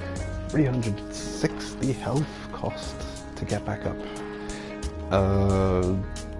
I think to get down here it costs you only hunger and no health. I guess they consider, well, yeah, going down into the abyss is much easier than returning from the abyss. So I guess they consider, well, you're probably gonna suffer if you try and get back up because of the curse. And that's the reason why you take all that health damage. Which, when it comes down to it, is really just, do you reach the threshold? Yes, you may return. Do you not? No, you're gonna have to go back the hard way. Or search for a bunch of hemostasis leaf. Okay.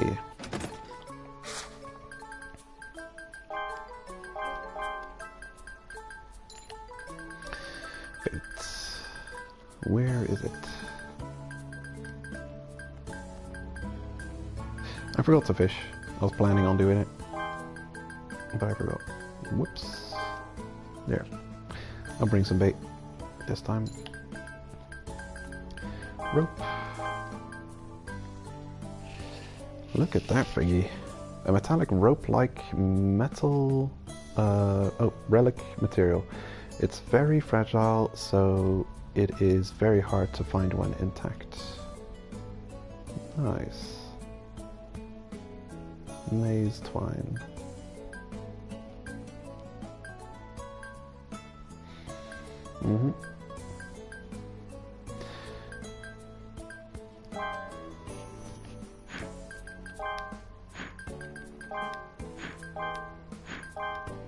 because it's easy to figure out whether or not a relic is usable by clicking on it.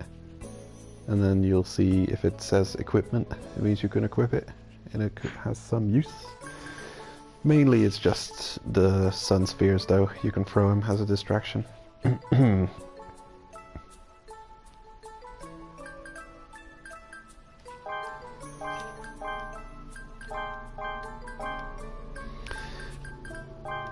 I was planning...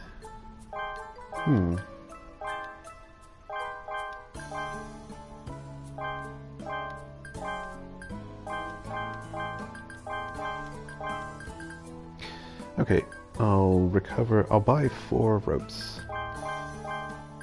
I can sell all of my relics. Although the really rare ones, I should probably just hold on to those, because if I ever need them for crafting. It's alright, anything above rank 2 or above, I'll hold on to, just in case I ever need to farm them, and then I'll have them already. Because there is going to be an even higher level of crafting that will unlock at some point. Of course these, yeah. I went in there with the intention of getting as many explosive stones as possible, but yeah, if it's gonna drop nothing but relics and stones and hardly any explosive stones.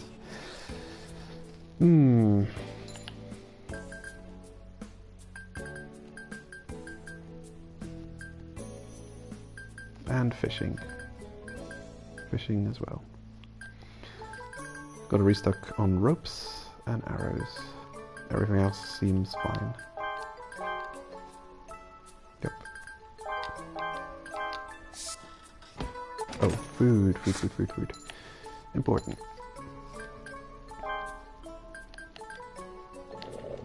Yikes. Also, it's super heavy bringing that much food. How much threw away? Ooh, that's heavy. Oh, it's 20 times 200. That's a big number. That's weight. I've got a reasonable amount of relics too. And a heavy umbrella. No, wrong place.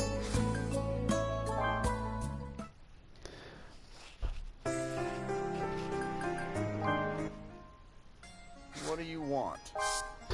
What do you want? Thank you. Is this good? Thank you. There we go.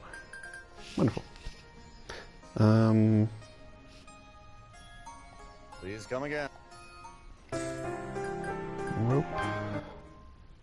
Welcome. How about this? Thank you. And what else? Oh yes, arrows. Probably 10 of each. How about this? Thank you. Perfect. Thank you. And then that charm that guards from that one status ailment. Hey you, I'd like to eat the type of food that... Do you know any... That's too bad.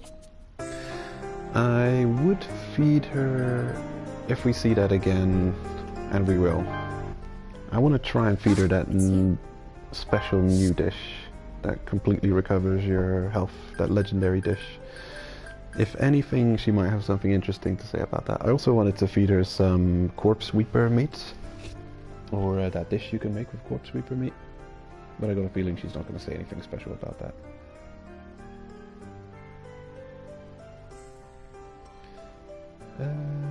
I can check.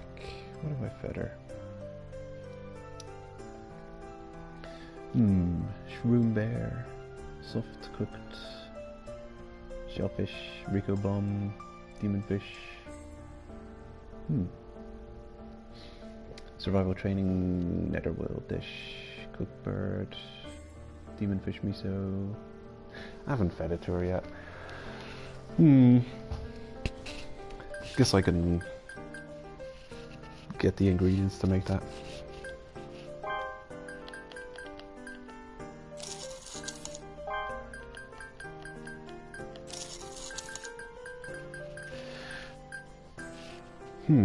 Paralysis resistance.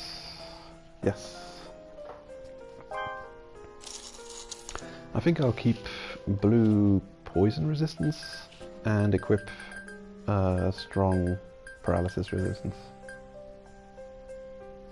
Paralysis antidote. I'll bring one just to see what it's like, how it works.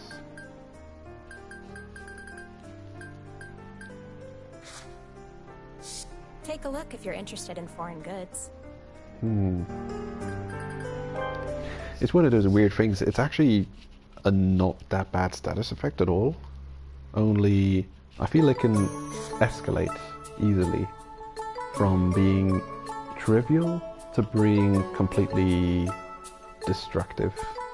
Like if those jellyfish zap you at a right angle and you get stunned, I got a feeling they can just keep you stun locked by just continuing to zap and you continuing to get stunned and not being able to ever escape, unless there's diminishing returns on that status effect, which you'd hope. But I can imagine a just terrifying situation, a scenario where you were perpetually stunned and unable to escape. We will equip over you. Good. You guessed wisely.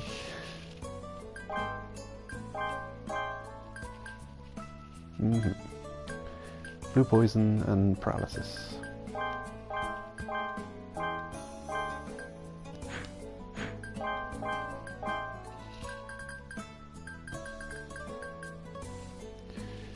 Okay. We're almost set. One more thing. That new dish. What does it cost?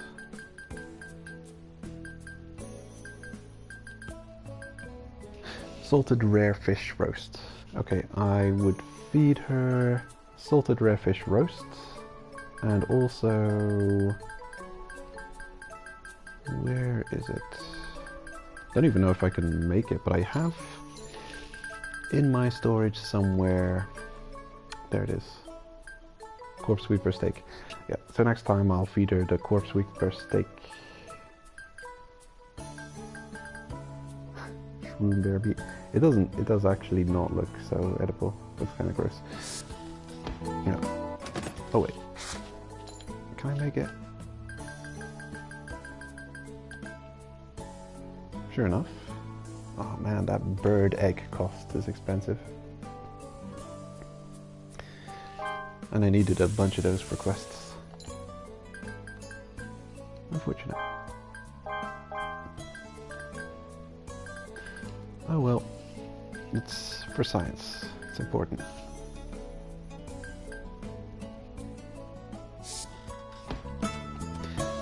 We're good to go.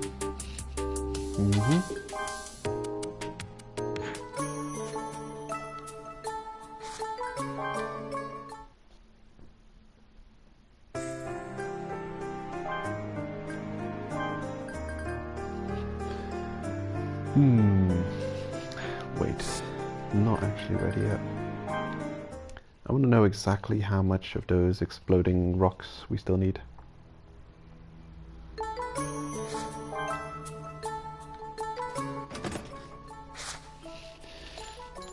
So, crafting bone green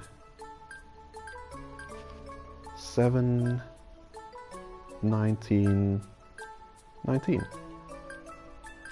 Okay, so we need 19 of the thing. I've got 16. 3 more. We were close. Close, but no cigar. Okay. So, yeah, can't really justify going there just for catching those free rocks. Of course, priority is still mining, so we do come back with those free rocks. But it should be a non-issue. There's enough rocks to loot that we should get them pretty swiftly. Oh, look at that. can climb the side of it too. Okay. Or maybe the game's gonna troll the hell out of us and not give us any warning.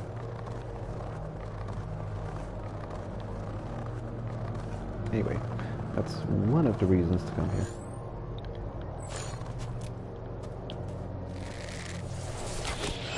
Bonk. Triangle or circle? Triangle. Interesting. Up we go. Oh no, we didn't.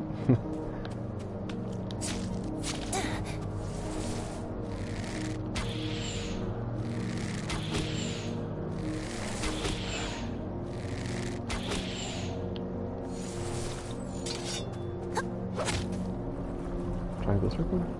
Circle. Okay. It has never been square or X to dodge so far. Hold up. Quests. Save corpses 1. Okay. 9 more lootings.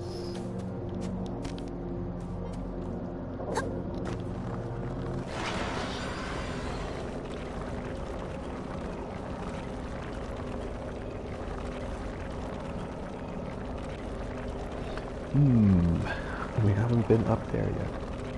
I wonder if you can get all the way to the top of it. It beckons.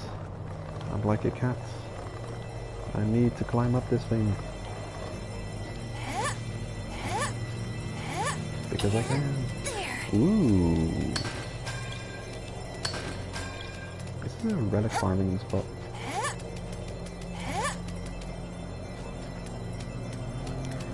Uh-oh. He's guarding it.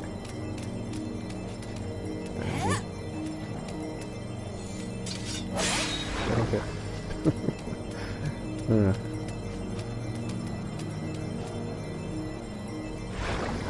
Uh-oh. Okay. Gotcha.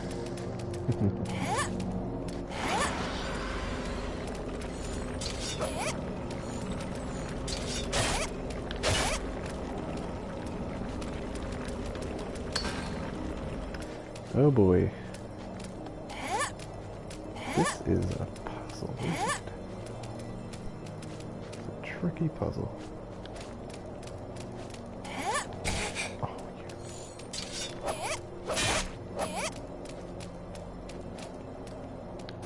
yeah. Nah. Made it. I knew I could do that.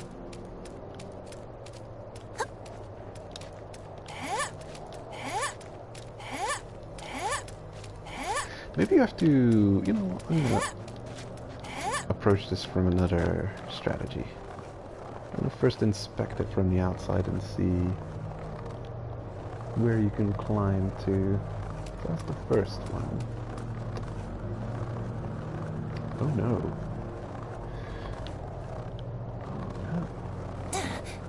There's no resting spot. Damn.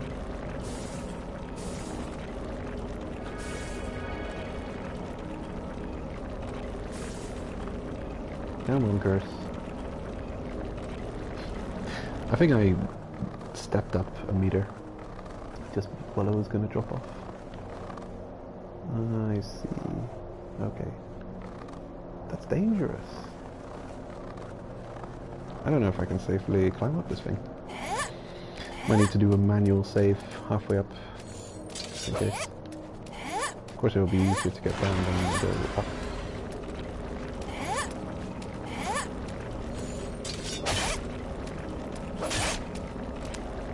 Those weapon swing stamina costs, man, they're gonna kill me.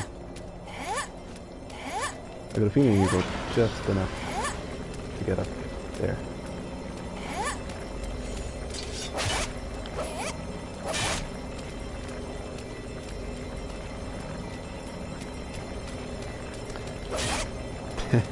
This might be a reason to bring stamina recovery food.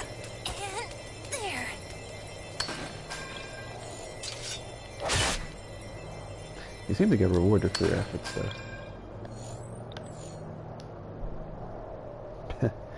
Place to save.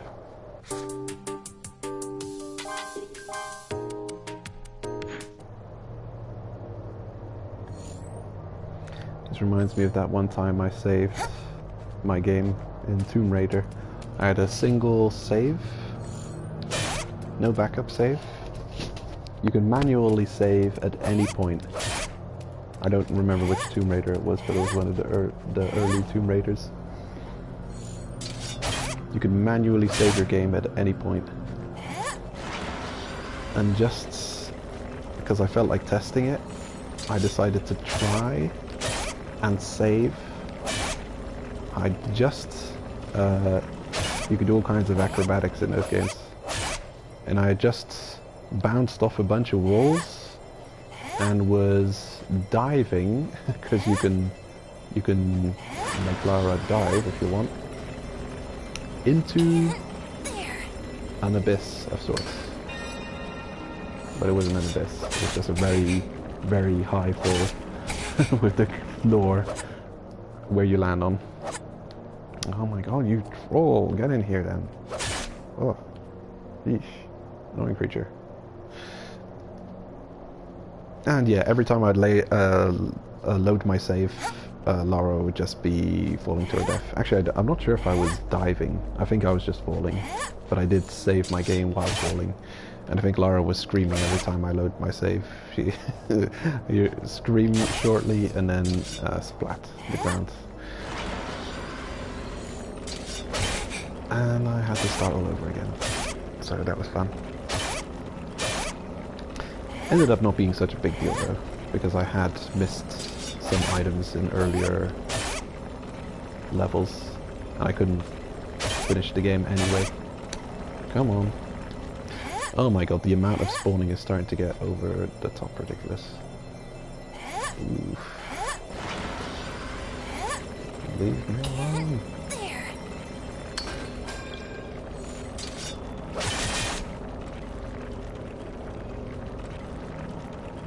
And am I blue poisoned? I am blue poisoned.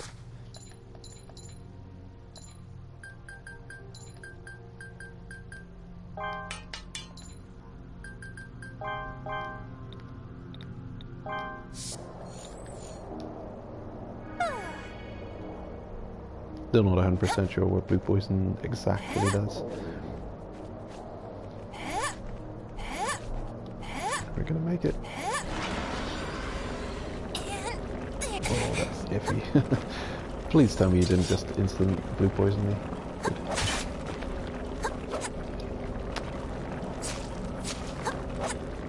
Sugar.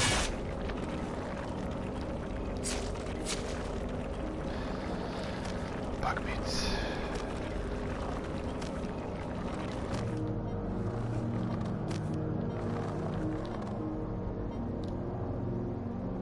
Oh. I just now realized there's a sound effect for picked up items. White whistle pickaxe. Gorgeous hot pot. Woo. And I'm overburdened. Yeesh. How does that happen? What have I got on me to be overburdened? Oh, they're gonna give me 2 white whistle pickaxes for 4 kilos total. Youch. I might as well just head back already.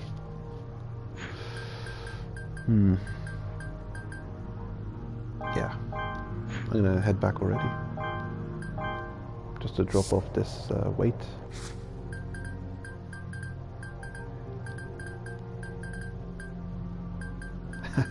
How stupid is that? They drop so much weight on you. But it's not like I was like carrying nothing. Oh, and this thing itself weighs 400. Gorgeous hot pot. Hot pot with tons of meat. The hard meat used in this dish absorbs the flavor, which for some is the best part. Huh. 500 health recovery, 100% hunger recovery. Fantastic. But heavy. And I have to look for more items can be dropped. Yikes. I probably can't bring back what's in here. I'm just curious. Oh, another gorgeous. An XL Hatchet 7. 2 of them. Wow. Twice. 2 items. It's one of those things. Knowing that this is up here, I can always check again. But no way I can carry all this weight. Too much. Way too much. XL Hatchets. Off you go. Still 200 overweight. Can I throw... That's crazy. It's really just a white whistle hatchet. And can I afford? No. Cannot afford to even try and pickaxe mine more items. Okay. Let's be a bit careful. Oh.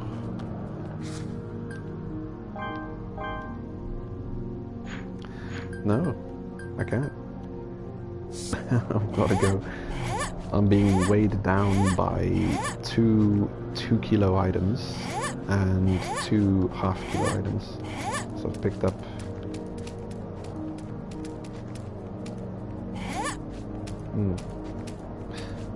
Right. I just picked up 5 kilos on 4 items.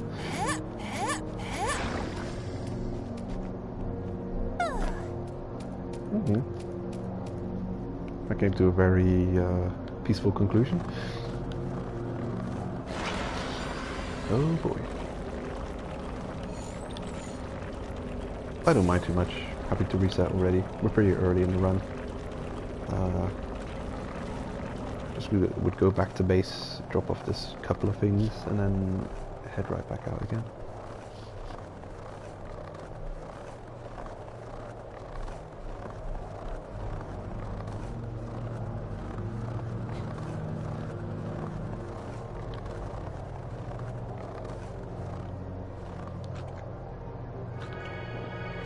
Delicious. And if we're lucky, no touristy food will have a quest available again. And while we're here, we can test what she thinks about this. We've got a couple of ultimate dishes to feed her. Get out of my life. You grotesque monstrosity.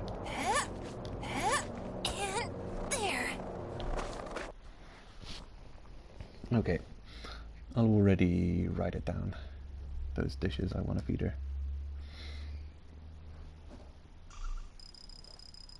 So, what are they?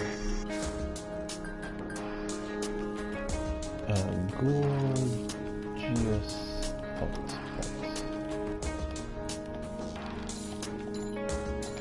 And then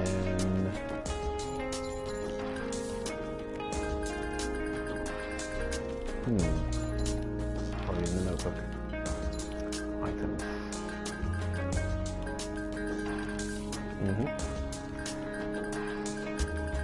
Corpse Reaper.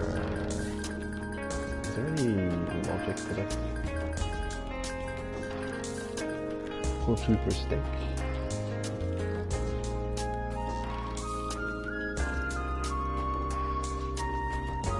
And type 4 energy rations?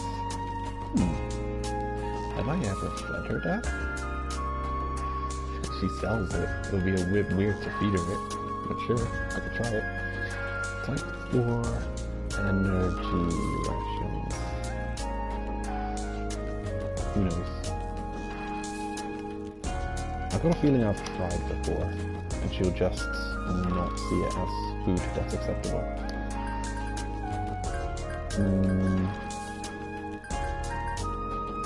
I could try Luffy's special lunch.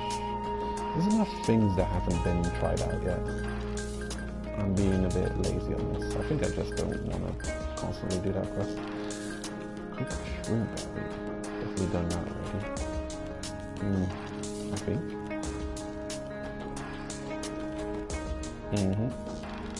She accepts it. Doesn't say anything about the taste.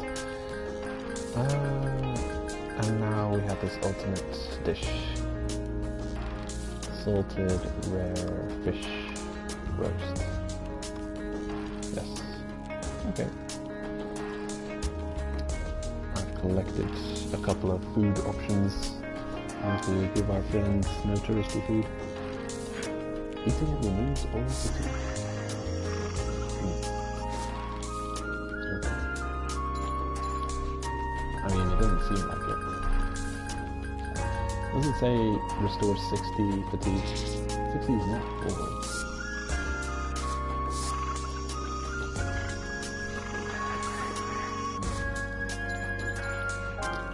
Back we go.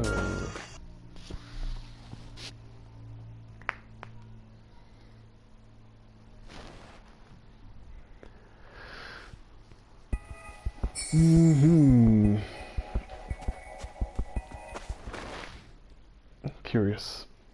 Nope. She doesn't have a quest.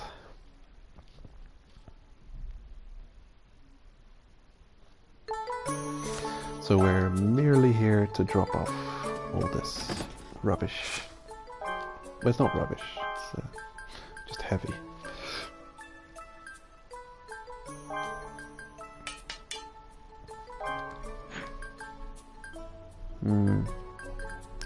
Need to buy another 10 arrows.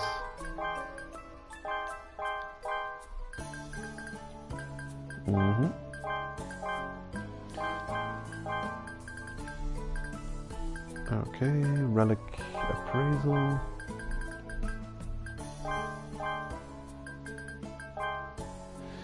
Relic appraisal, 10 arrows.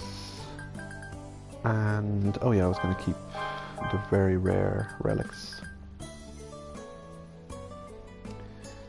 Alright. Seems good. We're still incredibly heavy. For what reason? What have I got on me now that's that heavy? I think it doesn't help that I'm deciding to go with 16 food instead of 10. Well, 20 food instead of 10. Of which I only have 16. Heavy, heavy, heavy. And the umbrella that I don't know the use for yet. Baits weighs something. Yeah. Combination of a couple of factors.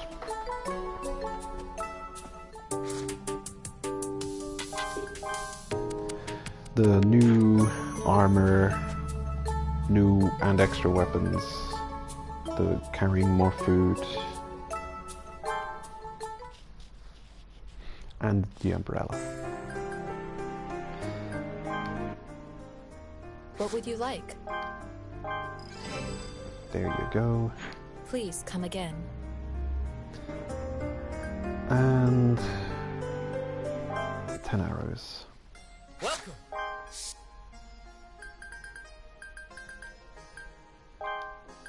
Thank you. Thank you. Appraisal, and we'll be good. Welcome. Thank you. Please come again.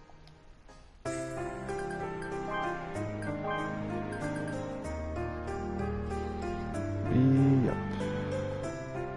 Good. We're good to go.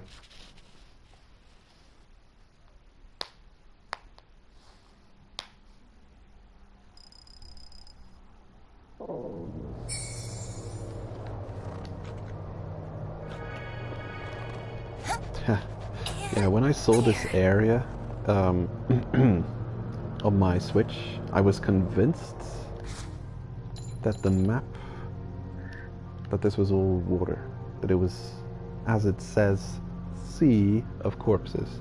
I was convinced that there was no ground to stand on, and I was thinking, what the hell is this place? But it's just very unconvincing snow and not water, so that makes sense. Instead of nowhere to be stepped, you can step everywhere. Ooh, 2 out of 3. One more and we can finally make all that armor. Finally. Can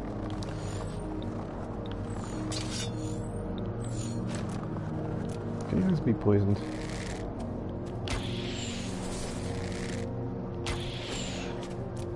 Yes.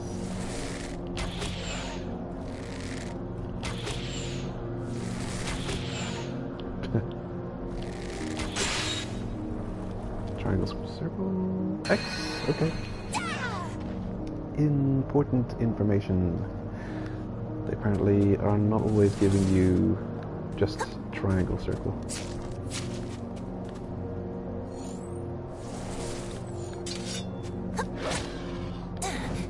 Whoa, that's good. Alright, we've seen them all. Apparently it can be any button. And we've got the quest. Wonderful.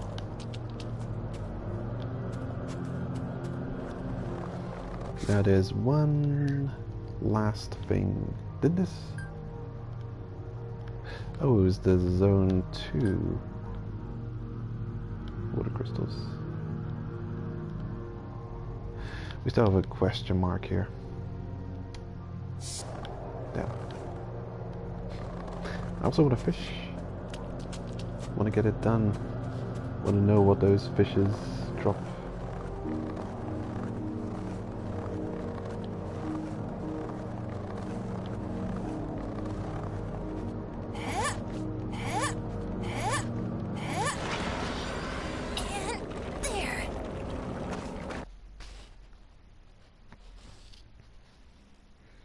So if we've explored Sea of Corpses 2 completely, caught the fish, we'll come back to Sea of Corpses 1.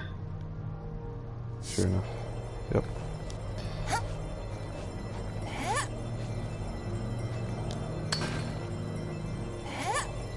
Okay.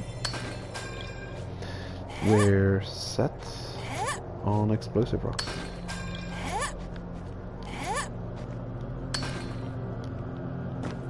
Stones. So we could, and probably should, head back and get that done, just so it's done. We don't have to worry about it. And then continue on.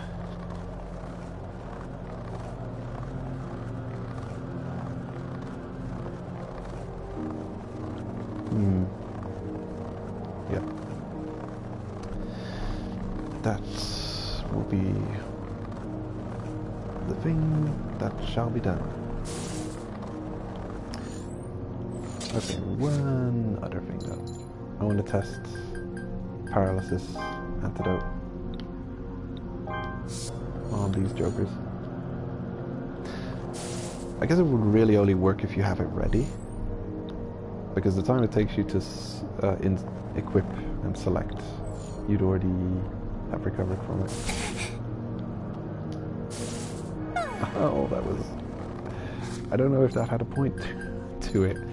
I pressed the button so late, I feel like it would have been fast enough to... It's so weird. Hit me again. Oh no. I did... Uh-oh. Okay, cool.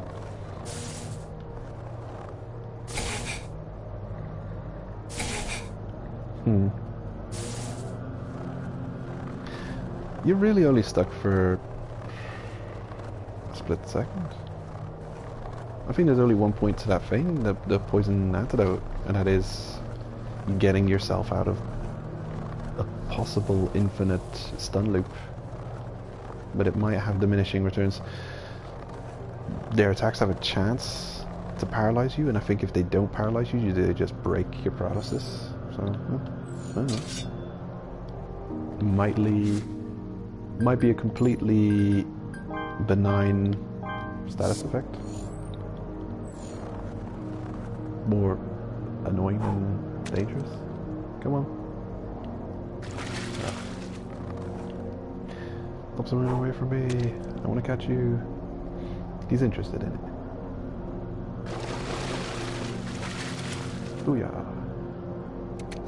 Cool. The weird fish. Hamashirama meat. Wow. Oh yeah, that one. That actually does show up in the show, I think. Maybe. It's either that or this one. One of the gross looking fish. I think it is the Harashirama fish that shows up in the anime. Oh. No. They move along. Get back here. Seems very farmable though. If this entire river is kind of containing them. So this is the second one. Here's another. Okay, got his attention. I got my clicker. Gotcha. Free. Oh, nice. Do we finally have a fish that only has one root? Uh-oh. Are we still in combat? No. That one fish might be completely safe. Ooh. Oh, hello. What are you doing there? Isn't that the fish that drops heavy scales?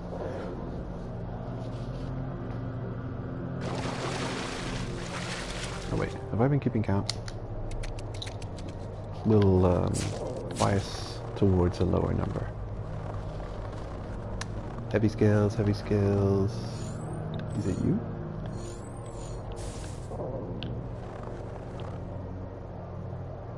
Tenkumi, yep. The heavy scale fish. Uh-oh. Don't do it.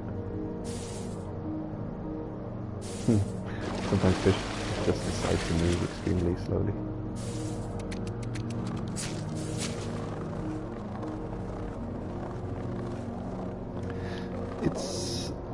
It was about time, honestly, a fish to drop only fish meat and no scales, that you can actually use as a source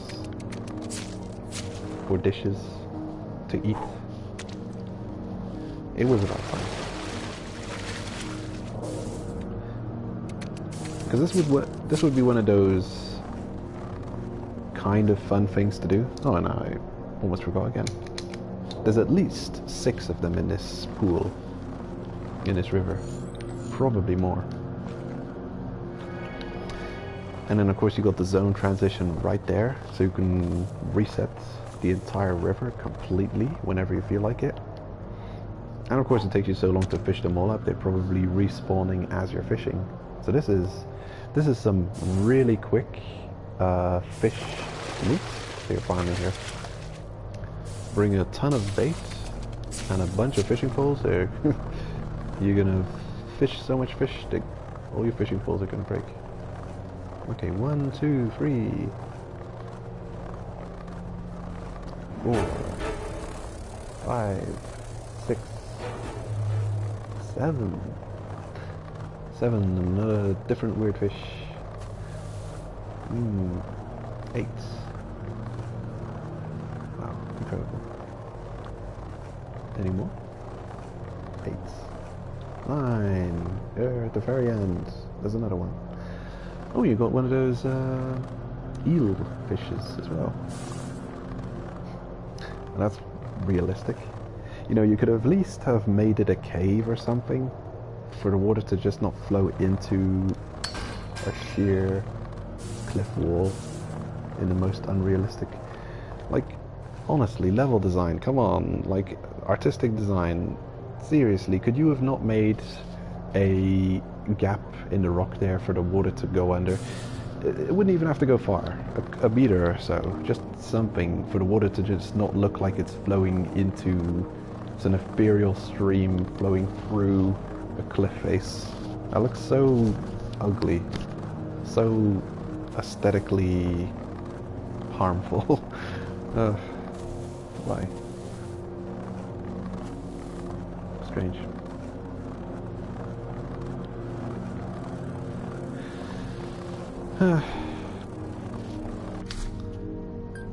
Well... The meat of the fifth layer dwelling Hamashirama. They look grotesque, but when massaged with salt, they give off a light sweetness and pleasant texture. Wonderful.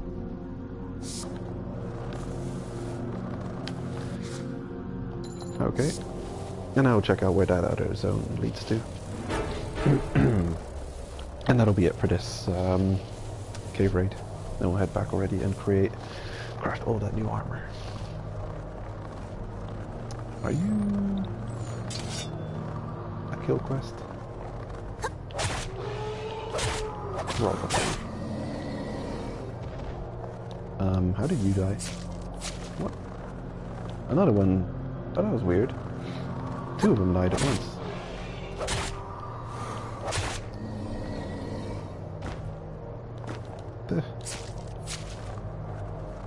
Strange.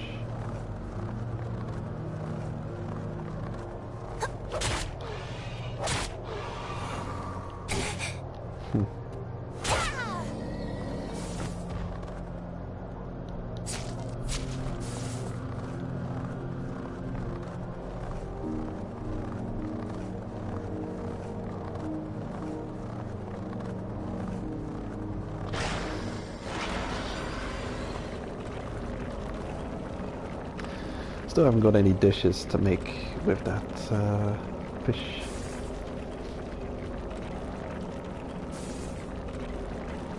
I think we don't.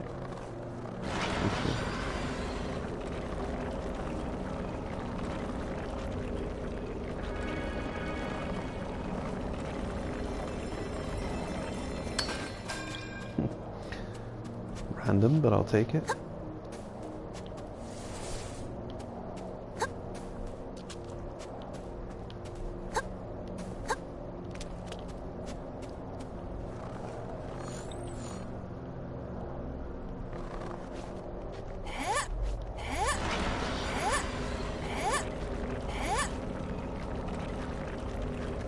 Don't do it.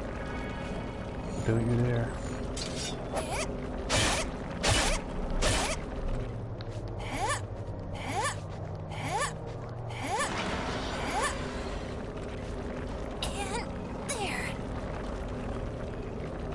Yeah, see your corpses one.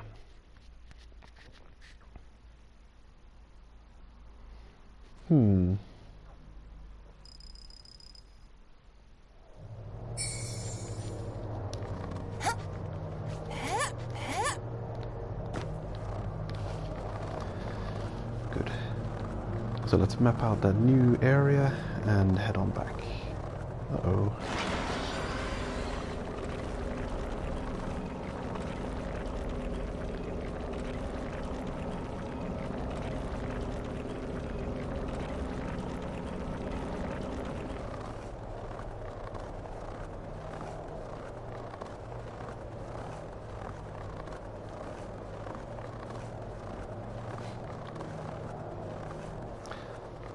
I feel like we've still got a couple of secrets to learn about Tiare. Like what that mysterious voice was whispering to him, and what's up with his one eye that's still bandaged, and why he thinks he's running out of time. Plenty of questions. Also his desire to become a white whistle, and how he knows how white whistles are tamed. Because this isn't really widespread knowledge. How does he know this? And he knows about Von Druid's place. Not everyone would know about that. Are all these questions going to be answered? Or will they not?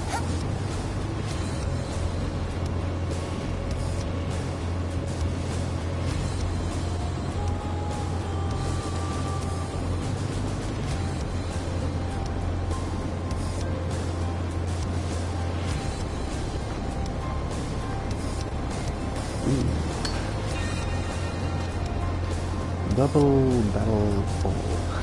Double bug.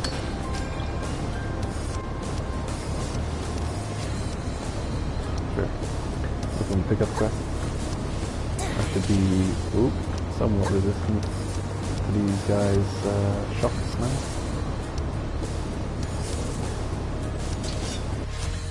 Doesn't mean they didn't put them completely in the way. Relic high. We'll use a regular relic. Get out of the way, you guys.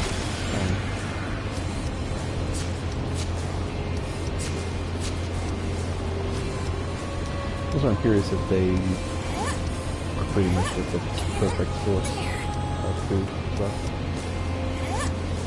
Oh wait, no they're not. They also drop those luminous skills.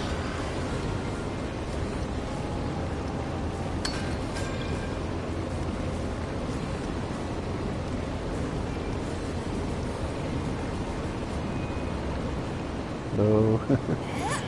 Pressed the wrong. Accidentally detached or reattached. Okay, how much ropes did we leave off with? 4? 5?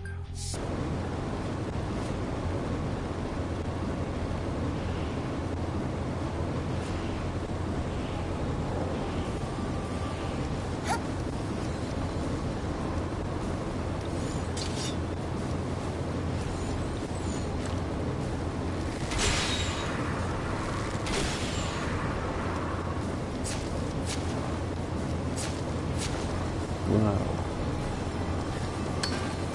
Maybe this variant just has 100% drop.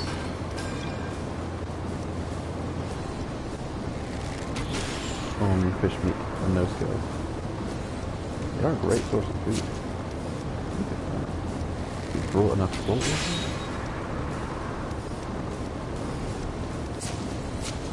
it? Wonderful.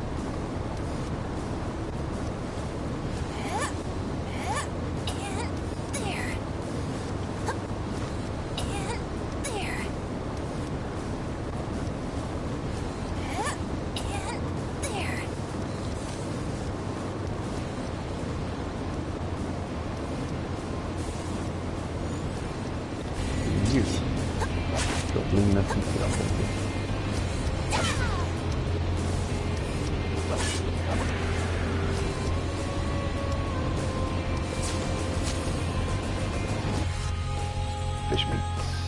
Okay. Now I'll cook all this fish. And now I'm out of storage capacity. Anything else I can lessen the weight of? Not really. As time goes on, we'll get lighter and lighter and eat more of the food.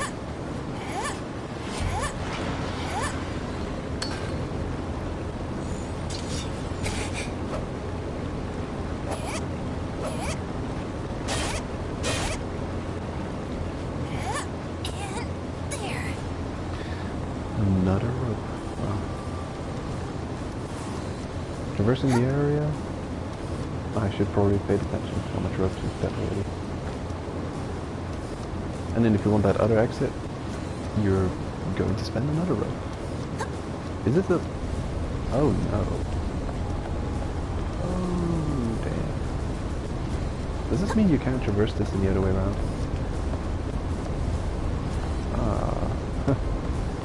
That makes things tricky. Oh no. Oh.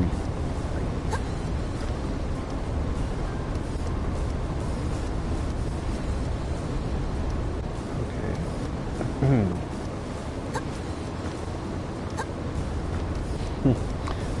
I can push it up with my hitbox.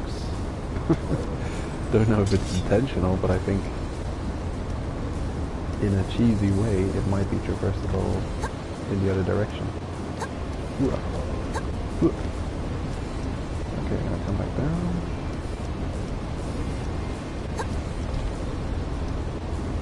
Is it able to completely fall over? Nope.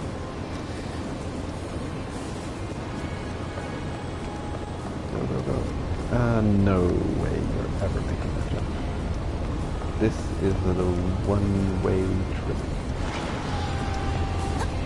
So it's a guaranteed +1 rope cost just to get back. Because you have to go back via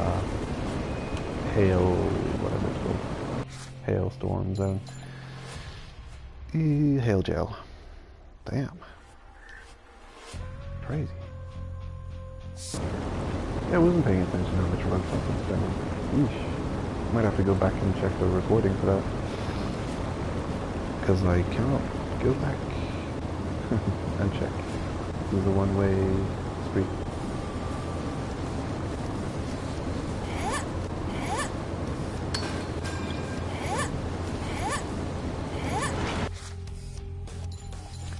Wait is almost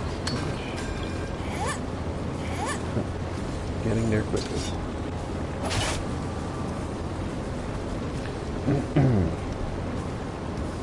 Though we might as well keep going for a lot of food for that reason.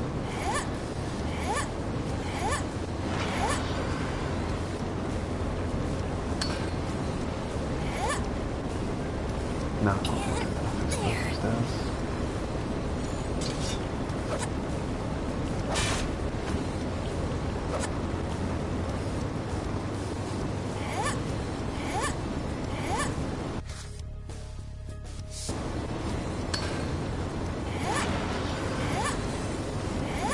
I actually prefer to not get relic.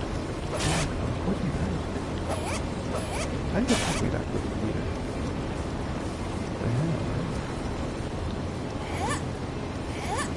Good on.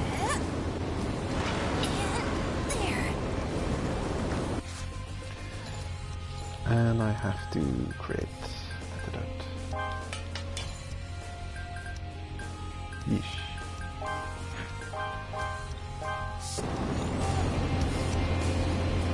I'll kill you first. Before you blue poison me again.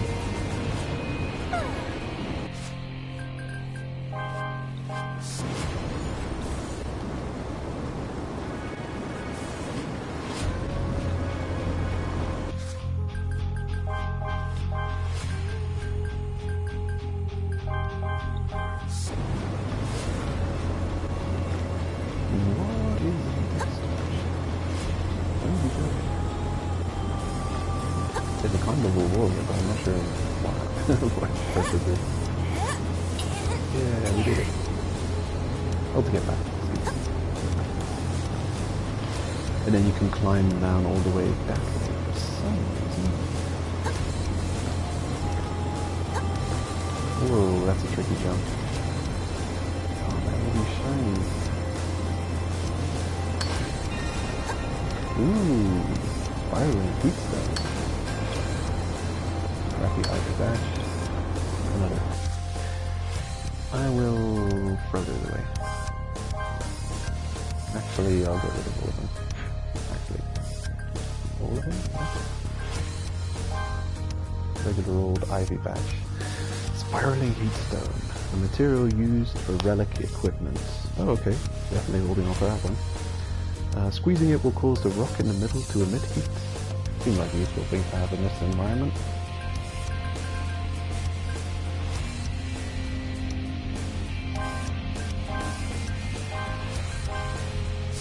Seems a bit counterproductive for me to throw these away, but I still have the zone pickup quest. So I benefit from being able to pick up more items. This...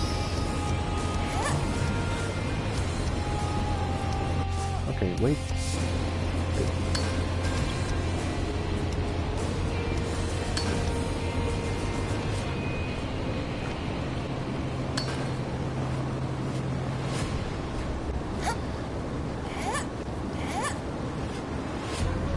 Has this been the best spot so far to find relics? In Sea of Corpses 1, you had that giant spider pillar. But other than that, you know, not that much. Where are we connected to? Sea of Corpses 1. Alright, so technically...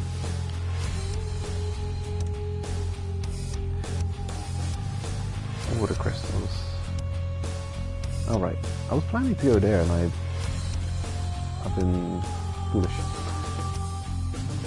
I guess a good farming route for relics at this layer might be starting off the zone, picking whatever rocks are on these climbing spots, visiting the spiders if you feel like it.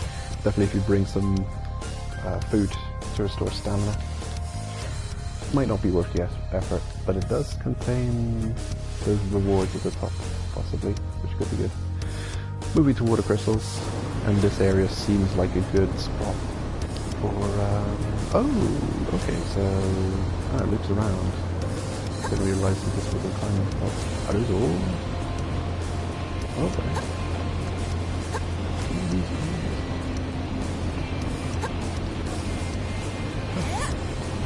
Nice. We have options. I like it. Get off them.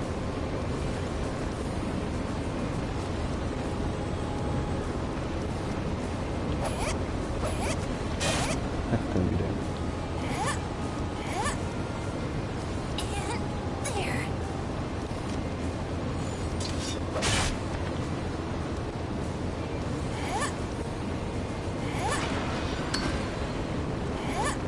We must be doing reasonably well to pick up the rest. Still, 50 is a lot of items. And in the other zones, it is obvious that you had a lot of opportunity to pick up easy eternal flowers and all that.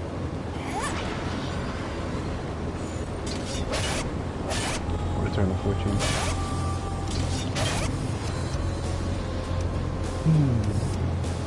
Okay.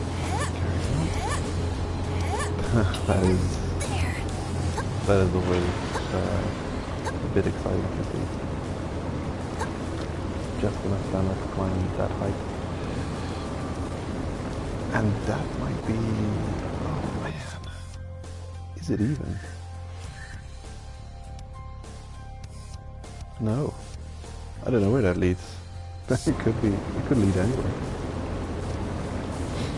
I may not have enough ropes to fully...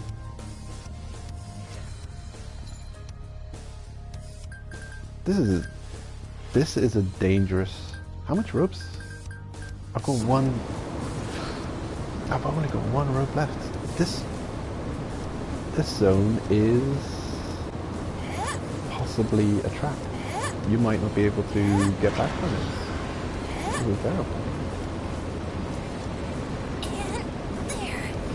The seesaw puzzle we saw earlier, I cannot get back from there. There's no way to get back where I came from. So if I can't find a way back pushing forward, this is it. This would be the last rope. Ooh. Heavy bullets. Oh.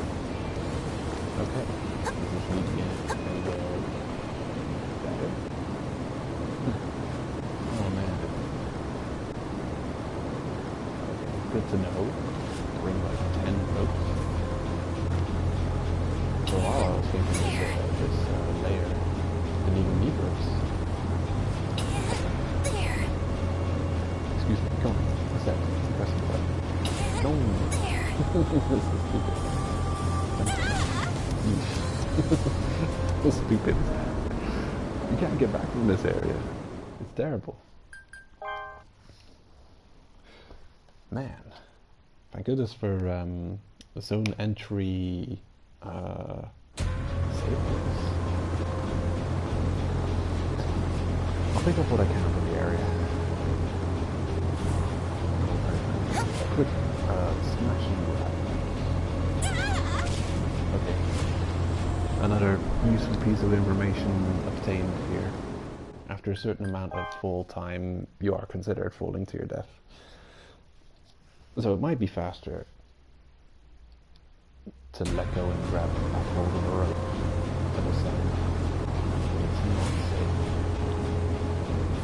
How much is the amount? Go.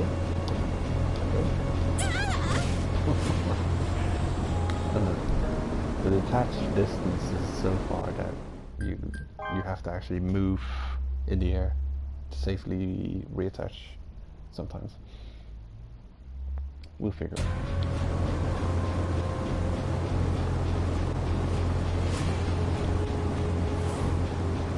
This is over.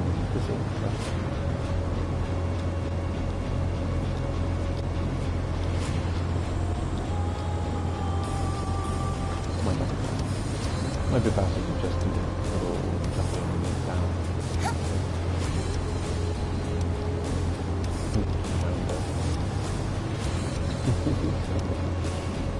You're barely attached.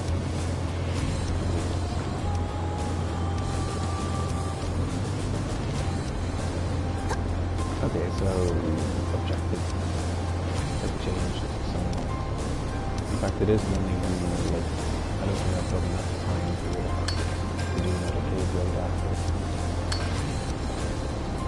So smashing grapple we can head back. And craft that armor set.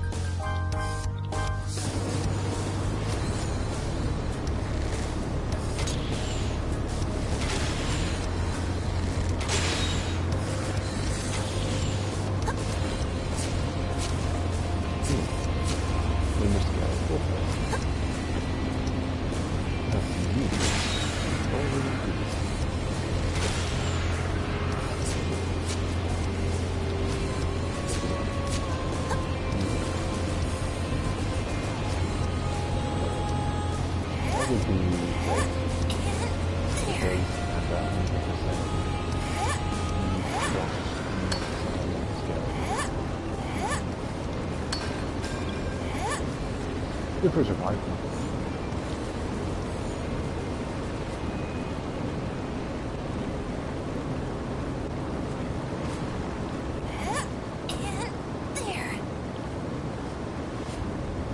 Well, we will be heading back, but I'm going to count the ropes.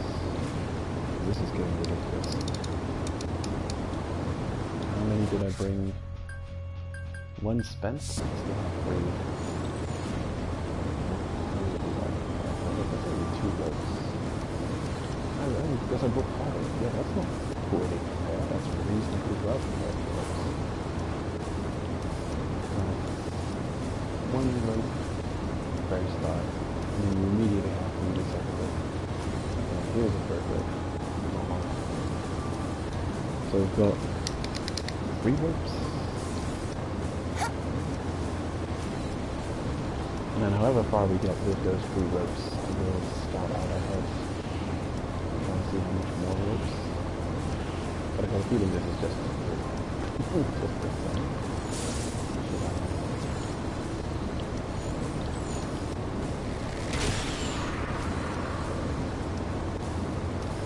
Less meat, more ropes.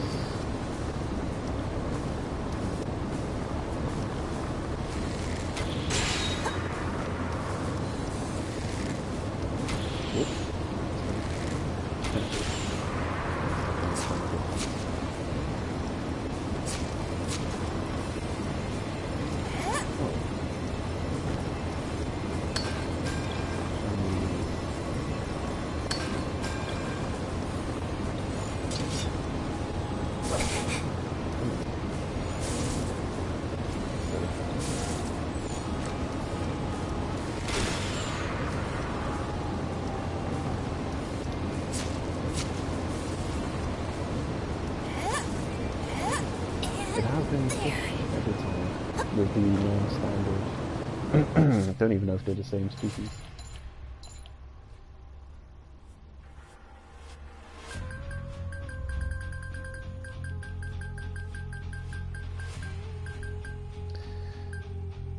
Swarm Shocker blue, Swarm Shocker purple, Swarm Shocker orange.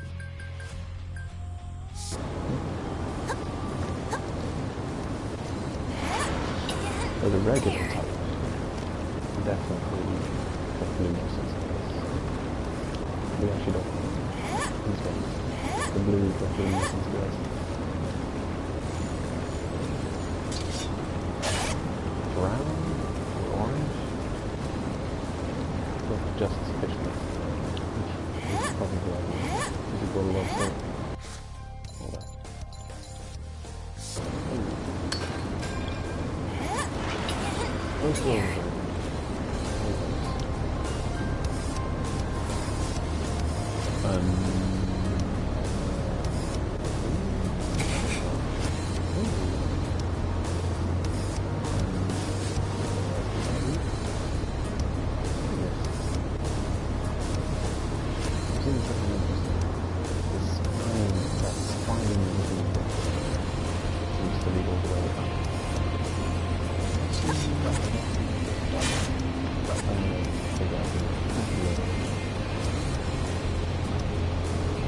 I really want to not take that away, because again, I think no return, possibly.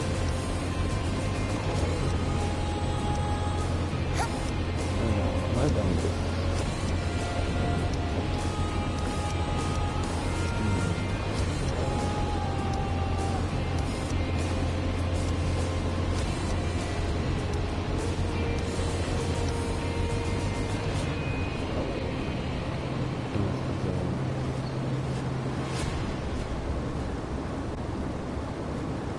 Did I flip? This was my... Not last game. Fourth rope. 4 ropes. 4 ropes before the point of ownership. And beyond, over there, as far as I can tell, there's 2 ways to descend. From the very top, and then from somewhere below. No idea where it ends up. But unfortunately, there's no way of checking, because it would mean to reset. Because I would not skip back. Oh, almost got me.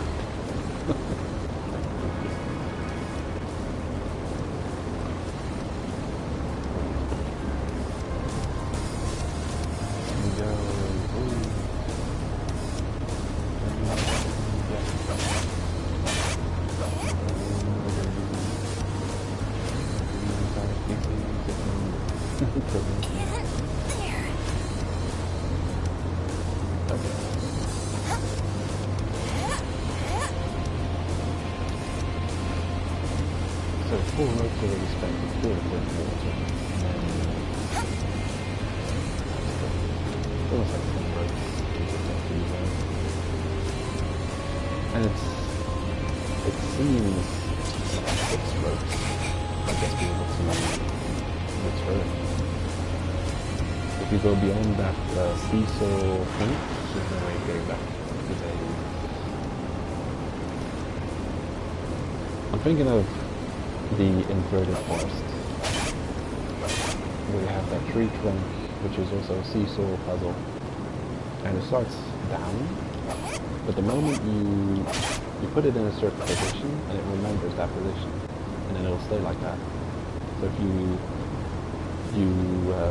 tilt it to the other side, and if you want to return, you will be able to return to the side it's tilted to. But these seesaws always reset to their neutral position, giving you an impossible to make jump. There's no way to return. If you use 4 ropes, if you only have 5 ropes, then you're screwed. So it's a weird situation where if you have a specific number of ropes, because if you don't have enough ropes to get there, you don't have 4 ropes, you're fine. If you've got 4 ropes, 4 or 5 ropes, you're screwed. Because you won't make it back with 4 ropes. It's bizarre, but we have actually not found Rhombus point in the entirety of layer 5. So sure enough, if you don't ring enough ropes from 4, you're screwed. You're not going to find more points with which to make more ropes. go. It's going to cost me all 6 of these hatchets to get back. Good thing we've got the less durability. There.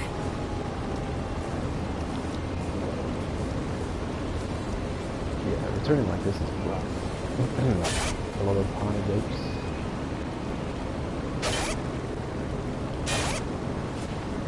Long lasting curse.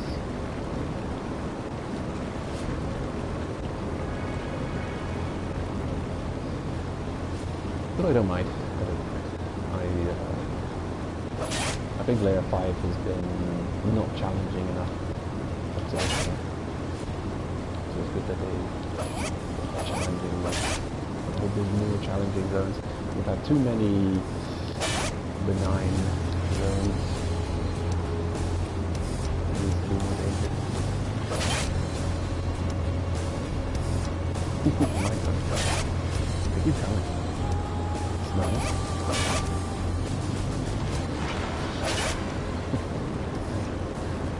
Oh my God. There. They're gonna go extinct. Okay, let me fix it. You're lucky. I would have been. Kill a million mobs, and then the last one hits and instant poison you, single attack. Oh.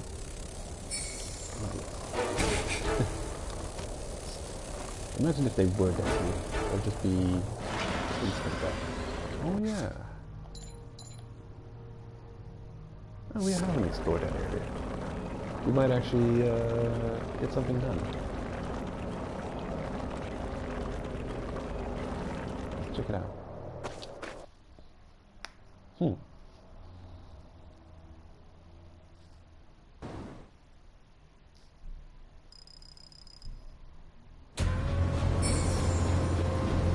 Water crystals 2. Hello. Maybe you want to skip water crystals 1 and head straight to water crystal 2. Ooh, look at that.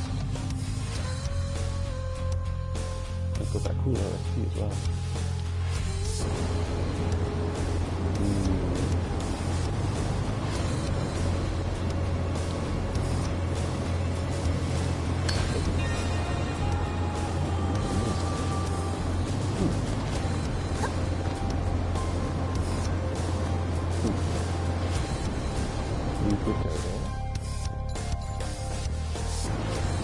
Getting a bit heavy on my end.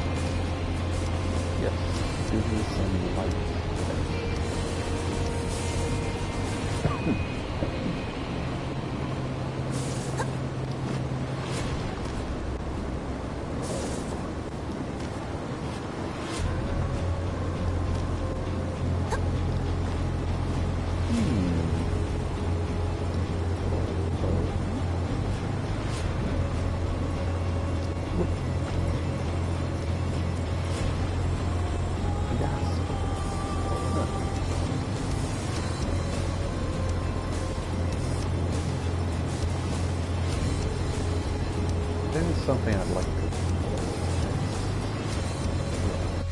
How close to... Ooh, let's find this one.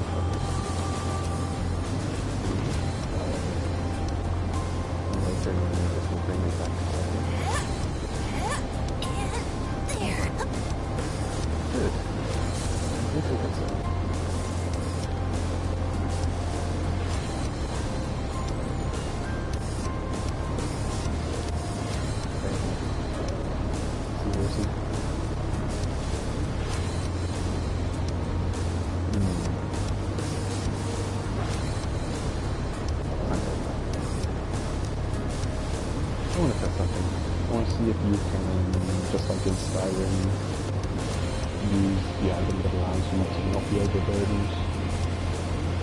So that's something. I don't know how much.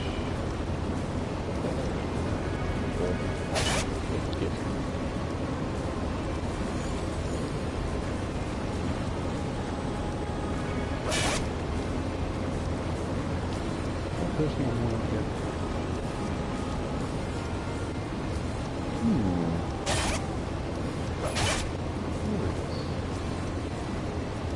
We can go to that side. There. But how do we do that? Oh. Yeah. Another trap, really. If you didn't put a rope through it.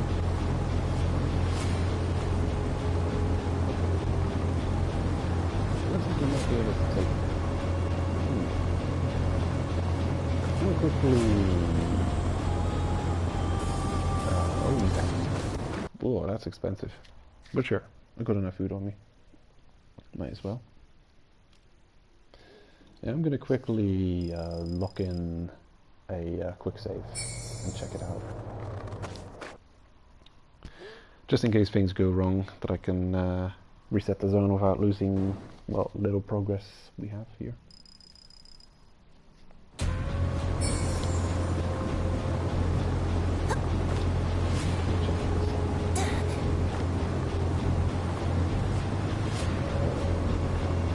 Could just jump.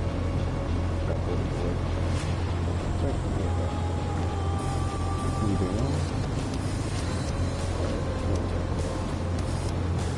I'm thinking it rejoins the main path further on. Which is going to join with an extra rope. So we've never needed more ropes than we do.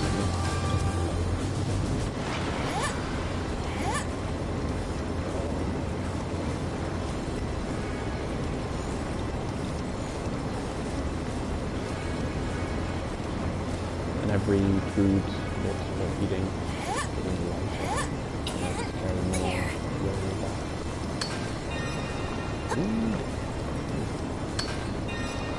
Hey, there's that. And we're out of ropes that have to get this one. So I'm relying on this route. Looping back.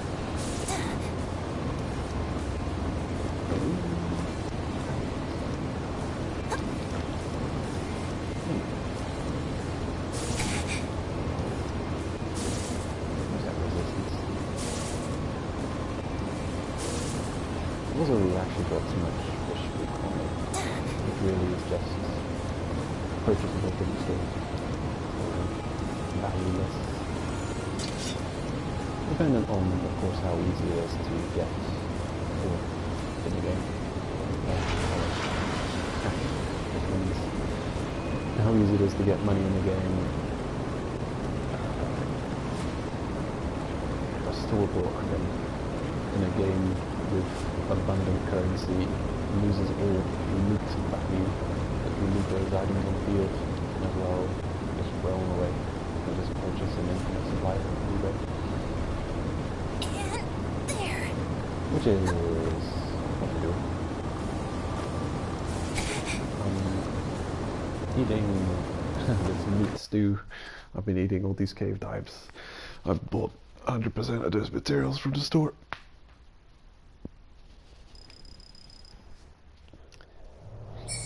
And I haven't necessarily been gaining a decent amount of cash. I've been holding on to a lot of relics, but possibly requiring to craft new gear.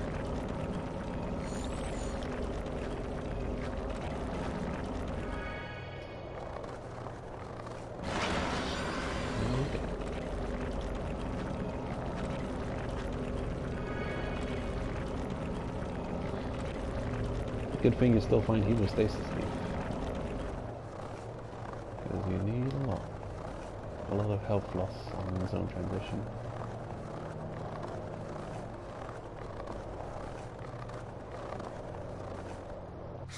Do I have fish? Oh yeah. Actually too much fish meat on me. Sure. before I throw those away, before I throw relics away.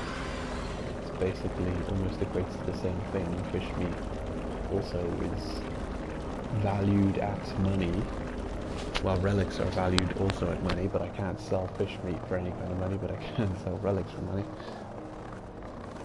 So, although the fish meat I have, if I don't throw it away, I have.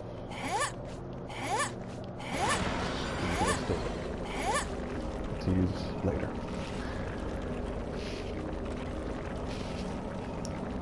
Alright, so now before heading back, I want to test if you can use the Skyrim-esque strategy of being super overburdened and then just using that item that makes you not overburdened, and then fast travel back if they allow it. Because that was something you could do. You could also be super overburdened in Skyrim, turn werewolf, gain a ton of item burden, and then fast travel away. And I think because time was considered to have passed while fast traveling, your werewolf transformation wears off when you arrive. I think that's how it works. And if it doesn't, well, always exciting. Yes. Almost overburdened.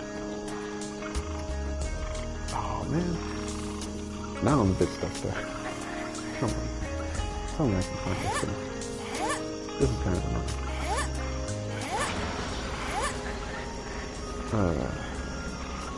If that's a relic, I'll be instantly overburdened.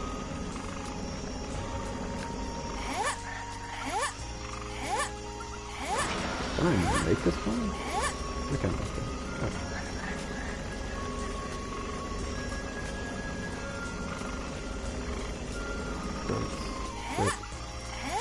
Containing bird meat.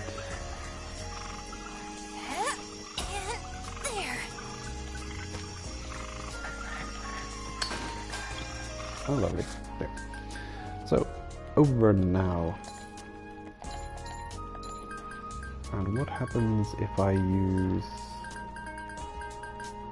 the gas spore? Decreases the weight of a backpack for a short while, allowing users to move freely even if they're over capacity. So we're just barely over our 20 kilos. I'll see what happens if I use it.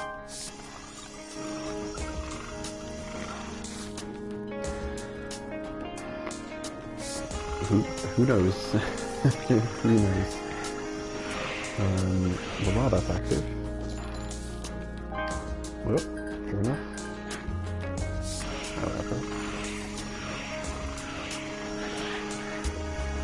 Okay. And now I'm under the weight limit anyway. So I can still do some stuff.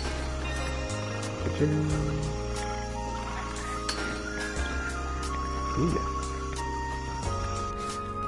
And I can... Right, so I'm half a kilo too heavy, but I can still fast travel back. Okay. It is not a useless item, after all. And I'm wondering if... Well...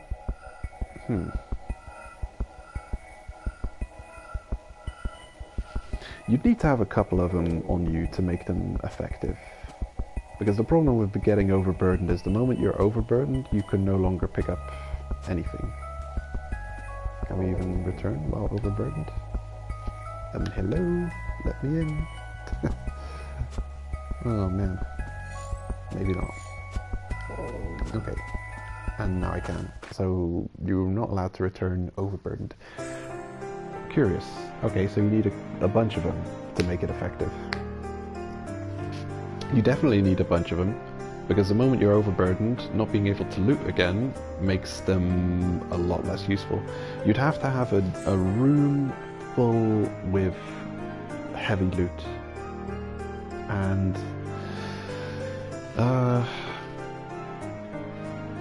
you'd have to be in an area where you can fast travel away from. Or close to it. I'm thinking the spider pillar where we picked up 5 kilos worth of items overburdened. If I had them there, they would have gotten me, I don't know how long they last, maybe 5 minutes or so. Not sure, haven't tested them. We'd have to have a couple of them to run all the way back to the start of the zone, transition back to layer 4 to fast travel back to Orf. And then when we got to the portal to get into Orf, we'd have to have another one to be not overburdened to be allowed to enter Orf. It still seems like a non-useless item. It has its use. I just haven't used them in my playthrough and don't plan on starting. Too complicated. No touristy food is back though, so yeah, we're almost at the time. So we'll craft that new gear, give a new dish to no touristy. We'll try with the salted rare fish roasts, just to see, because we got that today.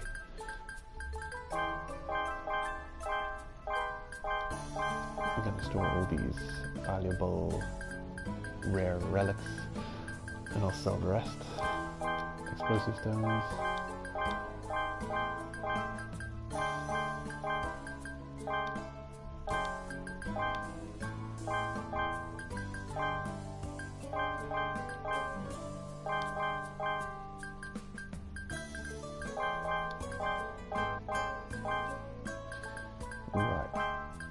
A lot of fish food.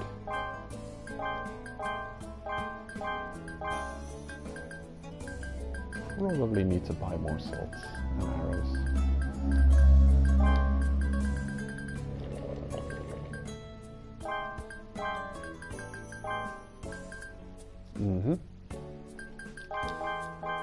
There we go.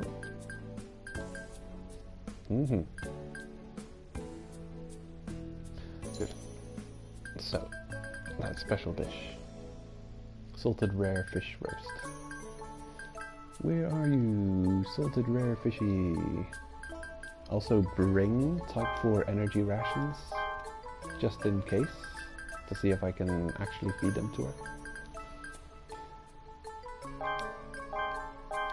I'll bring a couple of dishes I'm not sure about whether she'll even accept, just to see if they appear. Okay, fried potato. She should say something unique for that, like, legendary dish. I'd be surprised if she didn't.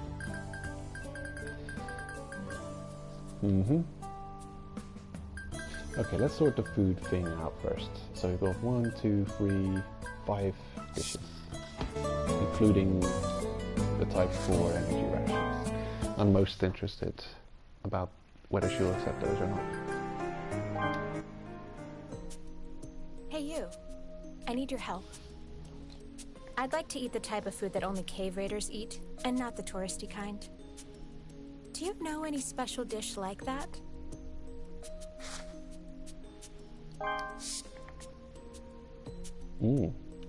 Wow, okay. So all those other dishes she did not even consider, including type 4 energy rations. I'll write that down. Can not hand in. Sure.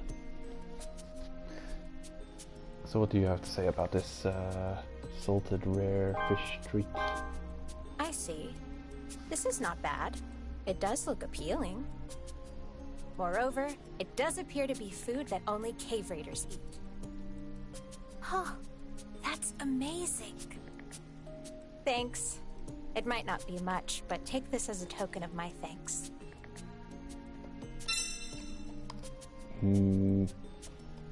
Pickle bucket. Well, I'm glad she had a unique dialogue for it. medical bottle. Is that worth it? It's you.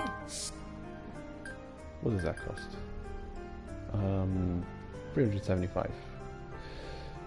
Not valuable. If she'd given us type 4 energy rations, apparently those are worth 2,000. Wow. That is pricey.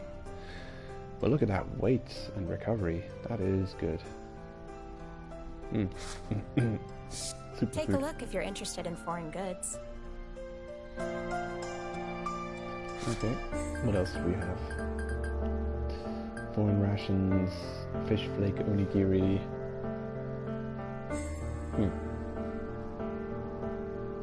Yeah, you could feed her the same food over and over again. So the fact that we can't hand it in means it's never able to be handed in. Okay. So I'm gonna have to make a list of food that can't be handed in. Fish flake onigiri. And foreign rations. But also type of energy. Yeah.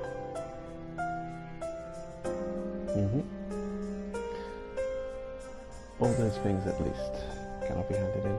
And probably definitely just the things that she's selling cannot be handed in, because it wouldn't make sense for her to want to learn new things and then selling those things. That'd be silly.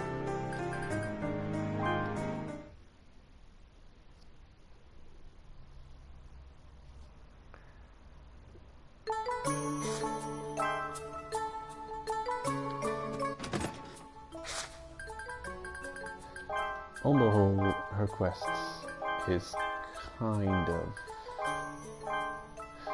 The longer you play the game, the more worthless her quest becomes. I could see there being some value in being given antidotes very early on in the game. But then again, what's stopping you from... I don't need... What crafting skill do you even need? What level? I don't know what makes... I don't know what 1-star items are. But if blue antidote and red antidote and paralysis antidote are 1-star crafting items, then her rewards have even less value. I really don't know.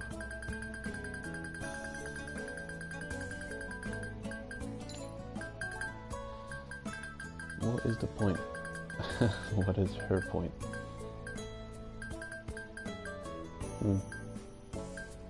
She sells useful things, but yeah, the longer you do her quest, the more and more pointless it seems. Still got 6 hatchets. Okay, I need to buy 20 salt and 20 arrows. 20 salt, 20 arrows. I'll go do that first.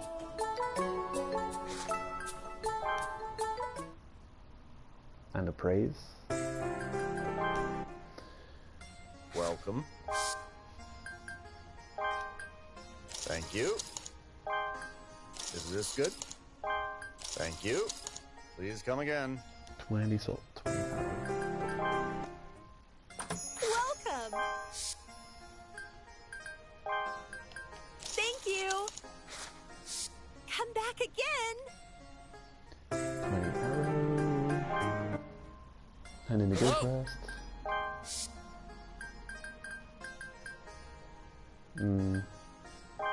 Thank you.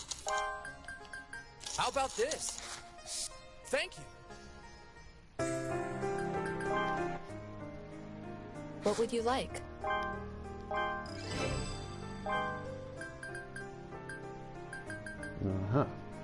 Defeat headtail subspecies. Quest number 2. See you soon. And it continues.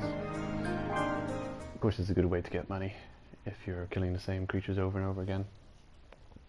Or if you're encountering them over and over again.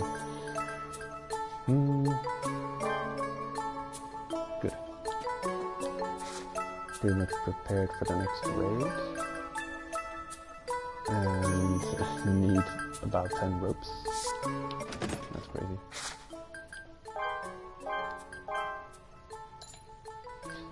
So...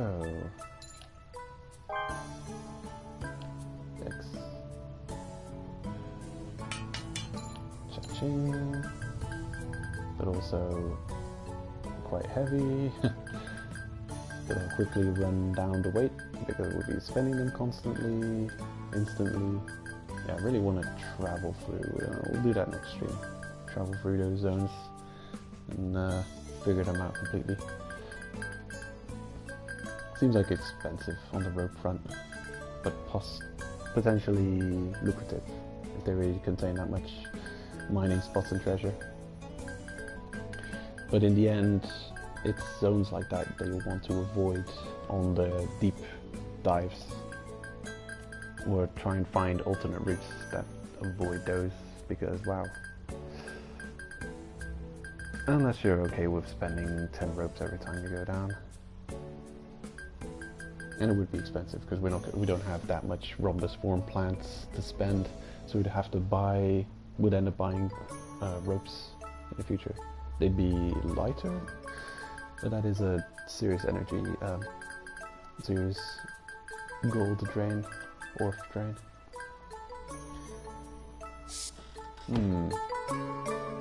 Okay, I'm gonna intro save. Not that anything is gonna go wrong. So, crafting. Bone helmet. Where's my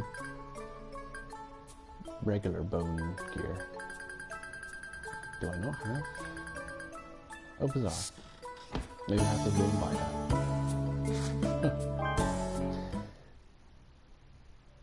that. Must be my Switch account that has the bone armor. Welcome.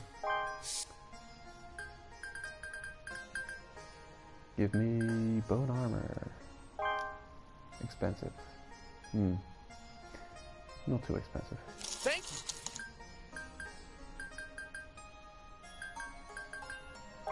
Thank you.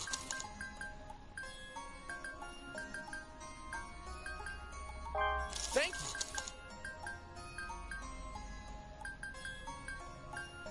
How about this? How about this? I think we got it all. Thank you. We'll have a look what all the sets look like. Might as well.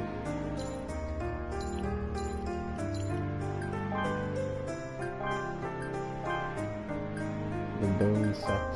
I think the bone set might look nicer than the colored bone set. Or maybe not.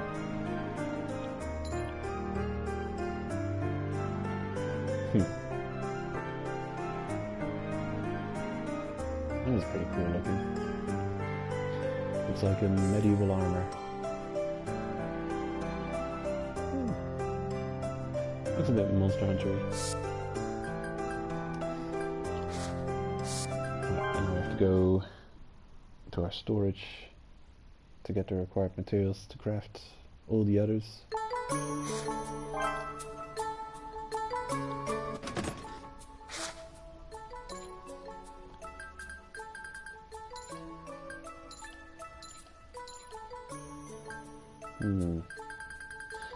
It gives you pretty much all the information you might want in the crafting menu here.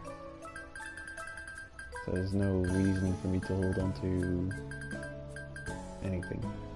I can just craft it away and not worry about losing that information.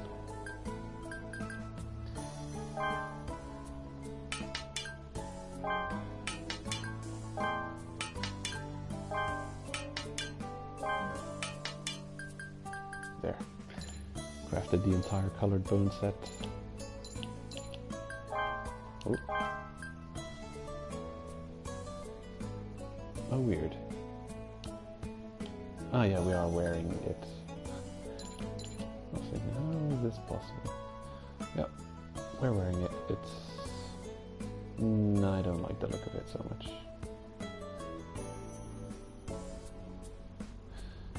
Hats and trousers are fine.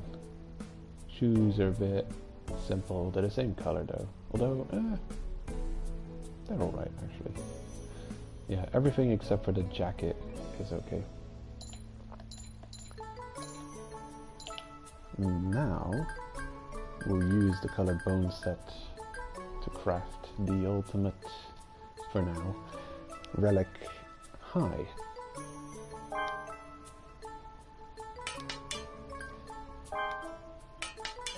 Look at all that cost. Unbelievable. And we'll have it automatically equipped as well, because we're using our equipped armor to craft. We look silly. Okay. So that's what we look like now. 845 defense. That is tanky armor. It looks very silly, yes. It looks incredibly silly. Looks like something a hollow would wear. I'm not wearing that. I don't care how strong it is. I would only wear it if dying against an enemy that does a lot of damage, specifically the taking too much damage, is an issue. And I've said that before. But those sets, they're also way too heavy. How much are we? We're almost... We don't even have that much. We've got the absolute requirement of going out cave raiding, and we're almost at our weight capacity. So, yeah. I mean, the ropes and the food weighing down a lot.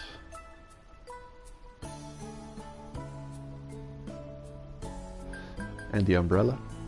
That's really the unconventional brought items. The umbrella, ropes and food. 18,500. Let's calculate that quickly.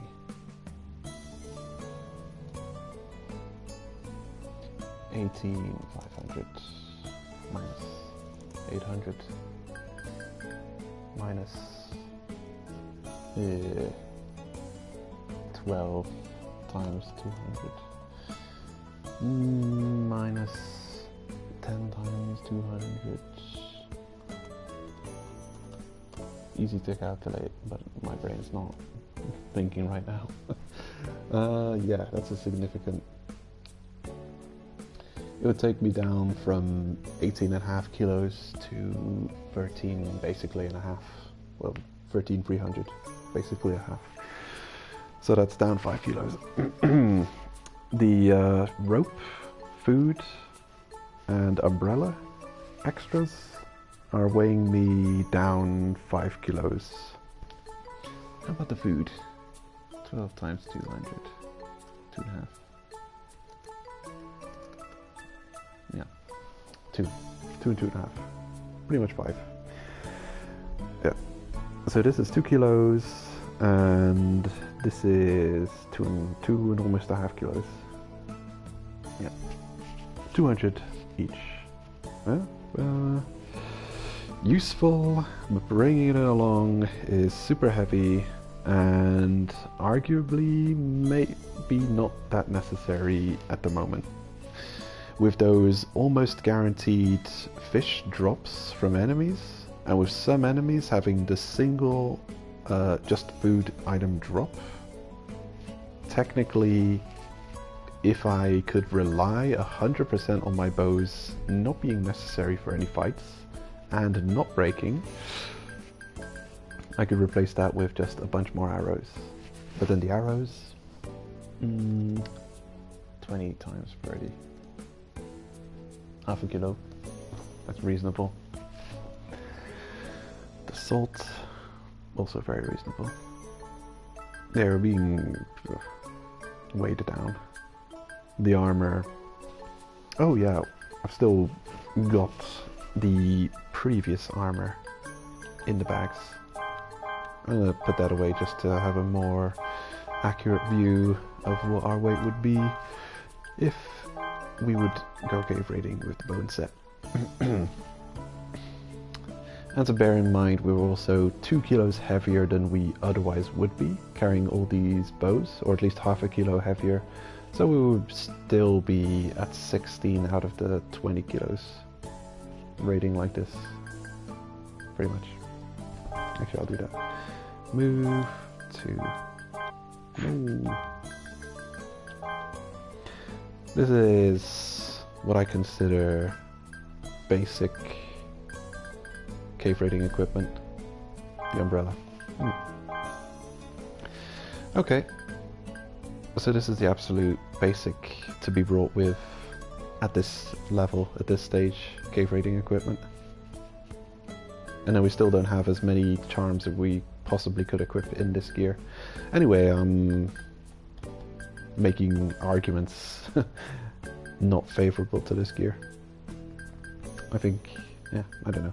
I don't like the look of it so much, but I probably will end up using it like that orb piercer fight, any kind of tough fight we get into, and this remains my best gear when I use it.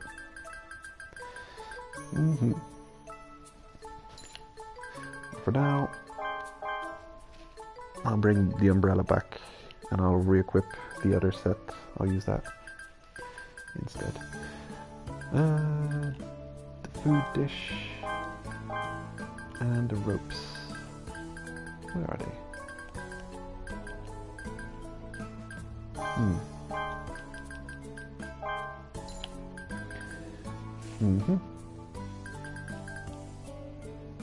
And I'll re-equip my other set,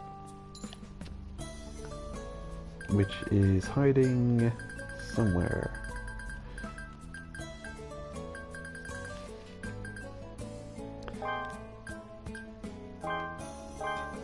Might as well equip it immediately.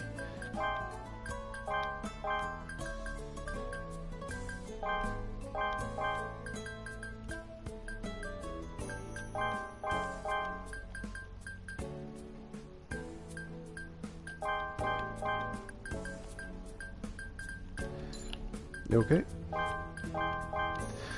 Well, we've seen it now, and we've got it. Pretty much the heaviest armor set we have access to, possibly, at the moment. So if we run into a tough fight that cannot be defeated, we will have options, which is always nice. Good.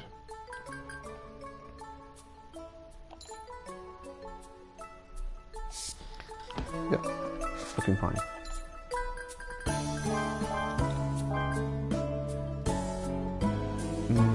The weapon wheel item ring is set up perfectly.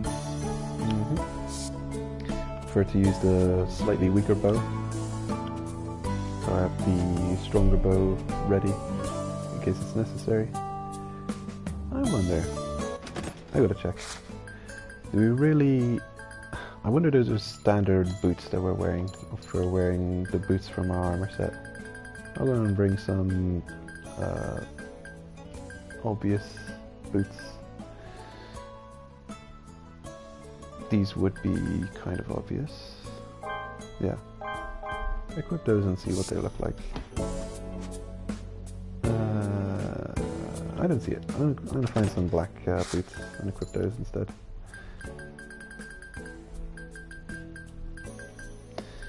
Black and white, there we go. Equip. Oh no, we are really in full base / home here. Nothing cave raiding worn. Yeah, makes sense.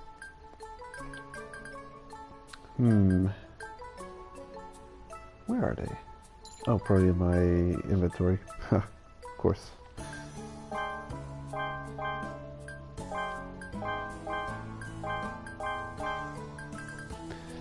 Okay, good.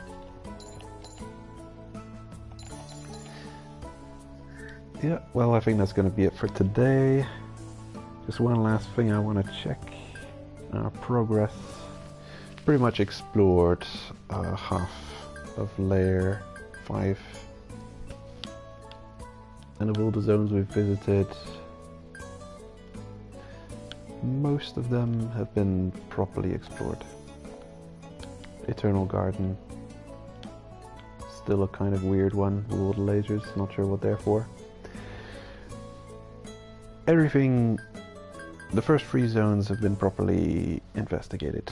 Water crystals 1 and 2, that's going to take effort. That's going to be the next thing to do. Hail gel is another strange one. Doesn't seem like there's much more to the zone. You have free access to all of the exits, but then the elevated areas are kind of tricky to reach. It's like a puzzle. Maybe something to look into. And then sandy ice area linking to hail gel and one mystery. Hail gel, water crystals, eternal garden. Skipping water crystals and jumping straight to hail gel, then sandy ice area, and then wherever this is. If this doesn't return back to that one question mark area between hail gel and sandy ice area, it seems like that would be the way to go. In my incomplete understanding of Layer 5, it seems you start off here, then you travel all the way... Oh, no, you take the first exit, the close one. See corpses too. Easy path. Eternal garden. Easy path. Simple. Hail jail. And from hail jail, you start at the top probably. No. Eternal garden. Right. From eternal garden, the closest. Oh yeah. And then the top exit, wherever that leads. If it leads further, this seems like the most no nonsense, low resource cost way to go. Water crystals, they seem like real fun areas, but also potentially really pointless, or at least high resource costs, low. Well, if you want to just get through, then yes, there are areas. You got floating rocks in Layer 4, really cool zone, cool puzzles. Some of them I don't even know how they work, but something you want to completely ignore if you're trying to just make progress, because this will take a whole bunch of effort and grief to get through. Same with rock slide hole, which is an area which I wouldn't even bother with in Layer 3. It's that tricky to get through. Actually, I think Layer 3... I don't know. Maybe just because I spend the most amount of time in Layer 3, but I think Layer 3 is my favorite of the layers in the game so far.